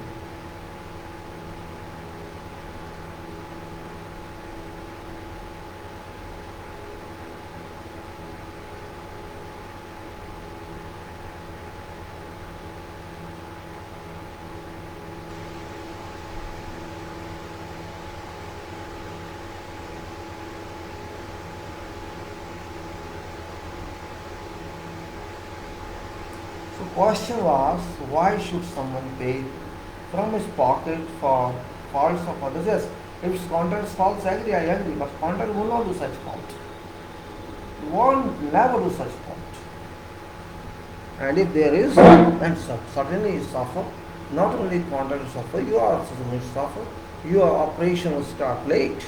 You are interested in 10% or interested in your operation. Both have to decide. We must understand contractual implications. We don't understand really. And those who are not in construction, they try to administer contracts which can never be administered efficiently and properly. When there's a delay, there's a loss to both parties. There's a loss to contractor and there's a loss to employer, because if 10% contract, because if one is going to pay, to say maximum 10%, he will delete 20%, he will invest money somewhere else. So just try to think, it's business. If contract is trapped due to this, and you are happy I recover 10%, you can maximum recover 10%, but that person can delay up to 25%, 30%. What you do? What can you do? Tell me. You go, will suspend, will call another contract. Is that solution, you think? Remember, this is psychology of associations. Everybody knows what's happening on their side. Internally they know. We say that all these people know what happens on their side. They know employees not paying money or harassing or treating badly to contractor. I am this and I am that, and listen to me. That point is not, you can say, acceptable for every place. That's why I see this clause of dispute avoidance and dispute resolution.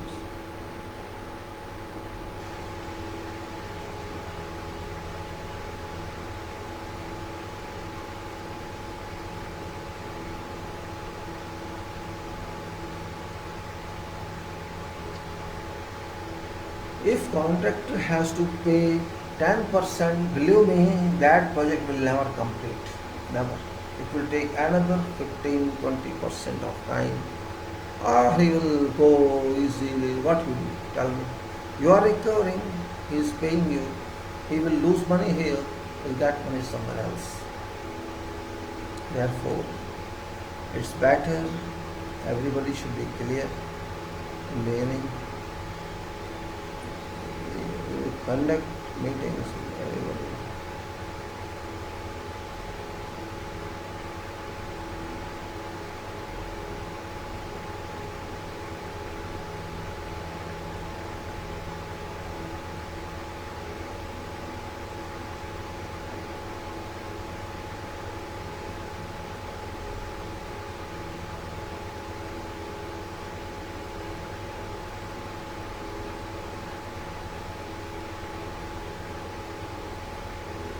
So what I was stressing is, in that interview, I told them, no, I won't allow this. No way. Who will pay LDs? They had no answer. LDs who will pay? After all, it's question of money. If I say it's 100 crore contract and I have to pay 10 crore to employer back, this means maybe I get 5% profit only. I am paying 5% out of my pocket. Am I fool? Why should I delay after all? What is reason? There's no reason. You give payment in time, I take resources, I apply. This means my fault is limited. Some other fault lies there, some other right there. It is procedural faults probably. I don't get my land in time for project. I don't get approvals in time, or designs may not be available. Or you do not allow work to move very fast because of too high constraints of supervision. Means, or there will be some other reason, or there will be some reason which I can't control, or there is shortage. Yes, I don't have shortage of workforce, I don't shortage of machines, and if you want something that I can't get you, that cannot be considered my delay. If there's delay on your part, you are responsible. No, I don't think in lump sum fixed price contracts there should be some delay. No question about it. I don't understand. There can be flexibility in time. I understand that. In the beginning, maybe sometimes you are ahead and sometimes you are behind. It happens. It happens with me. Maybe small or big project doesn't matter, but it happens sometimes. You cannot 100% keep on schedule. Either you are ahead or you are behind. It happens. Sometimes ahead too. Don't be surprised with that. 2 week ahead, 3 week ahead, 2 week behind. It happens, but that is because of procedure. Or sometimes there's a difference of working measurements. How to measure that progress? How to measure this? So that's another point. And there are two ways also that Quantity service stress that we will measure on cost basis and not measure on a quantity or activity basis. So in that case, schedule is done for cost and then cost wise it may, but it doesn't make a difference at the cost of the contract is. Why I'm telling this that civil engineering activities are done on site. You should not forget this point. And activities about services like you can say like mechanical, only ducting is done on site. Even fabrication of ducting is done workshop, while machines are ready-made, available, only procured. Similarly, electrical items, wiring is done on site. All these items are procured. And use the plumbing parts of same no problem. These are not. These are done at end only. Fittings etc. are done. And similarly, whatever important inclusions are there other than civil construction, all are generally ready-made or manufactured somewhere else in factories. So it doesn't directly impact on site work. Only procurement and approval sector are concerned. But in civil, you have to manufacture concrete, you have to manufacture mortar. Only block works you have not to manufacture, that's are available. And if you want to use your own block, then you can manufacture as well. And you can manufacture, what is possible. Civil constructions, quantity of civil is too high, concrete is too high, formwork is too high, form work you have to do, cutting and bending of reinforcement you have to do. Then you can say everything you have to do. Only machines are supportive. You cannot get full-time machines for civil works. And then curing you have to do. And generally, what work is done on site. Generally, civil work is done on site during concreting, and at that time there is no work of mechanical or electrical or plumbing on site. Generally, until site is not tidy, there is no place on site for machines to come in. Site machines, either these vendors keep somewhere in their yards, or they bring only when they think the machines won't be damaged by civil activities. So there's a difference.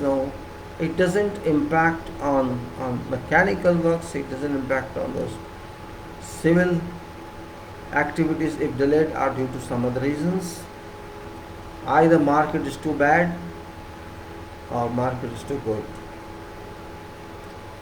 When lot of activities go on, there was a time that material was not available in many states of Gulf, and also in many times in our country.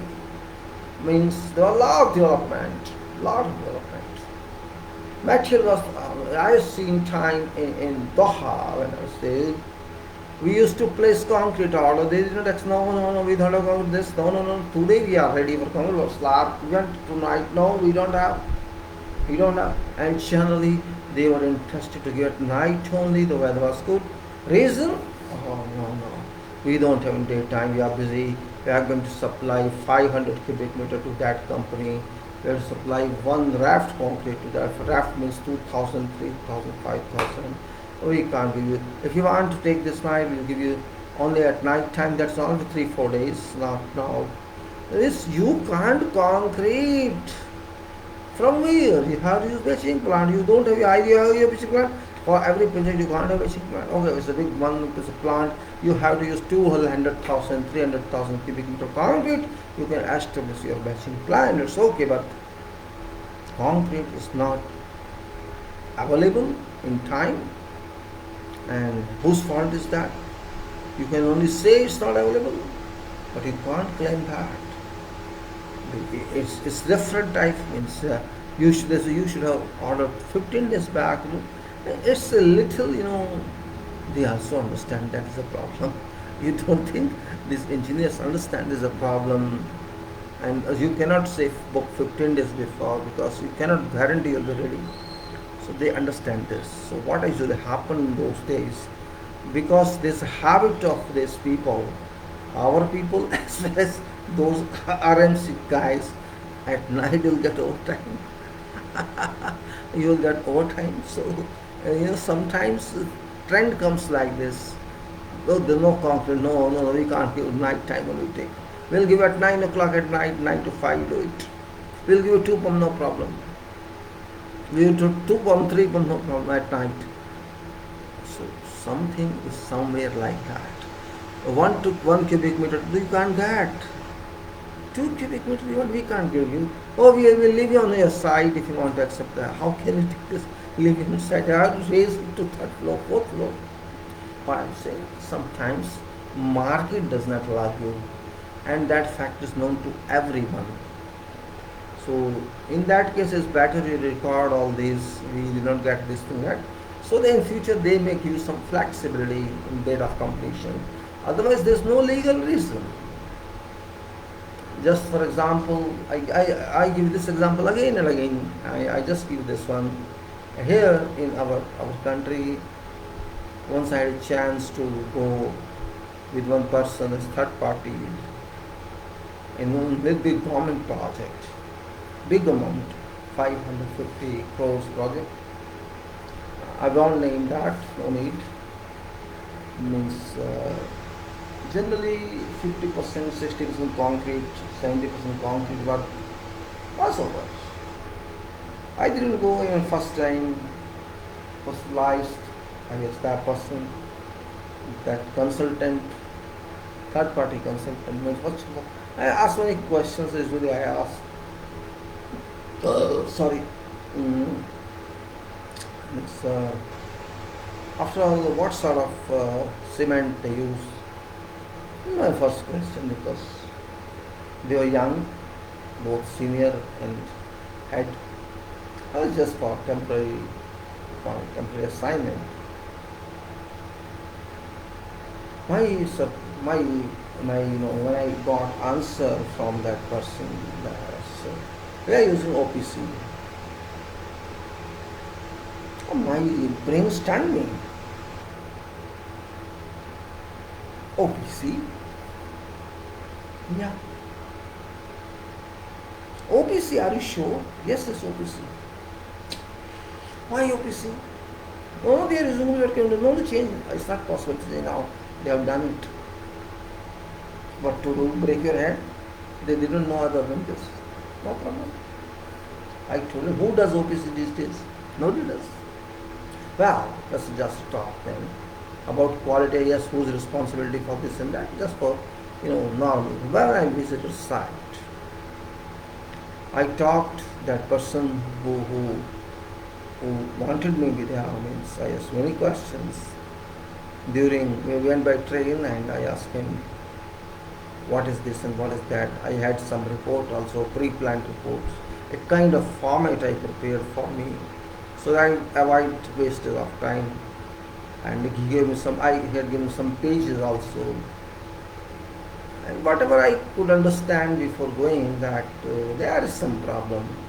There's some contractually administration problem. Because when I asked him date of completion, he was not clear. Yes, there's a date of completion. There's an extension, no problem, we'll manage that. That's not the point. He just wanted that we have to beat contractor. We have to break head of contractor. Reason, I was a contracting company person myself, so they want to use me to beat that contractor. If your purpose is that, I think you're not doing professional work. That's not professional work. To beat contractor, your job is not to beat someone, not to beat anyone. You have to beat delay, you have to beat bad quality, you have to beat safety failure, you have to beat inefficiency. If you beat that, that's fine, I agree with that. But if your purpose is vested one, that's not good. Though it's a third party, it has nothing to do with that, but maybe he wanted to do that. Okay, fine. I showed him, say, this date of completion, this and that. He said, no, don't worry about this date is no problem. I talked with him. That project will be delivered in that month. Okay, well, I'm advising you, I told him, it's up to you.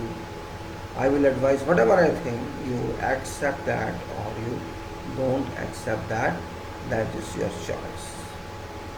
Actually, it was different timings.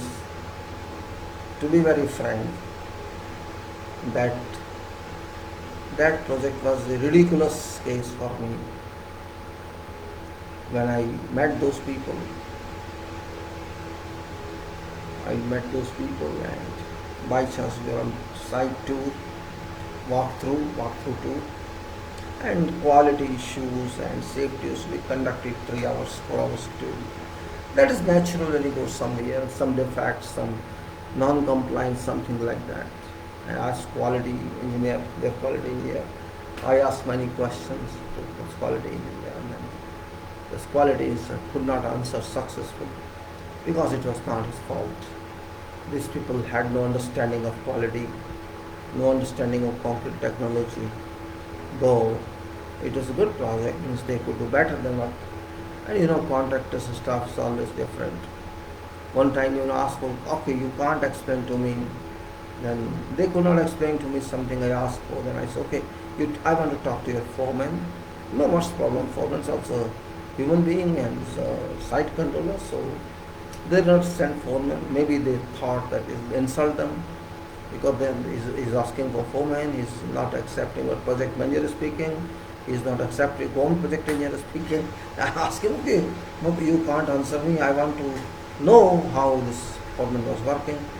Generally what happens, these engineers do not stand on sites, and foremen generally take care of. That's the practicality of construction. And okay, foreman is not very qualified, but he did job, so I want to talk to him. It's a kind of technical investigation, not legal investigation, technical investigation. They didn't produce that person. No problem, don't produce. I know that fact because I understood what they were doing.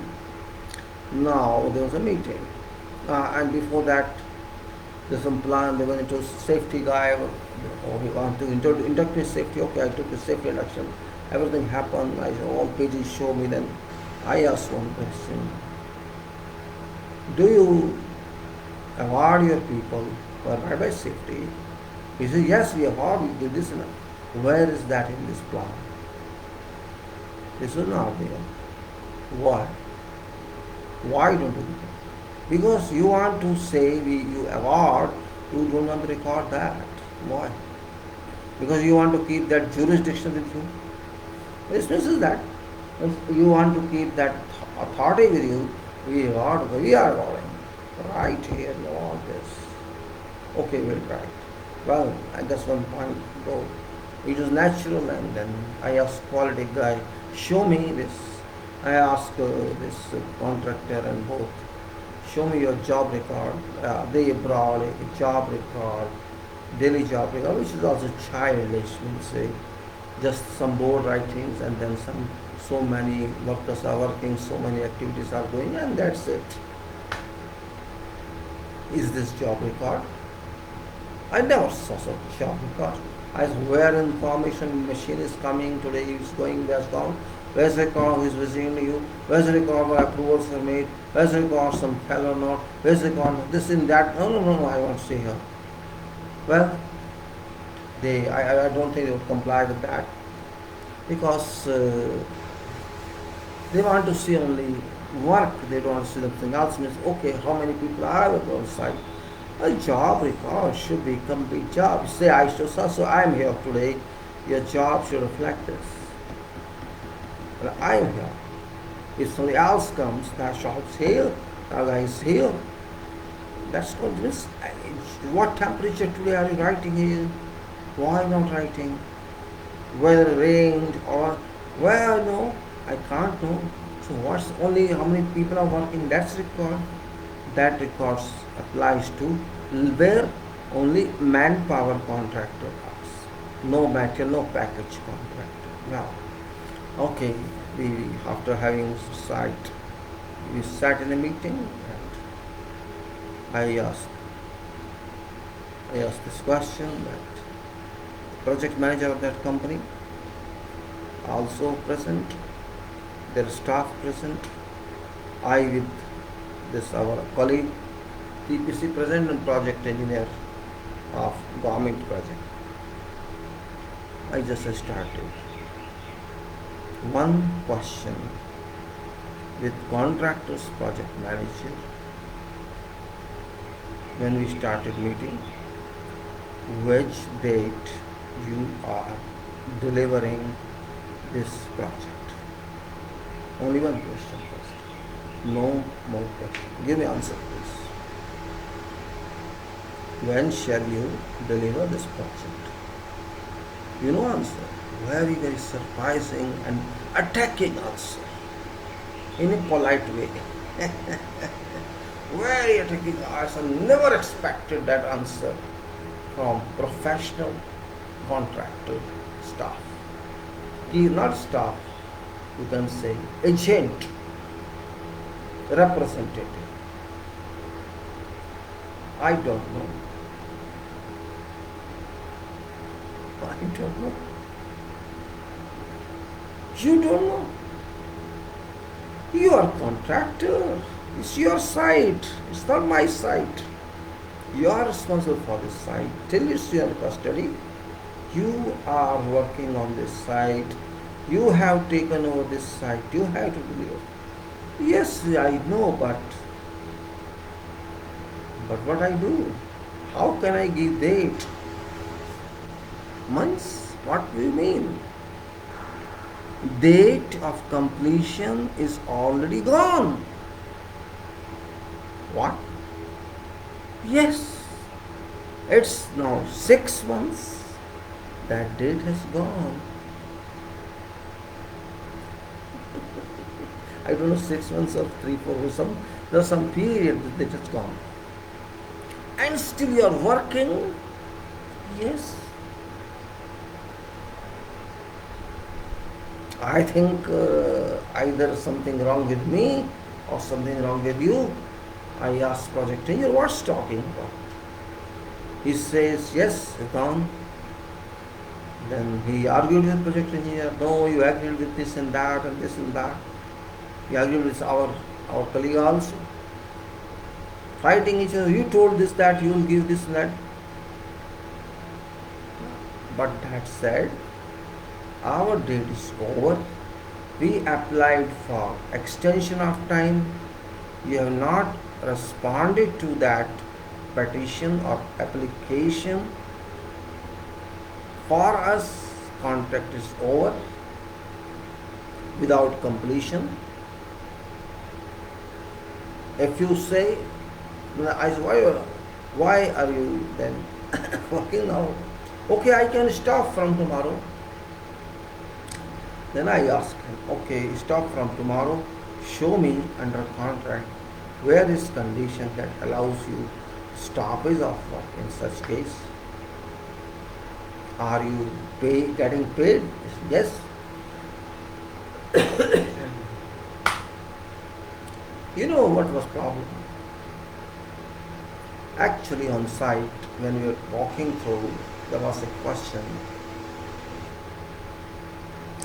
that I asked on site with some, I don't know, he was not project manager, some other person. And I was discussing with our people. And they said, no, time, they say, I told them they are not able to do this job, apply LD. We told them apply LD. And this was a problem.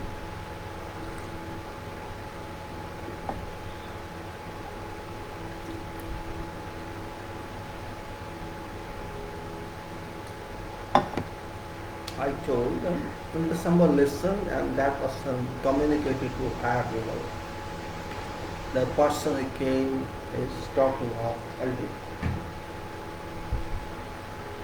And the management got burnt, blazed in their minds. This person is talking of LD. What we should do?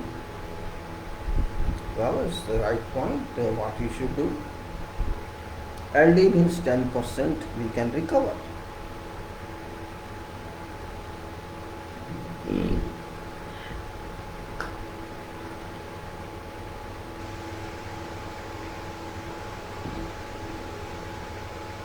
I then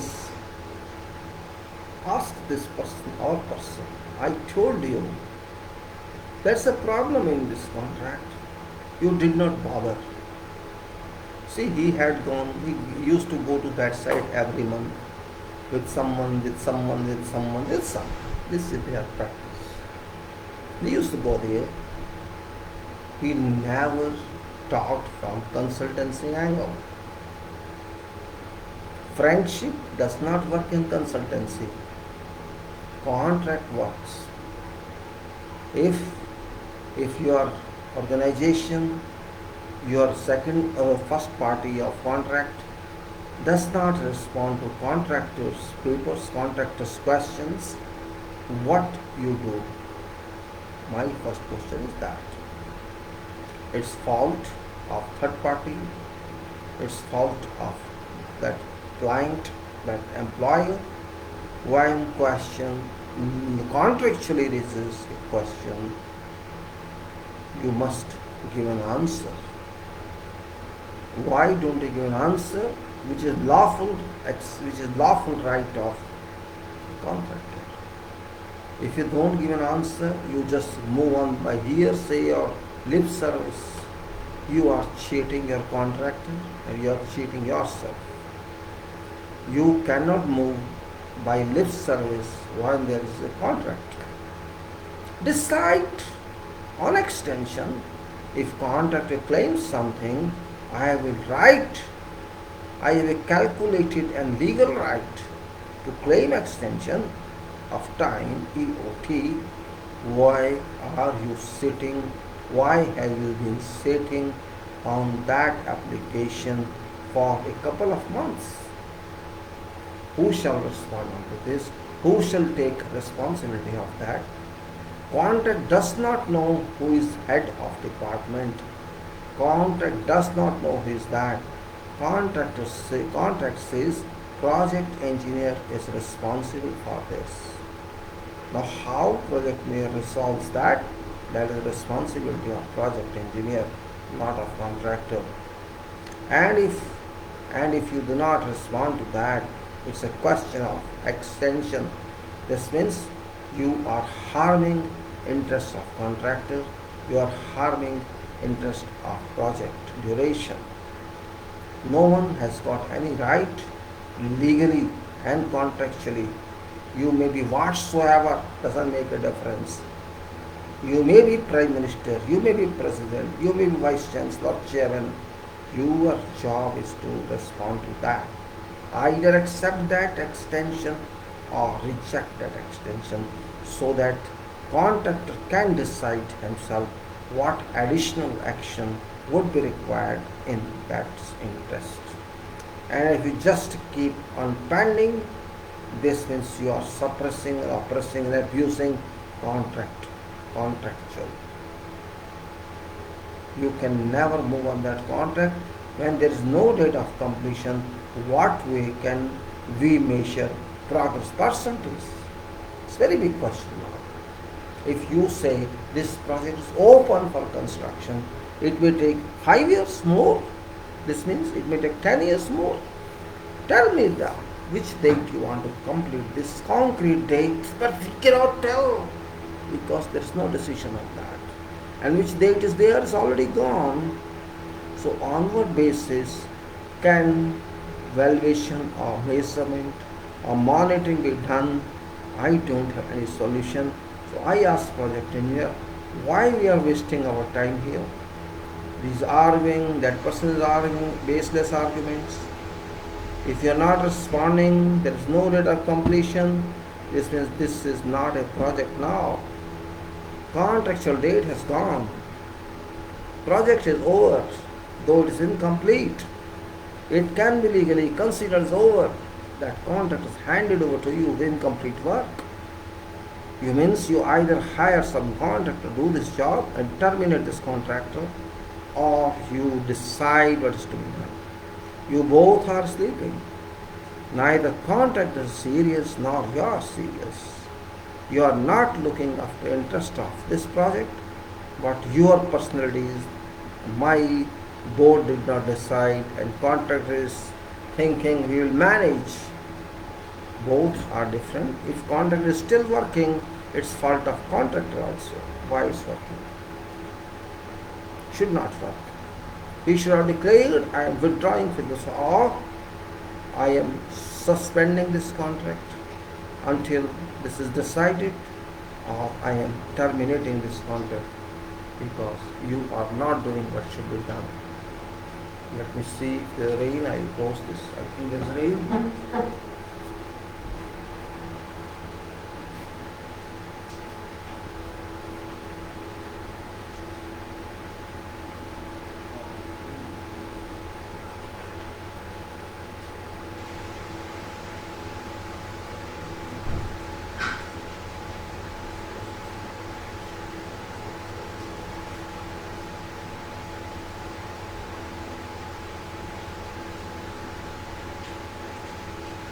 It's raining.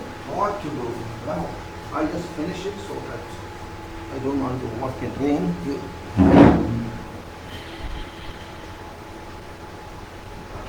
Alright then. Well, I was not very much impressed by that answer, and later on quit that. Means you do yourself. You are not listening to me. I sent a mail at that time. Immediately write a mail to that department. This person didn't like to send mail because mail was also control of management. So I said, if you can't send mail, you have to send it now. There's no meaning. Well, under force of project engineer, a mail was sent. You have to decide immediately on extension of time, because it's not fault of contractor. You have to respond to contractor, and if you cannot respond, we can't help. This is necessary. And then we came back from that meeting, and that project later on showed to me, say, I responded to this and to this and to this, but that's only formal mistake. You cannot sometimes force unduly someone. This is wrong. You cannot force like that. You have to accept facts of life, and facts of life are different, not same as you think it is same. It is different. We have to understand this point. If we can't understand this point, contracts cannot move, and we must understand this very clearly, in clear terms, and that's what's required. And otherwise, it's a problem and problem and problem. And problems cannot solve themselves. Problems are required to be solved by professionals, by thorough concentration, by thorough coordination, by everything. Just going to site and coming back and going again and coming back and going again is waste of time. This is not professionalism. If you just want to go for sake of some report and do not understand real problem. That's why I say contract is a commitment, contract is obligation, contract is a challenge, contract is a responsibility, contract is a mandate. Don't forget that. It's mandate to both employer as well as contractor. This is a charter agreed between and by and between two parties. This is a charter. This is not a poem you speak and go away. This is a charter of responsibility, because it's public project, or even if it is private project, it's same thing. Who is suffering ultimately? Public is suffering, society is suffering. You have delayed operation of that project, because project finishes on a day when it is discharged and it comes into state of use or operation. That point you have derailed. So both parties are responsible. In whatever percentage, that is different. In this case, it is 70-80% responsibility of employer, while 10-20% responsibility of contractor, because contractor had been sleeping. Maybe he had some other interest, I cannot say. They told me, hey, they have started project there. Well, that's not my job, what they do. But as far as this contract is concerned, this contract is in peril.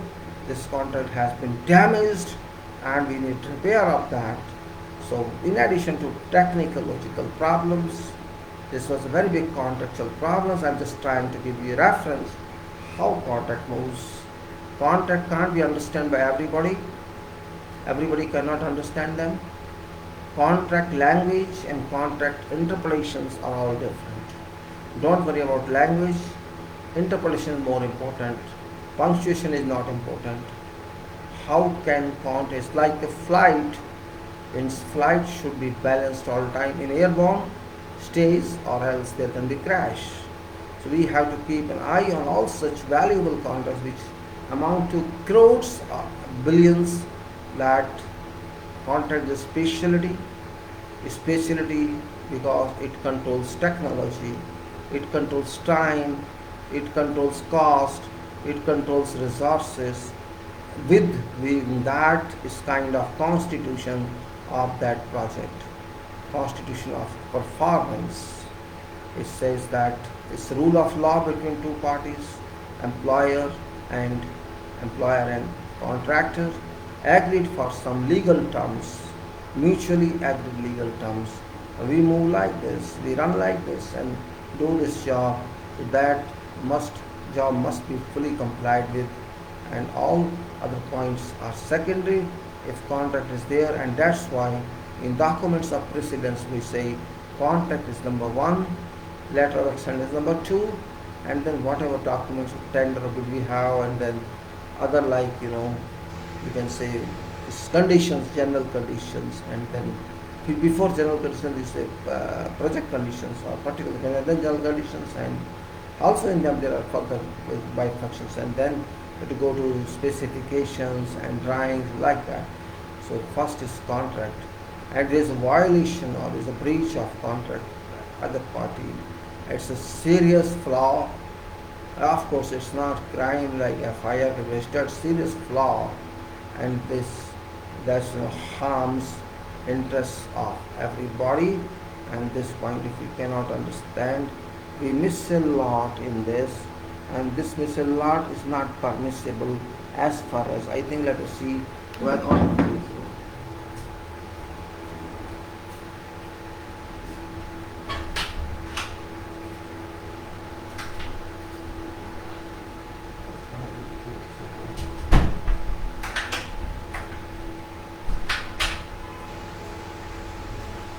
So my dear friends, so when I explain to you about this, I will not go into any book. I am explaining what I understand about contract.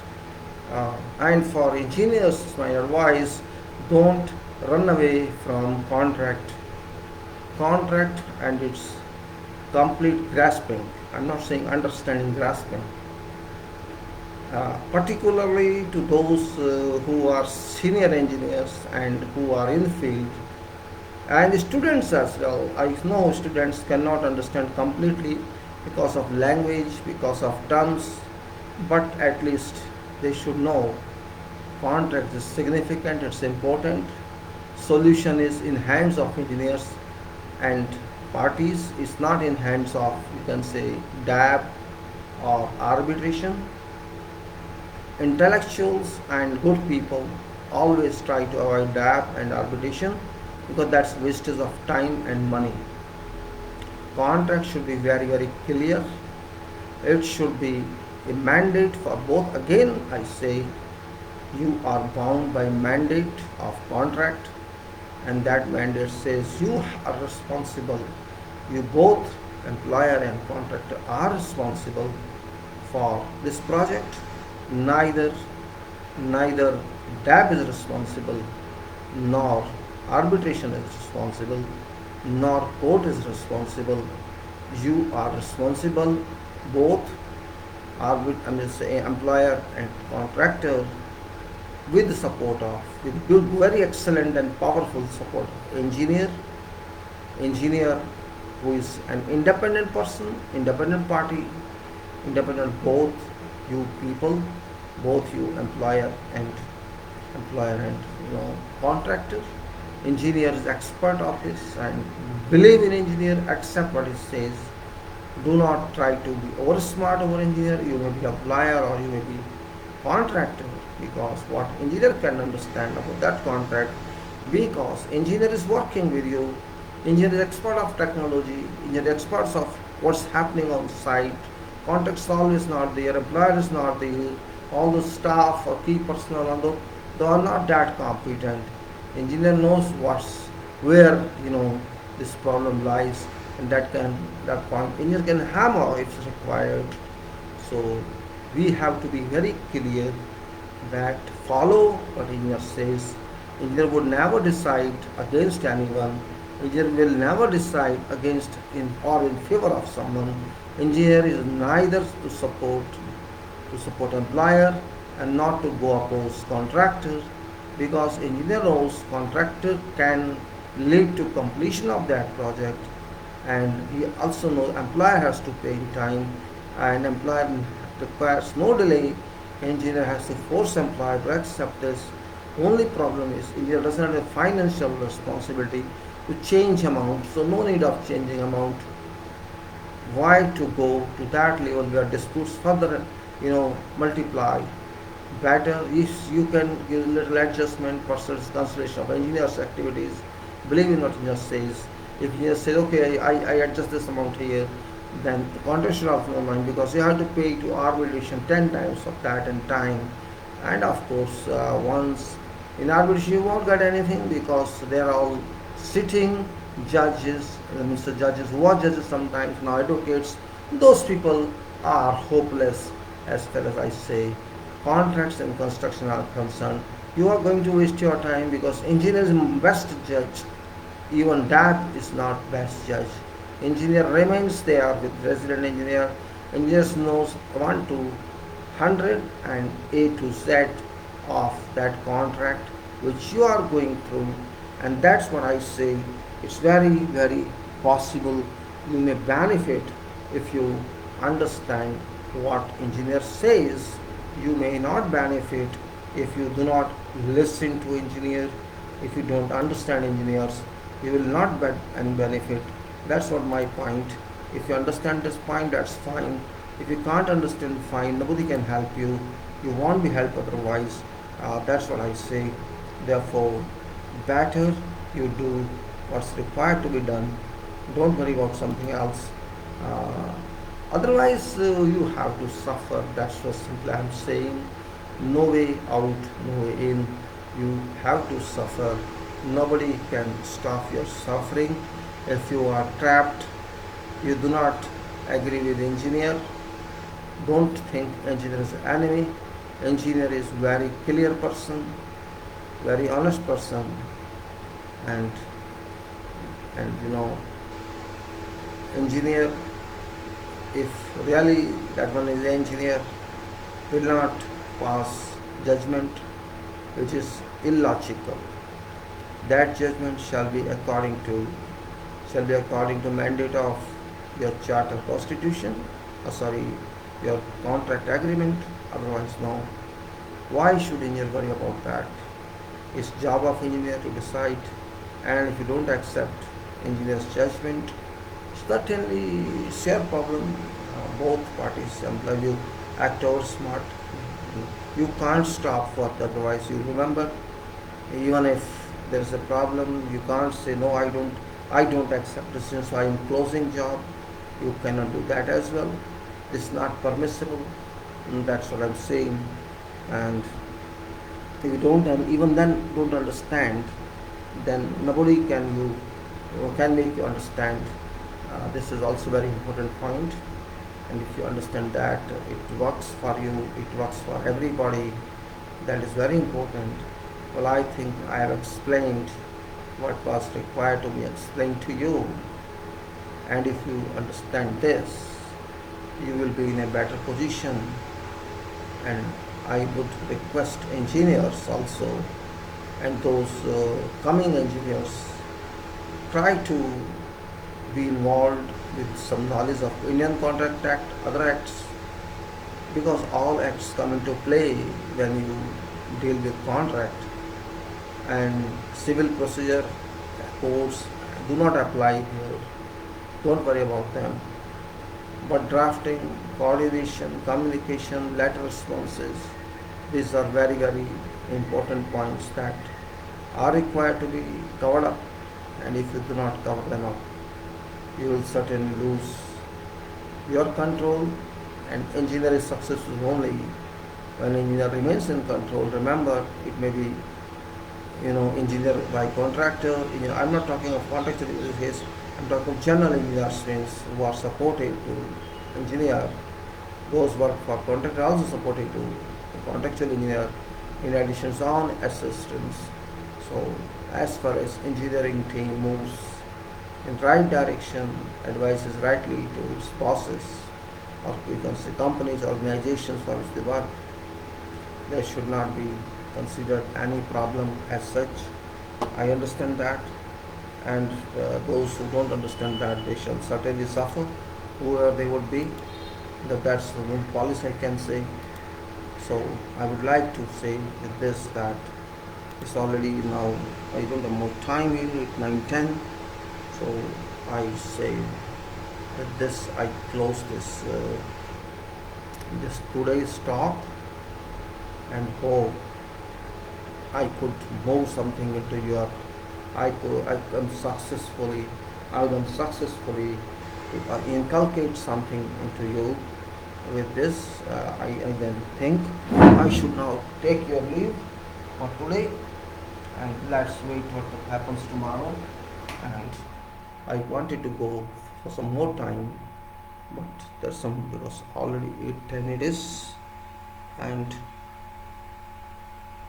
what I can say that no problem. Life moves on and on and on and on. And that's it. And, you try to do best for yourself. That's only I can say. And I close this with this hope that you would understand. Today we have covered, I think, small portion of cover. It's not very much, but we covered soil and management and engineering management of particular portion of soil. That report I gave to you about this soil testing, and later on some machines about Chinese, and also this testing agreement of bearing capacity, valve, etc. And then we went on further after this, which will cover later, and that's what is right or not right. It's different point, but that's only way we could do. And I think I should close it now. Take later on how to move on. Thank you very much, my dear people. I close it very well. I'm closing it now. Thank you.